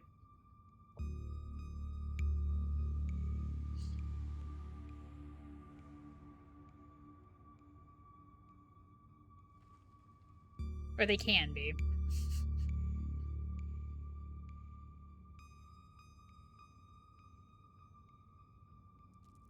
She's just mean. It had nothing to do with you. You've seen how she's treated everyone else tonight. Except Tabitha. Yeah, I guess you're right.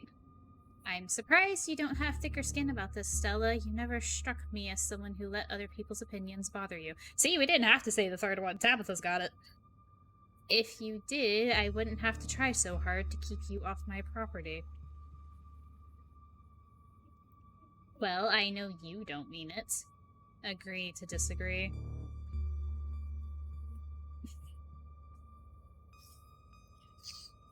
We want them to gossip about me, or we're glad they're not gossiping about me? We do. We do. Alright, well.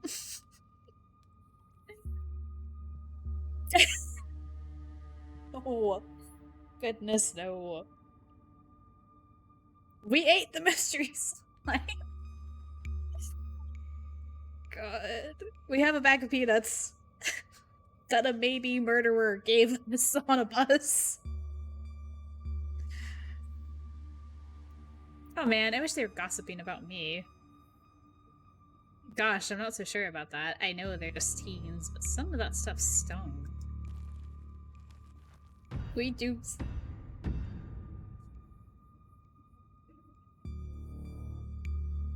The adults were gossiping about us. Another knock, closer, interrupts your thoughts, followed by another, followed by another. Is it just me, or is that knocking coming from the same direction as those kids? It's not just you. Okay, that knocking is starting to freak me out. Calm down, Rosalina. It's just mind sounds. Did you guys see that? No. It was just a shadow. There's no reason to get freaked out. I saw it. Shut up. There's nothing down here. Stop trying to scare me. Are we sure the tunnel they went through is going to meet back up with us? What did they see? What if they're the ones doing the knocking? What if this is all just a terrible prank? Tommy knockers, those poor kids. I knew coming down here was a bad idea. I can't believe they're making us do this. They'd better get grounded when this is all said and done. We're getting closer. Let's keep moving.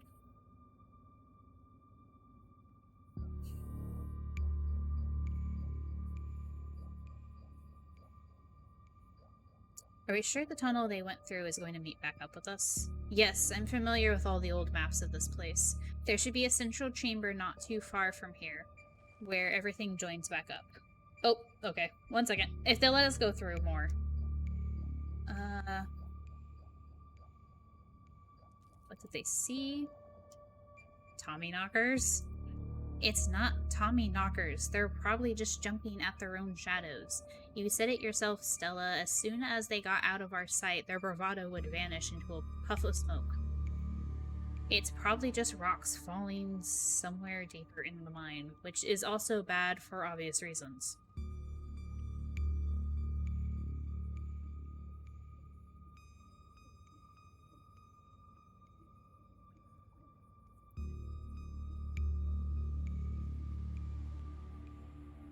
I'm getting closer. Yeah. I want them grounded. I want them grounded too, but I'm sure if they survive, there will be consequences for them doing a delinquency. Let's get them grounded, then continue. I can't believe they're making us do this. They better get grounded when this is all said and done. As much as I appreciate the sentiment, I hope you're wrong. If they get grounded, it means people found out about this. I hate dealing with parents. Look on the bright side, Ray. If they didn't come down here, we'd have missed out on a golden opportunity to get spooked. Tabitha glares at Stella.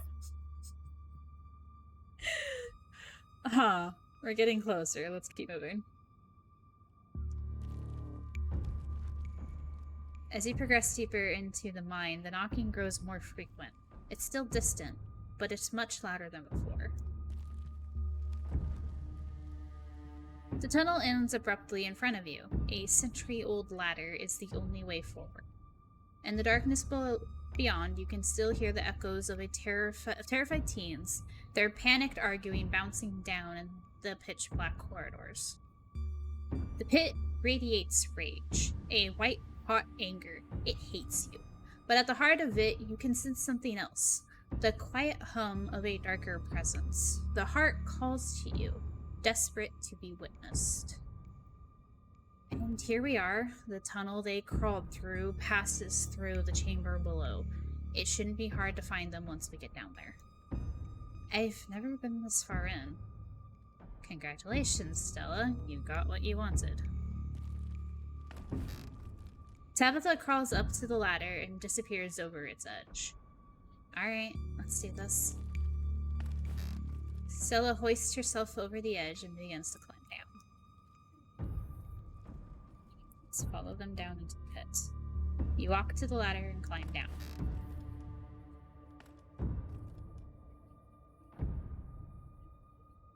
I'm pretty sure this is the way back. Come on. Pretty sure? I thought you'd been down here before. Okay, maybe I didn't get this far in, but whatever, it doesn't matter. I definitely remember the way out. Hurry, I don't want to be down here anymore. I think it's actually this way. Oh, shut up. No one even wanted you to come with us anyway. Becca. Yep, they're close, alright. Good thing they're so damn loud. It sounds like they're really lost. The voices around you, those of the teens and your companions, sound odd, distant.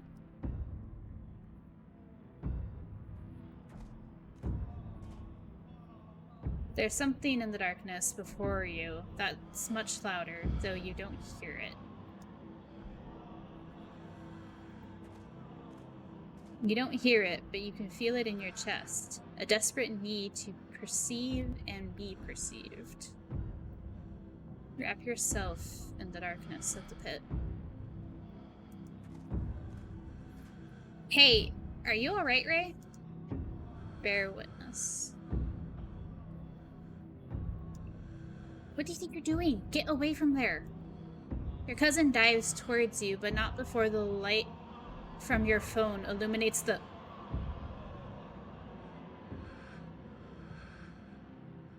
You said we wouldn't use the shipment. You know it's compromised. We couldn't afford to wait on new wood, Charles. We had to go ahead with it.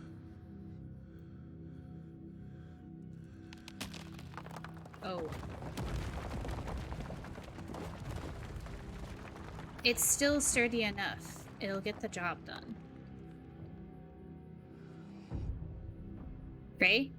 Ray, are you alright? Oh, thank God you're alive. It looked like you had a seizure or something, and then you and Tabby just conked out. I'm fine. You can barely open your eyes. You're not fine. Neither of you move a muscle. I don't want you straining yourselves while you're still recovering from whatever that was. I'm going to get you both some help. I'll be back soon, I promise. You fade back out of consciousness as your companion clambers out of the pit, intent on your rescue. Oh God. What? Oh.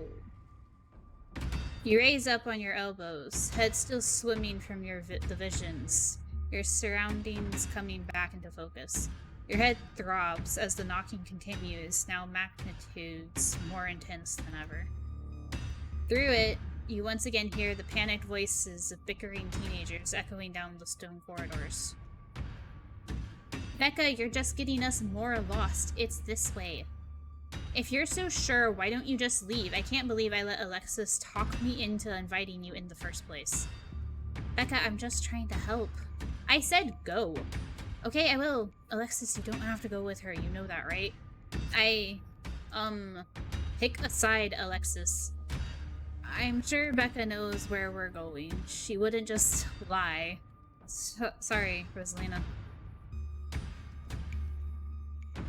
The increasingly desperate voices of the teens are drowned out by the thunderous knocking. You can practically feel the ground shake beneath you. You can almost see the walls vibrate with the intensity of the hellish sound. God, that knocking is not helping my headache. What the hell just happened? Both of us were shown the dark truths of this place. Am I the only one who saw ghosts just now? I mean, maybe they were ghosts. The knocking's getting closer, the kids are lost, I had some sort of vision. Did you see it too? I remember you diving towards me. Did you know something might happen? We should get out of here. We should wait for Stella. She did dive towards us. Did she know that was there? I mean, she said she was familiar with everything down here.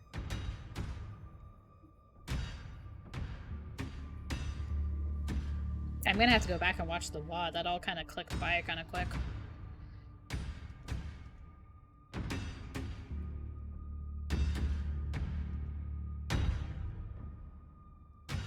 Both of us were shown the dark truths of this place, the sins that were committed, the deaths that followed. There's got to be fumes or something down here. It's an old mine. These places are death traps. We probably just hallucinated. Are you literally gaslighting me? How can you be sure? Let it go. No. I said I saw it too. Stop being weird. We're leaving. Rosalina appears in the passageway to your left. She's out of breath, and it looks like she's been crying. I'm sorry I snuck off like that. I just wanted Alexis to think it was cool. The entire cavern shakes with the sound of rockfall. I don't know what the hell is up with this knocking, but that is the sound of a mine collapse. Quick, up that ladder, both of you. Wait! Becca and Alexis are still down there. You can't just leave them here. I know which way they're going. They'll listen to you this time, I promise. Do you have a death wish, little girl? This isn't a movie. The best thing we can do to help those girls right now is not be buried alive ourselves.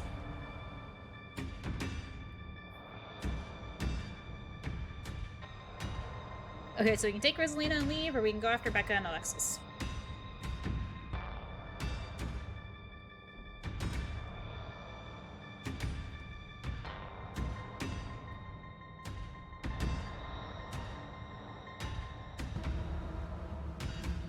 They did this on purpose because, yeah, Becca's awful, but Alexis hasn't done anything. Got one vote for one.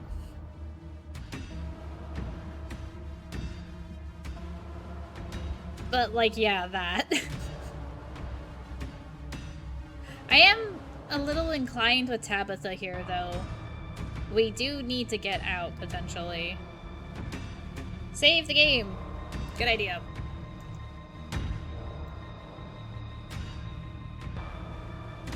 Okay, there we go.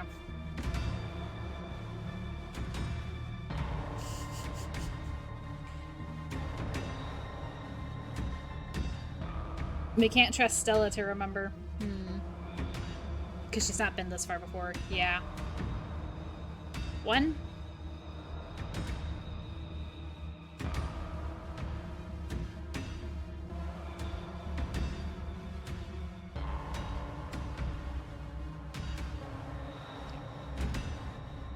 Take Rosalina and leave. Oh, I don't like that it was called that. You reach toward Rosalina. Rosalina, I'm so sorry, but there's nothing we can do about this. The mine is coming apart. We can't go after them. They made their choice, Rosalina. Don't die for— No, not that! Your dad wouldn't want you to die down here.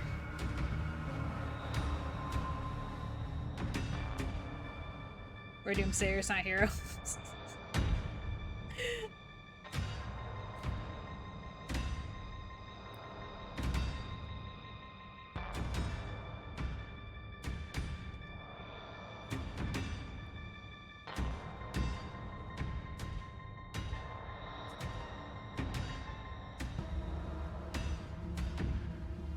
Maybe don't already assume. Yeah.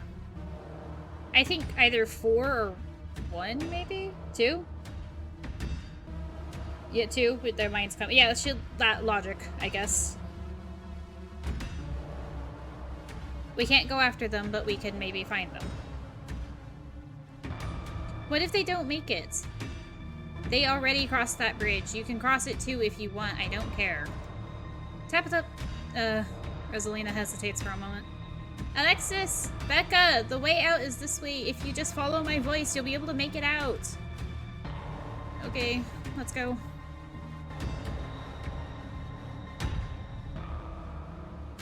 This is a little foreboding. Like this perspective. She grabs your hand and the two of you start climbing. This way, come on. Your cousin moves with the kind of swiftness you'd expect from someone who's spent her entire working life in and around coal mines. Becca, Alexis, can you still hear me? The knocking drowns out Rosalina's desperate shouts as the three of you crawl closer and closer to the entrance. I'm sorry. I'm so sorry I left you guys. It's deafening now, as if someone were trying to break through the walls with fists of iron. You continue to push forward, your burning muscles giving way to pure adrenaline. Then comes the sound of splintering wood. You pick up the pace. The entrance is so close. I'm so sorry. And there it is. Freedom. Our little friend is gone. The three of you manage to squeeze through the entrance just as the walls of the mine come crashing down. Alexis? Do you think the other two... Maybe they got out? It's possible, right? Maybe there's another entrance or something? Or maybe they're still alive in there? Oh god. I'm so sorry. Rosalina, are you okay? Your dad's on his way. He should be here any minute. I'm so sorry. I'm going back to camp. I'll be back with some men. And they can start digging. I'll call her.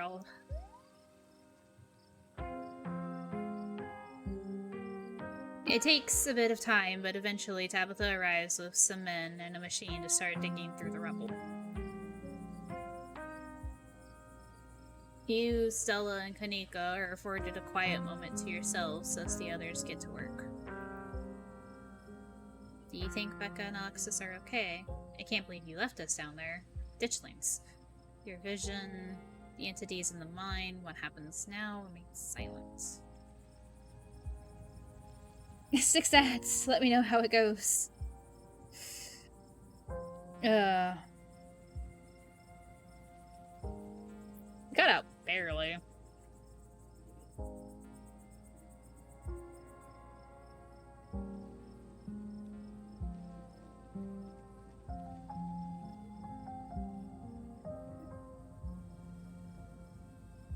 The ads just started. Okay. Keep her updated. Okay, I'm gonna ask, do you think Becca and Alexis are okay? There were survivors in the last collapse. At least Rosalina is safe. I left them down there. They brought this upon themselves. Alexis doesn't deserve this, remains silent.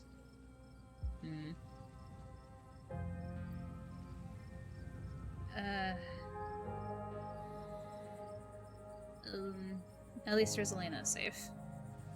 Thank God. If you and Tabby didn't pull Rosalina out when you did, you all might have wound up buried down there. I think you did the right thing.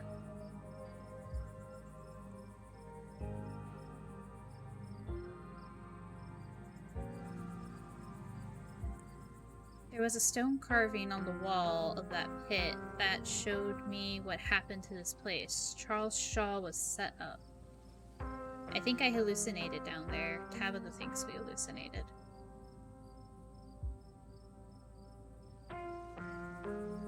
I like that Becca was specifically not mentioned.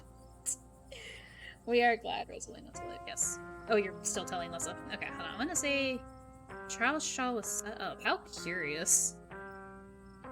There was a stone carving on the wall of that pit. It gave me some sort of vision. I saw what happened to this place. The Scarlets used the old collapse.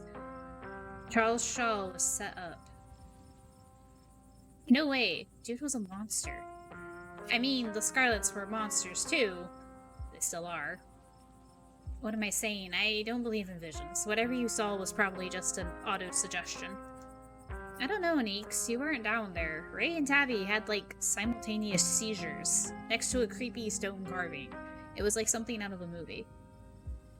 Just because they passed out or had seizures doesn't mean it wasn't auto-suggestion.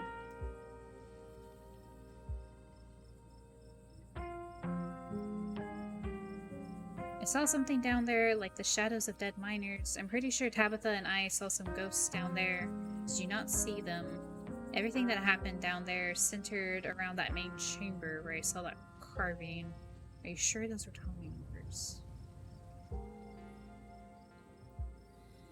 I'm pretty sure Tabitha and I saw some ghosts down there. They were right behind you just before you left. Did you not see them?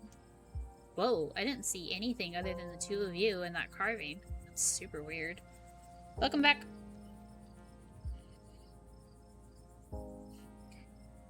Thank you for enduring the ads. I don't want to doubt what you experienced, but you were deep in a dark, abandoned coal mine. You might have just been primed to see things. You know, now that I think about it, that totally fits the profile for some of the Tommyknocker stories. That they're actual bona fide ghost. Oh, Stella. Everything that happened down there centered around that main chamber where I saw that carving. Stella showed me a photo. Ooh, show me a photo. Weird stuff. I want to look at it again. Maybe you weren't entirely off base about the cult stuff you mentioned earlier today, but this thing felt old. Are you sure those were Tommyknockers? Probably a gas leak. Yes.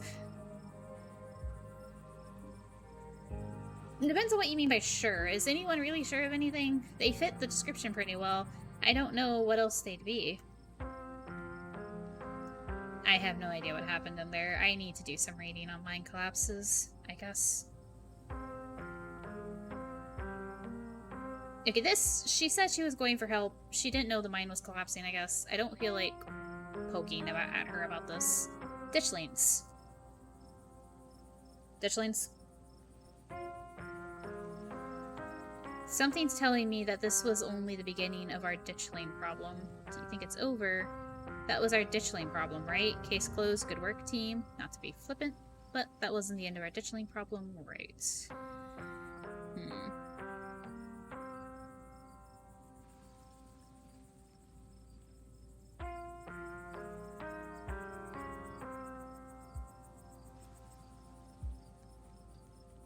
Something's telling me that this was only the beginning of our ditch lane problems. I can't imagine how much worse this could get. This is all still a little too magic for me. Just because two bad things have happened doesn't mean there's a pattern. Right?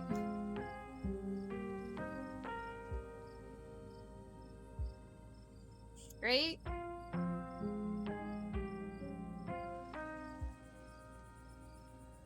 What happens now? Hey guys, I don't think she's quite ready to talk just yet. What happened down there? Yeah, Rosalina's, got some trauma now. Great. She's okay, Oscar. I made sure of that. Have you met the kids Rosalina hangs out with? Rosalina made it out there because she stood up for herself.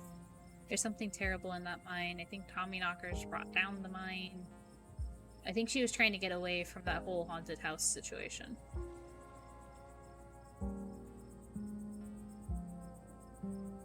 Three here? Well, 4, then 3.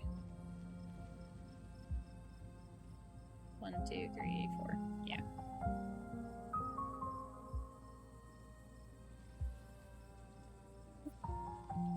He is adversed in history. Maybe he'll know a little more. I think it was Tommyknockers. I can't believe they're actually real, but I got some audio of the knocking on my phone. They must have been furious that we went down there. This is all my fault. She's been so angry with me. If I had just been able to provide more stability, she wouldn't be doing things like this, putting herself in danger.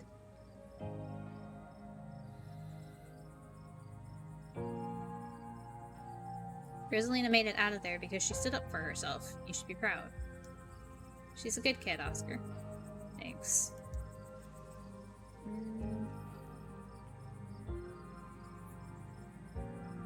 Well, you could still say the 2 other explorers. Oh god, we have to get a hold of Becca and Alexis's family. Oh, Becca's father works for Tabitha. Great. Have you met the kids Rosalina hangs out with? Yeah, Rosalina's lived here since she was 2, so she's basically grew up with them. They're a little older than her, and yeah, they get into some trouble, but I didn't think they were bad kids or anything. They're always so polite to me, especially that Alexis. Gosh, that poor girl. Always acted like a dog somebody had kicked. And now she's in there. It's not right. It's gonna be okay, Oscar.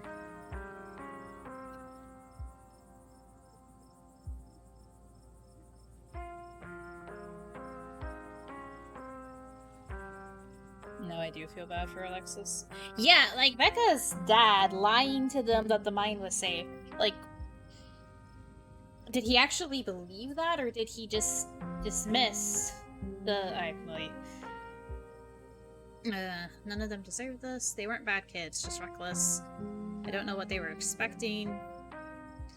You shouldn't have let them hang out with them. Becca is trouble. Remain silent.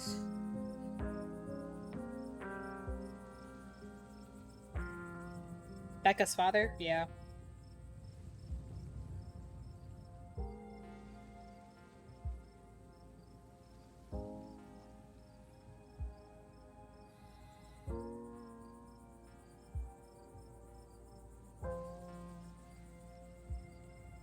Yeah, we can't blame them for stuff like this. I feel like we can blame Becca a little bit.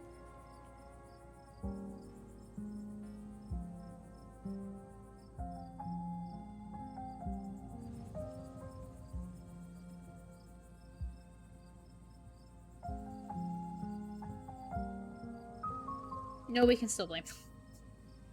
Yeah. Thank you, Ray. I just wish I could have kept her from going in there in the first place. If I had paid closer attention to her, maybe none of this would have happened. And those kids wouldn't be down there. I can't help but feel like it was my responsibility to prevent this, and I blew it. You're being too hard on yourself. Teens are reckless. There's only so much you can do. You are the parent in this situation. He's not the only parent in this situation. Yeah. Perhaps stupidity is hereditary.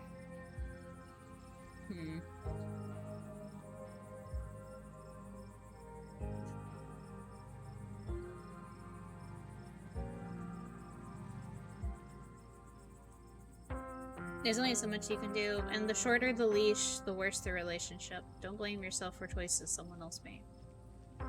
And as a former reckless teen myself, and as a current reckless adult, yeah, he's right. I guess that's true. I've tried to let Rosalina make her own mistakes and learn from them. But that's for staying up late or going too fast on her skateboard, not this.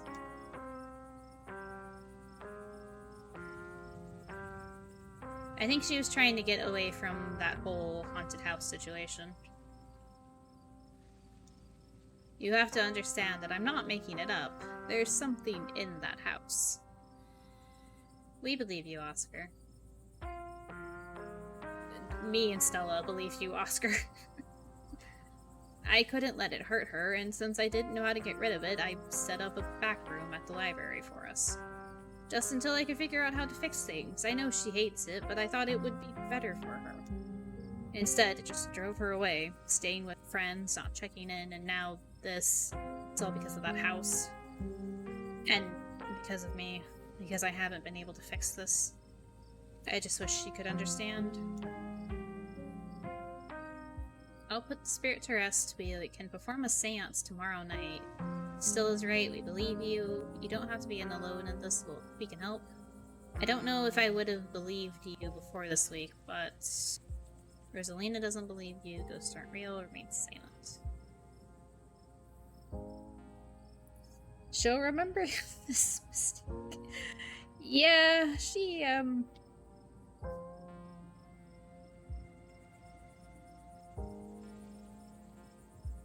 Might I recommend getting her to a therapist once she's ready?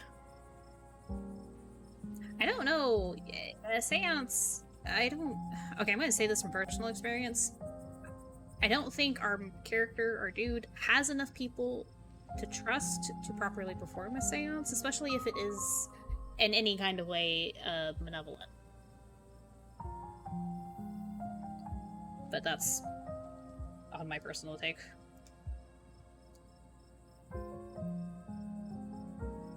And we'll totally help you get rid of your ghost. Or more likely, we'll figure out what non-ghost thing it actually is. Either way, though, we're here for you. Thanks, you guys. That really means a lot. I shouldn't have kept this to myself, but I was so afraid of seeming ridiculous. Dad? You must be so mad at me. Oh, Rosa, no. Of course I'm not mad at you. Do you think that maybe they got out? Maybe there's another exit somewhere. Rosalina. I should have pushed back harder. I knew the way out. I should have made them come with me. I just don't want them to be dead. I'm so sorry, Dad. You don't have to be sorry. You're alive and you're safe. We couldn't have gone back for them, right? We couldn't have made it out if we went back.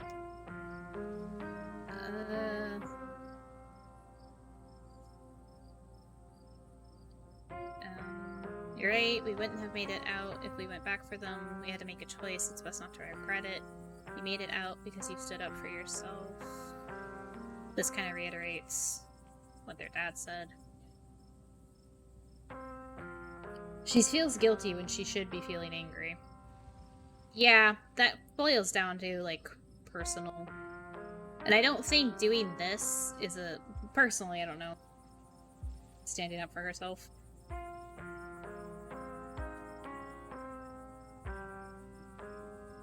She's gonna have guilt, I think, no matter what we say.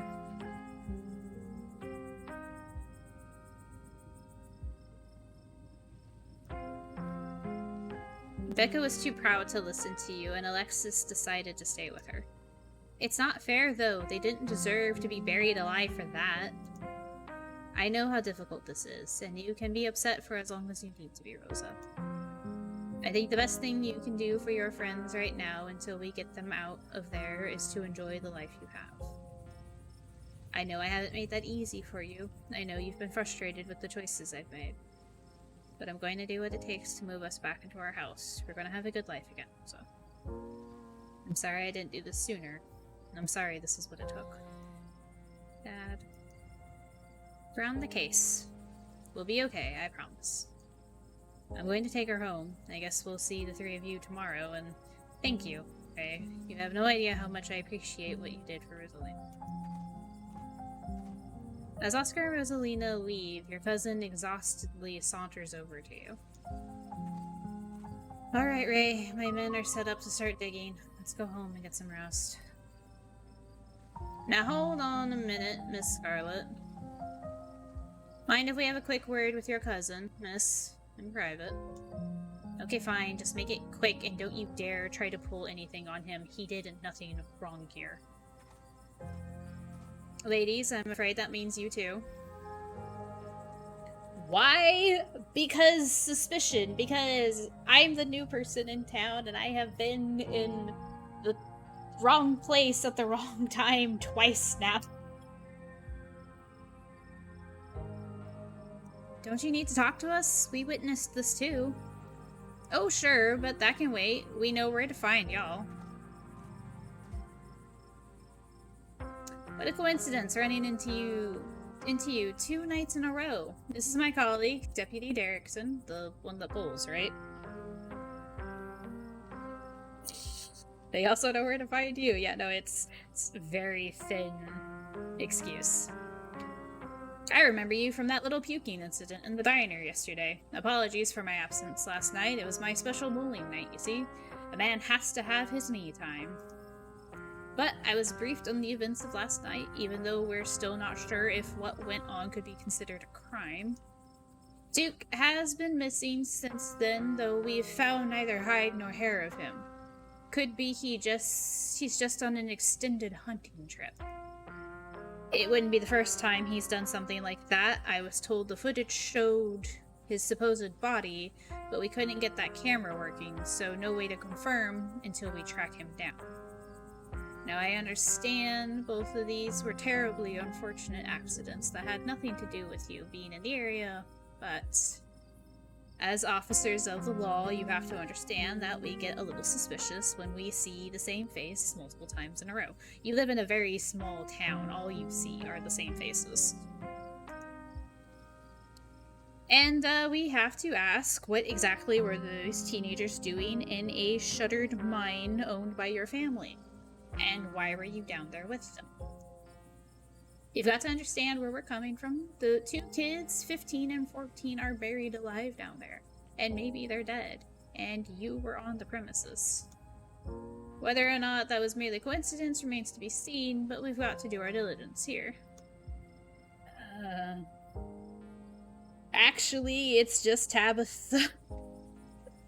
Tabitha owns the mine, as she has pointed out.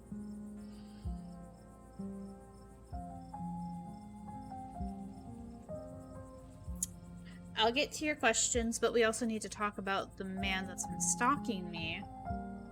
This town's haunted. You're out of your depths here. Why are you asking me this? It was a mine collapse. We saw some teens sneak into an abandoned mine, so we went after them. If it wasn't for me, they'd all be dead. I don't have to talk to you. I know my rights. Wayne is a fellow doomsayer.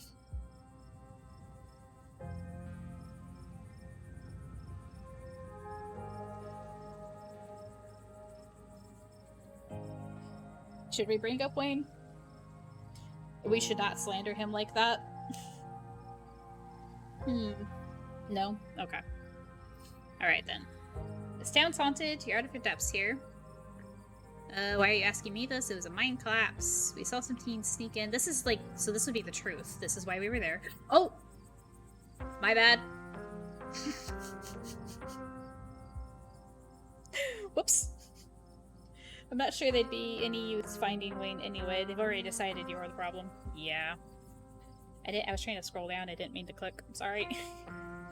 We saw some teens sneak into the abandoned mine, so we went after them. We were just trying to do the right thing. Of course.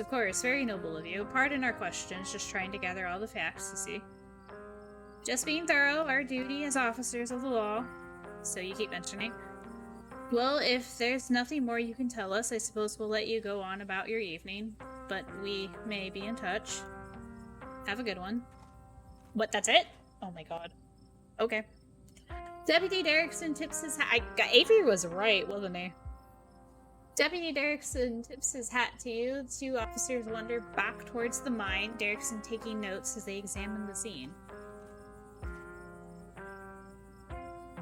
You make your way towards Stella and Kanika. I just can't believe 2 nights in a row. Is it my fault, Neeks? Stella, no, this is all just an awful coincidence. It's not your fault. So, hey, I guess the cops are done with you. What are they gonna do? Take you in for being present at an accident? Yes, they might try. Sorry if they gave you a hard time. Small town cops, you know. Always blame everything on drifters. Even acts of God, I guess. Excellent, you didn't get arrested. Now come on, let's get back to the estate. I'd like to get some rest before I have to deal with the fallout of everything that happened tonight. I'll see you tomorrow, okay, Ray? Excuse me, Just stop trying to get my cousin killed, Stella. Come on, let's go. Tabitha starts walking to her car, pulling you by your arm. See you tomorrow, guys. I'll text you when we're back. I can walk to the car on my own. Are you kidnapping me? Silently follow Tabitha.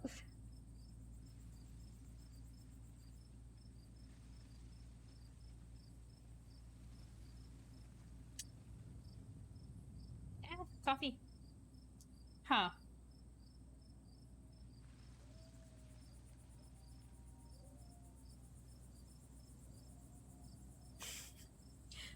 Just very loudly. See you tomorrow, guys. We're being dragged away by our cousin.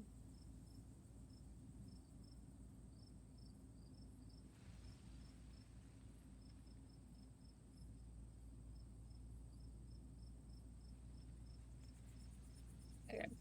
See you tomorrow, guys. You can practically feel Tabitha roll her eyes as she drags you to the car. grabs the nearest tree and let's go. Called it. Tabitha doesn't say a word as the car cuts along the darkened road. You try to keep an eye on the surrounding wilderness as she drives, wary of what may lurk behind the tree line. Sorry about the day. How are you holding up? I'm doing terribly, by the way, in case you wanted to know. Why do you treat Stella like that? Didn't you two used to be friends? You and Kanika don't really seem to get along. Do you think Becca and Alexis are okay? I don't appreciate being dragged off like that. Right in silence.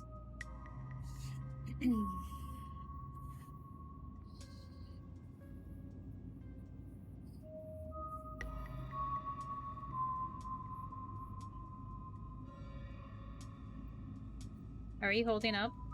Poorly, but I'd really rather we didn't get into it.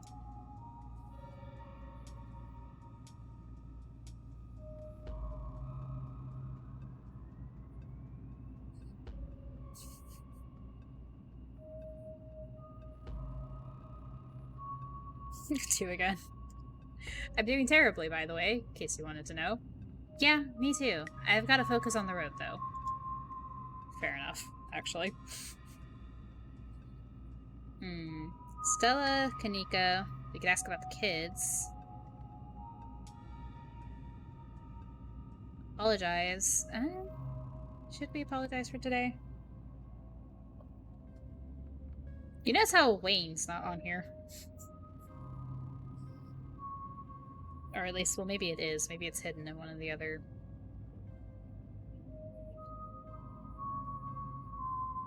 I feel like we should stop trying to have these conversations while she drives. She doesn't seem to like talking while she drives. Didn't you two used to be friends? It was a different time in my life. I just wish she'd get that we're not in high school anymore. I'm a different person than whoever she thinks she knows. Noted. You and Kanika really don't seem to get along. She pushes my buttons. Sounds like it's mutual.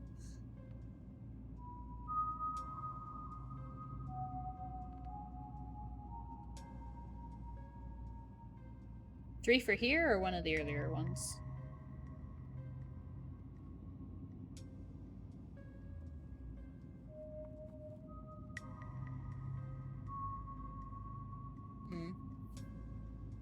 Sorry, I missed it. Let me know which one it is. I'll ask it next, unless I already did.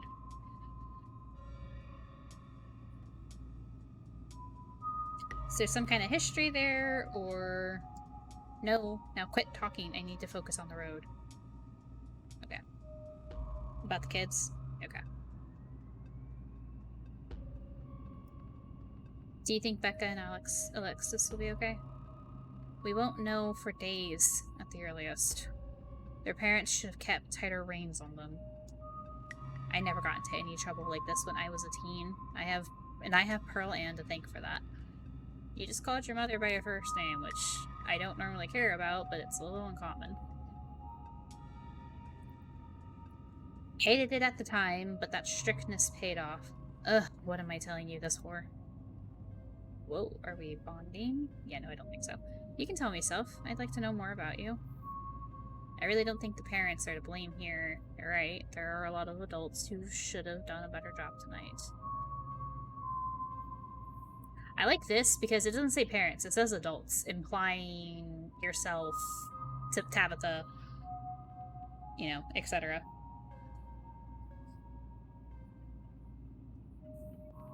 Like Becca's dad. I'm not like, let's not do that. Hold on, I do want to do this one first real quick, though. And Pearl Ann, for that matter.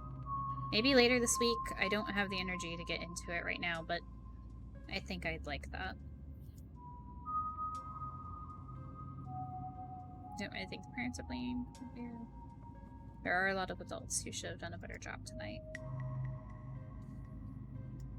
Exactly. People who aren't ready to be parents shouldn't be parents, and clearly there are some parents who aren't ready. Take Oscar. There are tons of people more qualified to be parents who can't even conceive, and here he is having a kid at 19 and clearly letting her do just whatever the hell she wants. Oh. Whoa. Tabitha? It's not fair. That's... sounded personal. It's entirely out of line. What's wrong with you? Oscar's house is haunted, Tabitha. I don't think it's fair to pass judgment. Yeah, you're right. It isn't fair.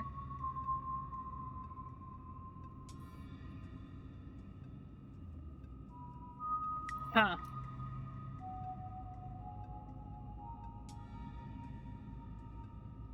She is 100% not going to buy the whole Oscar's house is haunted. Although, could you imagine if we get her to come with us on the ghost hunt?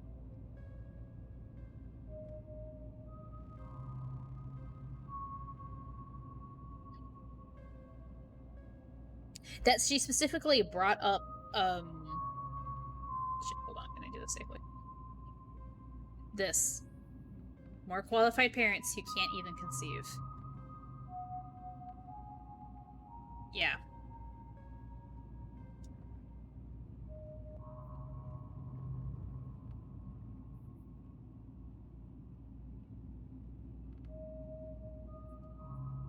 You're gonna bring up the haunted house.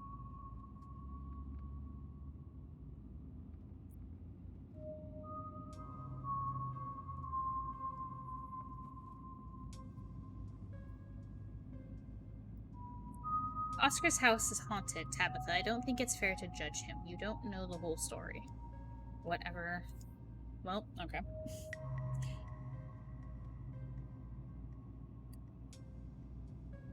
Okay, these are the two I'm a little iffy about.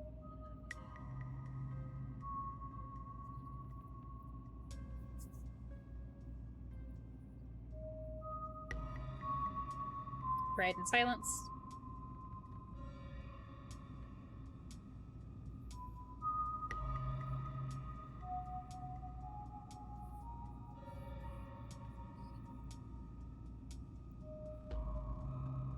Your eyes wander back to the tree line as you and Tabitha slink back into silence.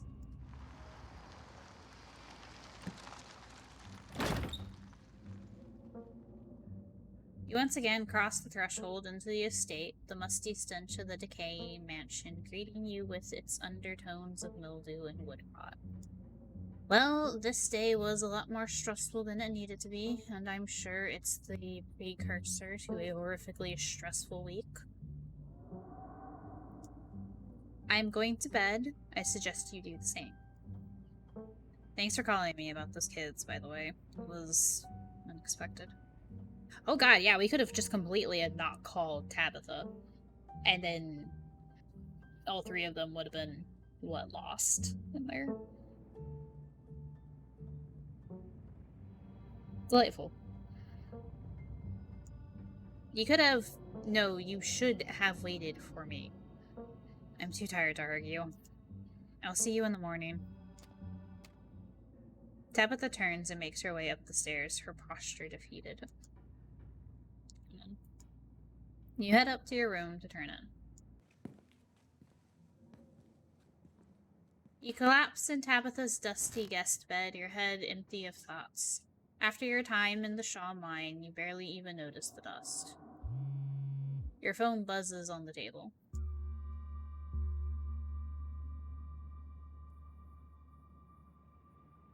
Y'all, these are those things, right? Oh. Kanika sends a picture of a pair of ditchlings by the side of the road. I saw them again, too. Another picture, this time staring from a tree. What the fuck? These things are definitely not hairless monkeys or raccoons or whatever. I don't know what the hell they are. I guess there's more of them. I guess there's more to bring them here than the mine collapse. No way I'm sleeping tonight. You think about looking out the guest room window, but at this point you're too exhausted to leave your bed. The adrenaline from this evening is finally wearing off, replaced by a creeping exhaustion that threatens to overwhelm you. Your limbs are heavy, your eyelids slipping down over your eyes even as you stare down at the ominous pictures on your phone. If it weren't for the pit of dread bawling in your stomach, you would almost feel comfortable as you settle in between the covers, your tired bones sinking into the decrepit mattress. When you close your eyes, your thoughts drift to Alexis and Becca, terrified and alone, if not already dead. Your eyes shoot back open, your heart pounding as the door to your room swings open. Oh, just the cat. It's always just the cat. Don't read into this. The woman kicked me out. Just wants a warm place to sleep. Okay, but you didn't close the door. Limbs heavy, something, mom spaghetti.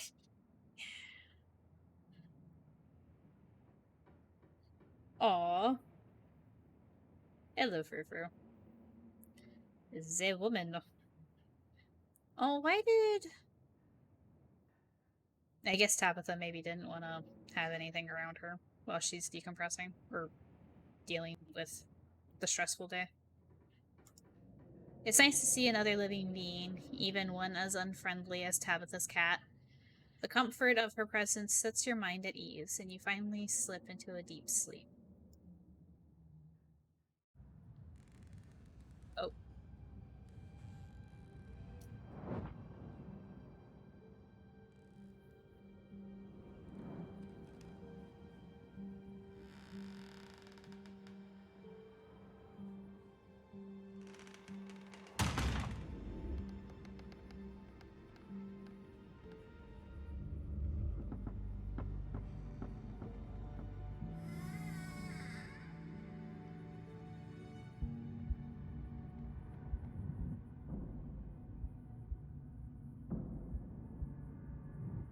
The fuck is... Nope.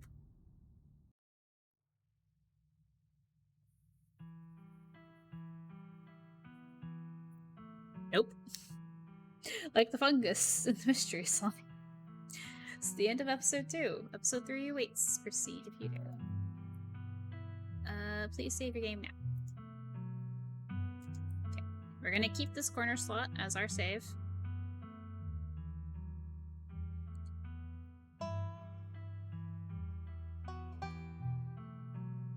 Continue. Would you like to see a recap before starting episode 3? Yes. Yes, but just recap of episode 2. Okay, he's still here. Okay, I want to see if they'll show us the garden and the stone. No. Okay.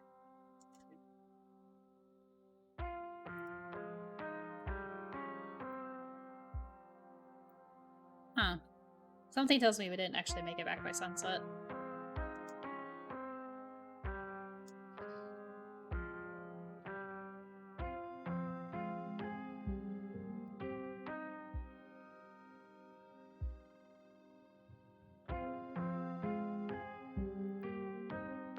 This was the library. Oh, this is Sushi, you missed this. This is Dr. Kelly. This is Reese's mother.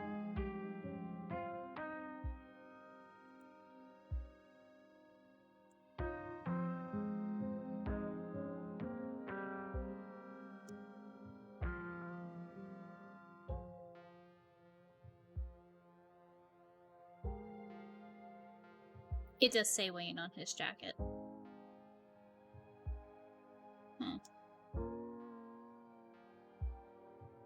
Selena.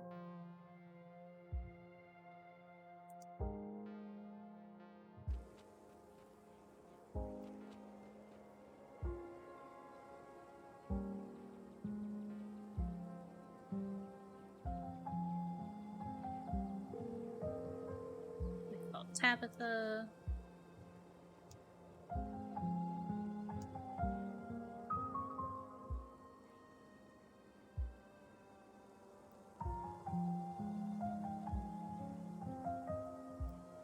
kids. Rosalina's house is haunted.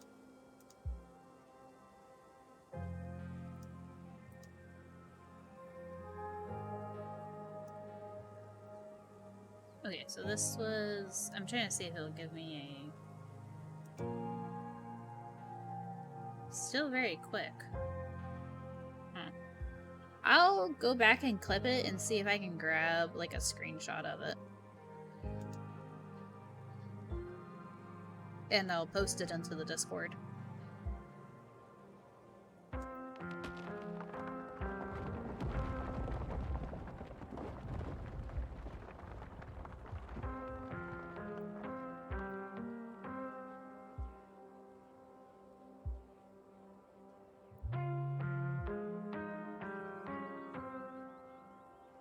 Okay. So that was Tuesday. Oh my goodness. Alrighty then. I've already talked to my brother about getting the PlayStation into my room, and so tomorrow on stream, I might start a little sooner, I'm not sure. Oh, thank you, Sush. What was I gonna say? Oh. We're gonna start stream with the Resident Evil 4 demo. And then I will leave it up to chat whether we play more Scarlet Hollow or if we play Final Fantasy VII Remake. Alright.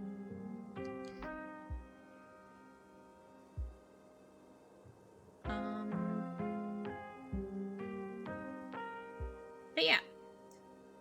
Thank you all so much for stopping by this evening for Chapter 2 of Scarlet Hollow. I will see you all tomorrow evening. Probably 8 p.m. Central. But if I decide to start like an hour early at 7, I'll of course tweet out about it and let y'all know. Y'all have a lovely evening or time of day that it is for you, and I will see you next time.